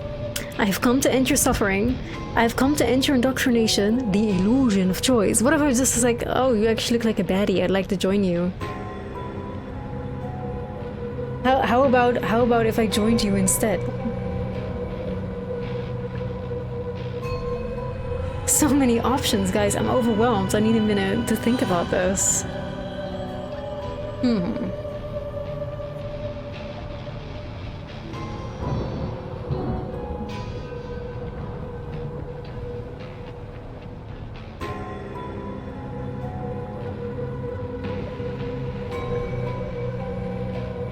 Yeah. Obviously, guys, this game is extremely PG, you know? We have a Blue's Clues detective. This game is for the children. We can't be having nipples showing. In a Vampire the Masquerade game, you guys are crazy. Like, why the fuck would there be tasteful nudity in this game? This is an IP for children, goddammit. This is about your loss and your obsession. This is nothing to do with Cain. Cain marked you long ago, Nomad. All those centuries running like a frightened rabbit. The criminal fleeing the consequences of their actions. You bear our mark, and through it, I will make you a true sword in Cain's hand. A true and proud kindred, not a skulker in shadows. The city bleeds. Jezebel sits watching at the window. Soon, she will fall, and you and I will be the hounds to lick those old bones clean. Okay, so you want me to join you? Because at this point I'm like, fuck it, like why not though? You and Lou both will fall. What does that mean? It's like she wants Lou dead though. Like they are ops, like Lou and her are opponents. Like what the fuck do you mean?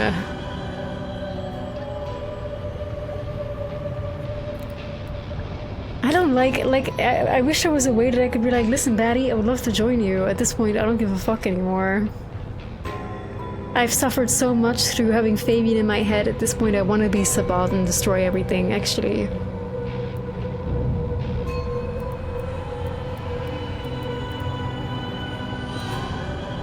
You know, I met someone. Someone I would not have known if not for you. Fabian liked you. He thought you were sweet before you lost yourself to the Black Hand. The little detective. A useful implement, no more, no less.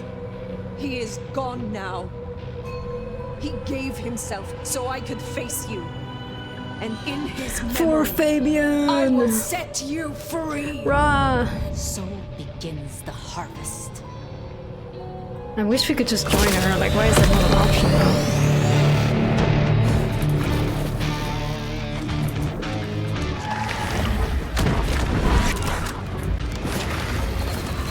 We're still an elder vampire. We should, like, I'm not expecting this battle to be a struggle, but she has like 3 health bars, like we can see that already. She has 3 fucking health bars, so this is gonna absolutely be fucking hell on earth.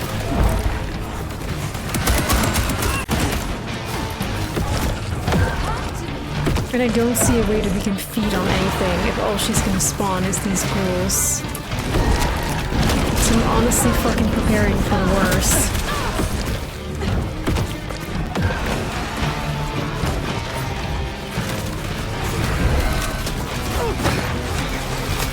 Like, how am I supposed to feed on anything? I suppose I can just drink the water in which I'm standing, but I feel like that's not really an option. You annoying fucking stupid fucking things. This is so awful. It's like I cannot feed on these things. What am I supposed to do? Just use the little potions I have? Does this game conveniently make sure that there is no regeneration or anything?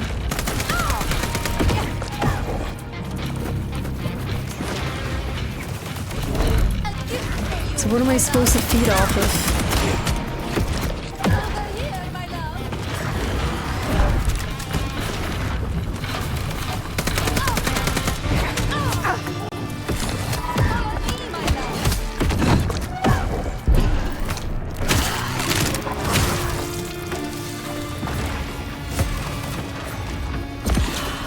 Auto-charge your health, or because like I'm just worried about my health really, and I don't really care about my abilities.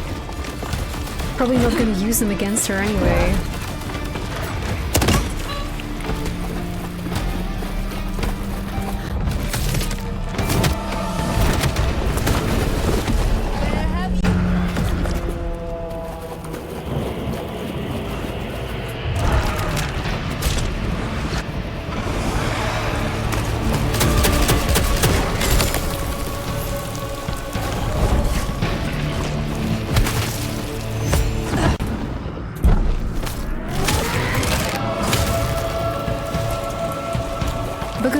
are not vampires. These are not people we can feed on. Like, they're not.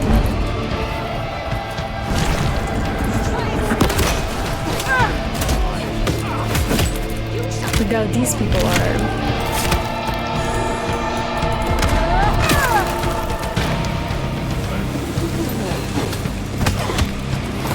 We use them to hopefully beat her though.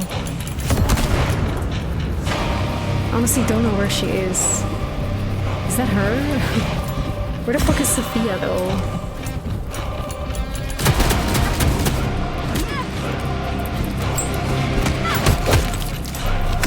Or do we just need to go through this horde first and find her again?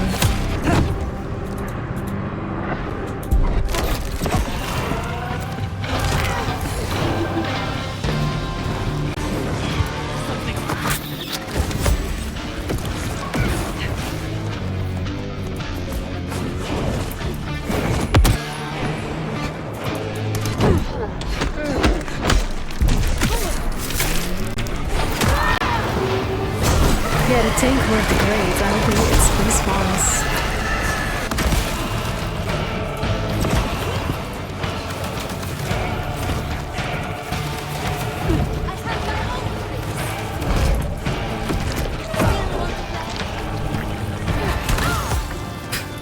So just throw a head at her in a bottle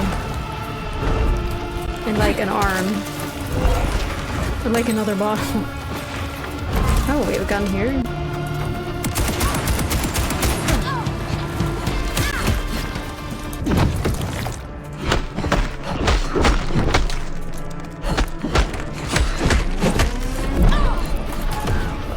What if I kiss her? I'm gonna try that actually.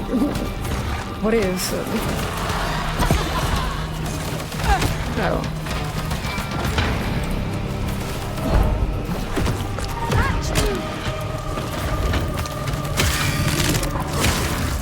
Yeah, can we just kiss?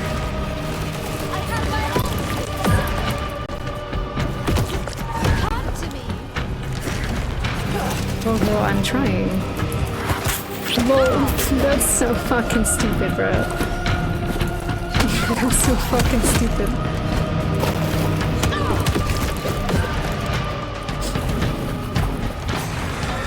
You see, we made up. It's better now.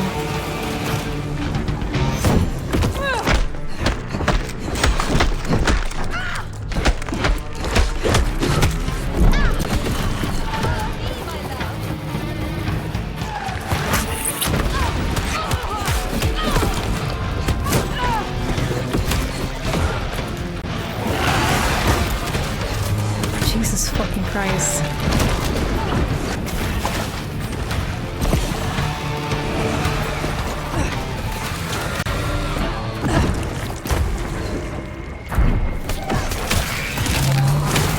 I'm gonna fucking die if we don't fucking find something to heal on.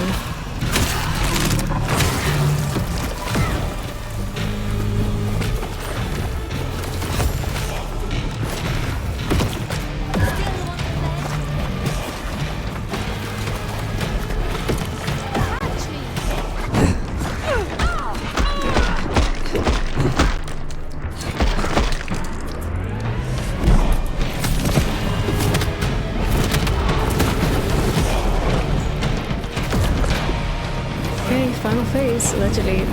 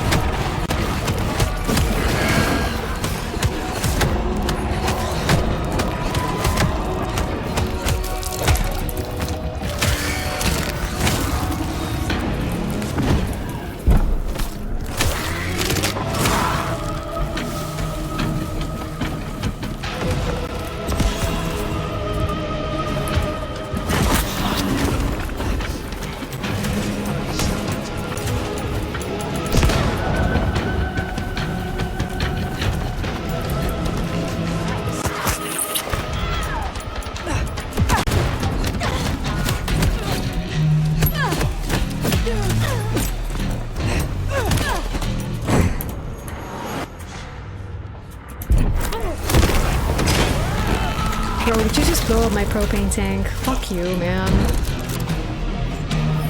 Where is this bitch? Literally, where is she? Sophia? Oh.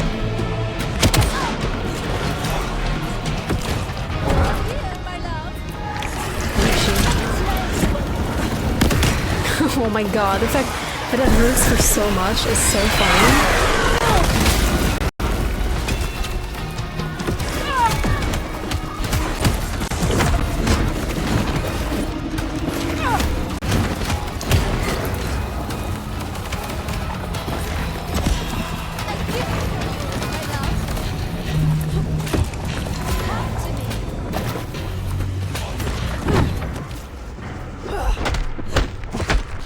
Slapping her right in the pussy. I mean, why not?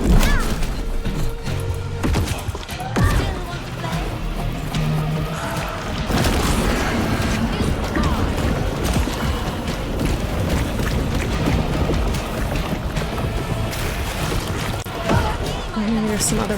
Oh my god, Jesus Christ! Maybe there's some other weapons that might spawn up here.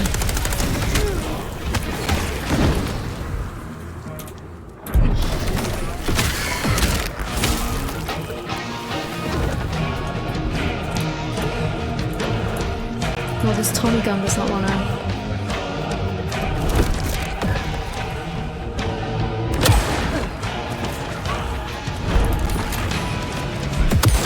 Oh my god, did we just snipe her to death?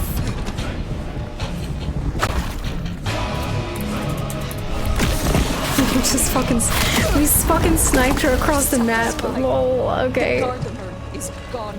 Your moonflowers are gone. We sniped her across the map. You too will be gone. First, easy. Never leave you. You, dear fire. Girl, I thought you wanted us because you thought we was Gideon. Why are you obsessed with us now? Mine! My love! Wait, what? She is diablerizing us? No.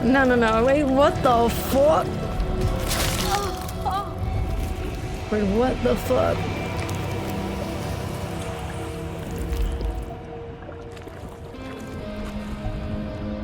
Well...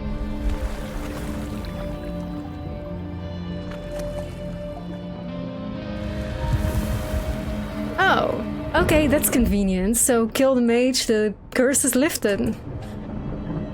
Wow, I don't know it would work like that, but cool. GG. My love.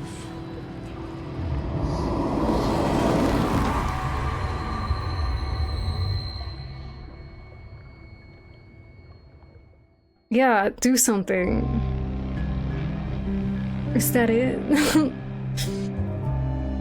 The Nomad has changed Seattle. Your actions have had direct impact on the future of the city. A night of chaos, of fires, of rioting, hallucinations brought on by chemical fumes. You know the spin. Sure, folks died. They called it Red Christmas. Investigation, executive heads rolled at a gasoline processing plant, and that was it. The gutters ran with flames when the IAO brought the Inquisition to town.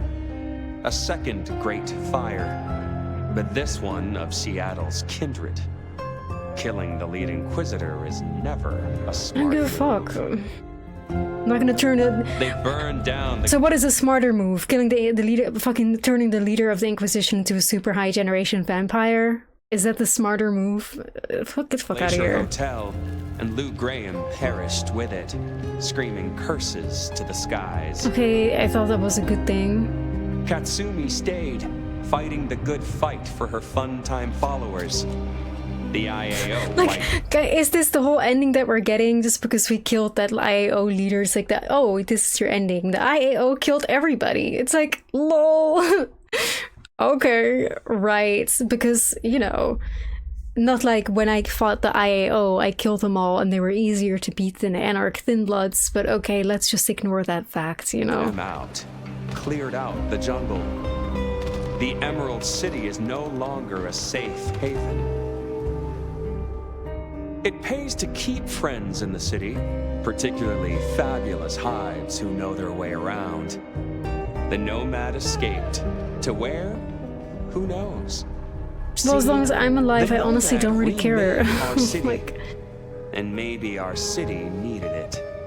I don't really Fucking care. Cain on a crucifix. I hate it when the old folks visit. Like, I gotta say, I'm not even disappointed in this ending. Like, you know, everybody dead, maybe that's a good thing. Like, maybe that's a good thing. It's not like I gave a fuck about anybody anyway, you know? Did I give a fuck about Katsumi? No. Did I give a fuck about Lou Graham? No. Everybody here sucked besides Ryong, and she died anyway, so... And we lived, and we escaped. I hope we're gonna move on to a city that's less shitty than Seattle. This ending doesn't seem so bad after all. Oh my god, that was so disappointing. We're obviously gonna do some digging into what the other endings are.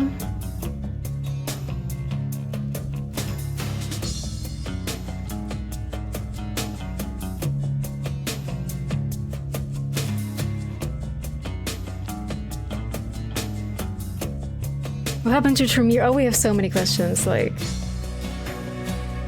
Killing the IAO woman, that's so stupid, because like, either kill or turn her into like a Loki elder vampire.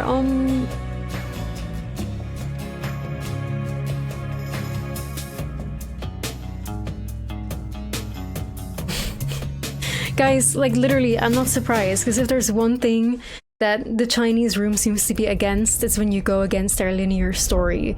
And if they had in their mind for their linear story that that lady lives, and you dare go against it, well guess what, sweetie, you're gonna get a bad ending. You don't go against what plans the Chinese room has for you in their linear story. You don't do that. You don't. And you know, everybody with a sane mind, besides if you played Tremere or La Sombra, should not have embraced that lady, period. Like, it's just bad writing on their end that's such a horrible thing that people wouldn't choose that, you know what I mean? Like, the fuck. Anyway, guys, that was Vampire the Masquerade Bloodlines 2. Wow, I wonder what the other endings were. But I'm not sure if I want to like check that out, because I might want to replay this at some point when the whole skip Fabian button arrives. Final rating, objectively, I think it remains. Objectively, this game is a 3 out of 10. Subjectively, my enjoyment is about like a 6.5 out of 10. But that's only because, again, it's a VTM game and I'm a VTM nerd and I can rant about VTM lore and experience the VTM world. You're not supposed to roleplay, you're supposed to do what they tell you, yeah. Is there gonna be DLC? There will be, yeah. But yeah, I would give this game objectively a 3 out of 10, with the 3 solely being credited to the environments. Subjectively, I enjoyed myself about 6.5 out of 10. I wasn't really bored ever besides during the Fabian sections, so maybe a 6 out of 10. Only the Fabian sections made me feel very bored and impatient, but besides that, you know, I was quite entertained. Usually this is where I give a big rant about how I feel and everything, but I feel like I've already done that through the whole playthrough, and you guys don't need to hear it for a 600th time. Right, so... Well... There's a suck pun in there then, yeah...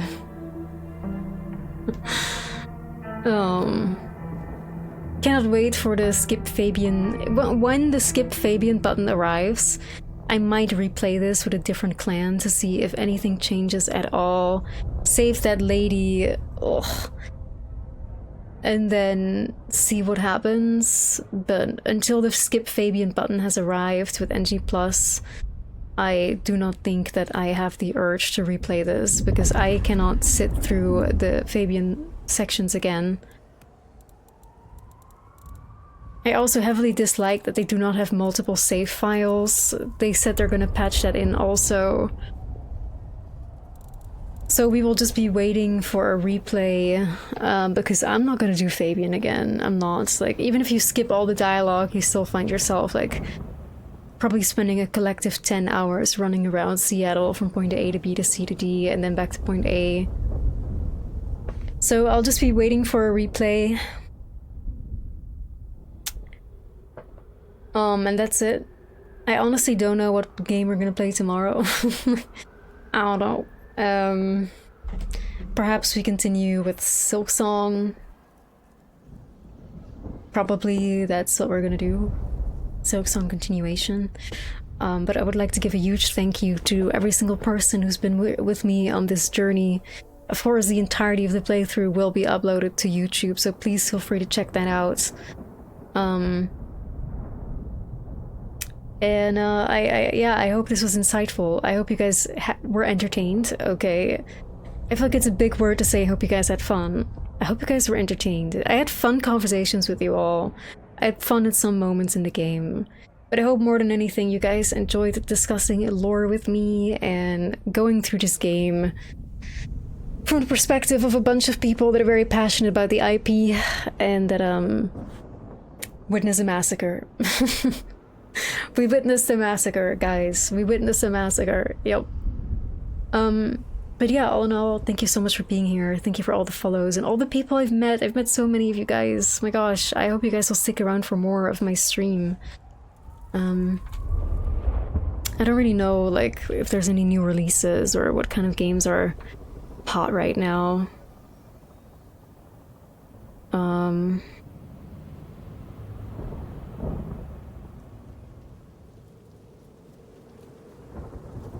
What the fuck is the Legend of Ymir? What the fuck is that? Okay.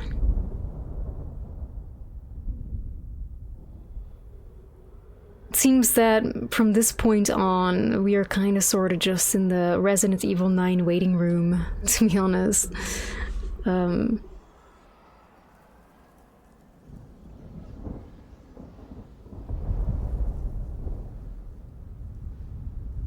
So yeah, I guess I'll return to Silksong. I can't really come up with much else, so I hope you guys enjoy Silksong too.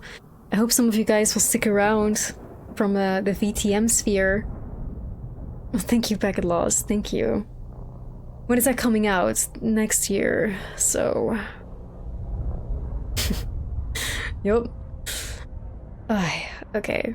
Well, it's hard to say goodbye though, because man, they have been 10 incredibly fun streams. Like, it's been incredibly fun. Regardless of it being bad, it's been fun, and it's hard to say goodbye. Hard to say goodbye knowing very well that there will be many peeps here in chat that were with me for 10 days that I enjoyed talking to very much. That'll probably move on to the next VTM B2 stream. But thank you so much for the time you all gave me, and hopefully see you in the next one. Feel free to join the Discord. I would love to do a Bloodlines 1 replay, but we literally came out of a fresh premiere replay before the game released, so yeah. Anyway, thanks Dawn for the follow. Thanks for being here, everybody. Have a good night, sleep tight, don't let the vampires bite, rest in peace, take care. Please do follow for more content, right? Perhaps we'll play some indie horror games as well. There's a few we needed to catch up on, like we haven't done Skin Freak. Might be a stupid question, but feel free to ask. We haven't done Skin Freak yet. I do want to finish up Silksong though. I did have a good time with that game, but... The internet told me about VTM Swan Song. Well, there is like I don't know if there's... I have not played it. I'm not sure if there's like much interest in Swan Song. If you guys would like Swan Song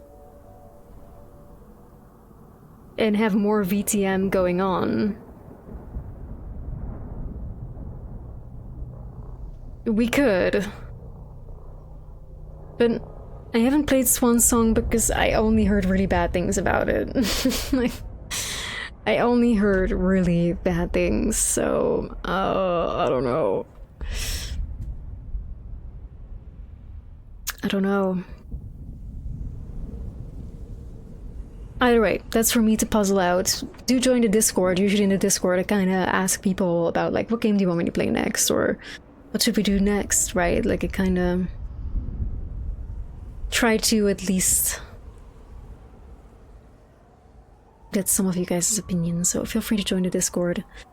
Subscribe subscribe to me on YouTube if you haven't already. Give the VTM video some love. If there's a new playthrough of anything, I feel like uploading Silksong videos at this point is like a bit too far because like most of those VODs are already gone.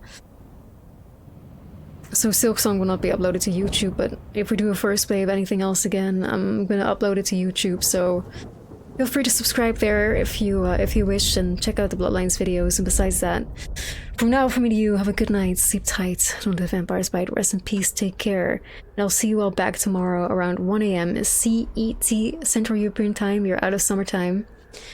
With more, whatever the fuck it is. I don't know. I guess I'll find out. Take care, everybody.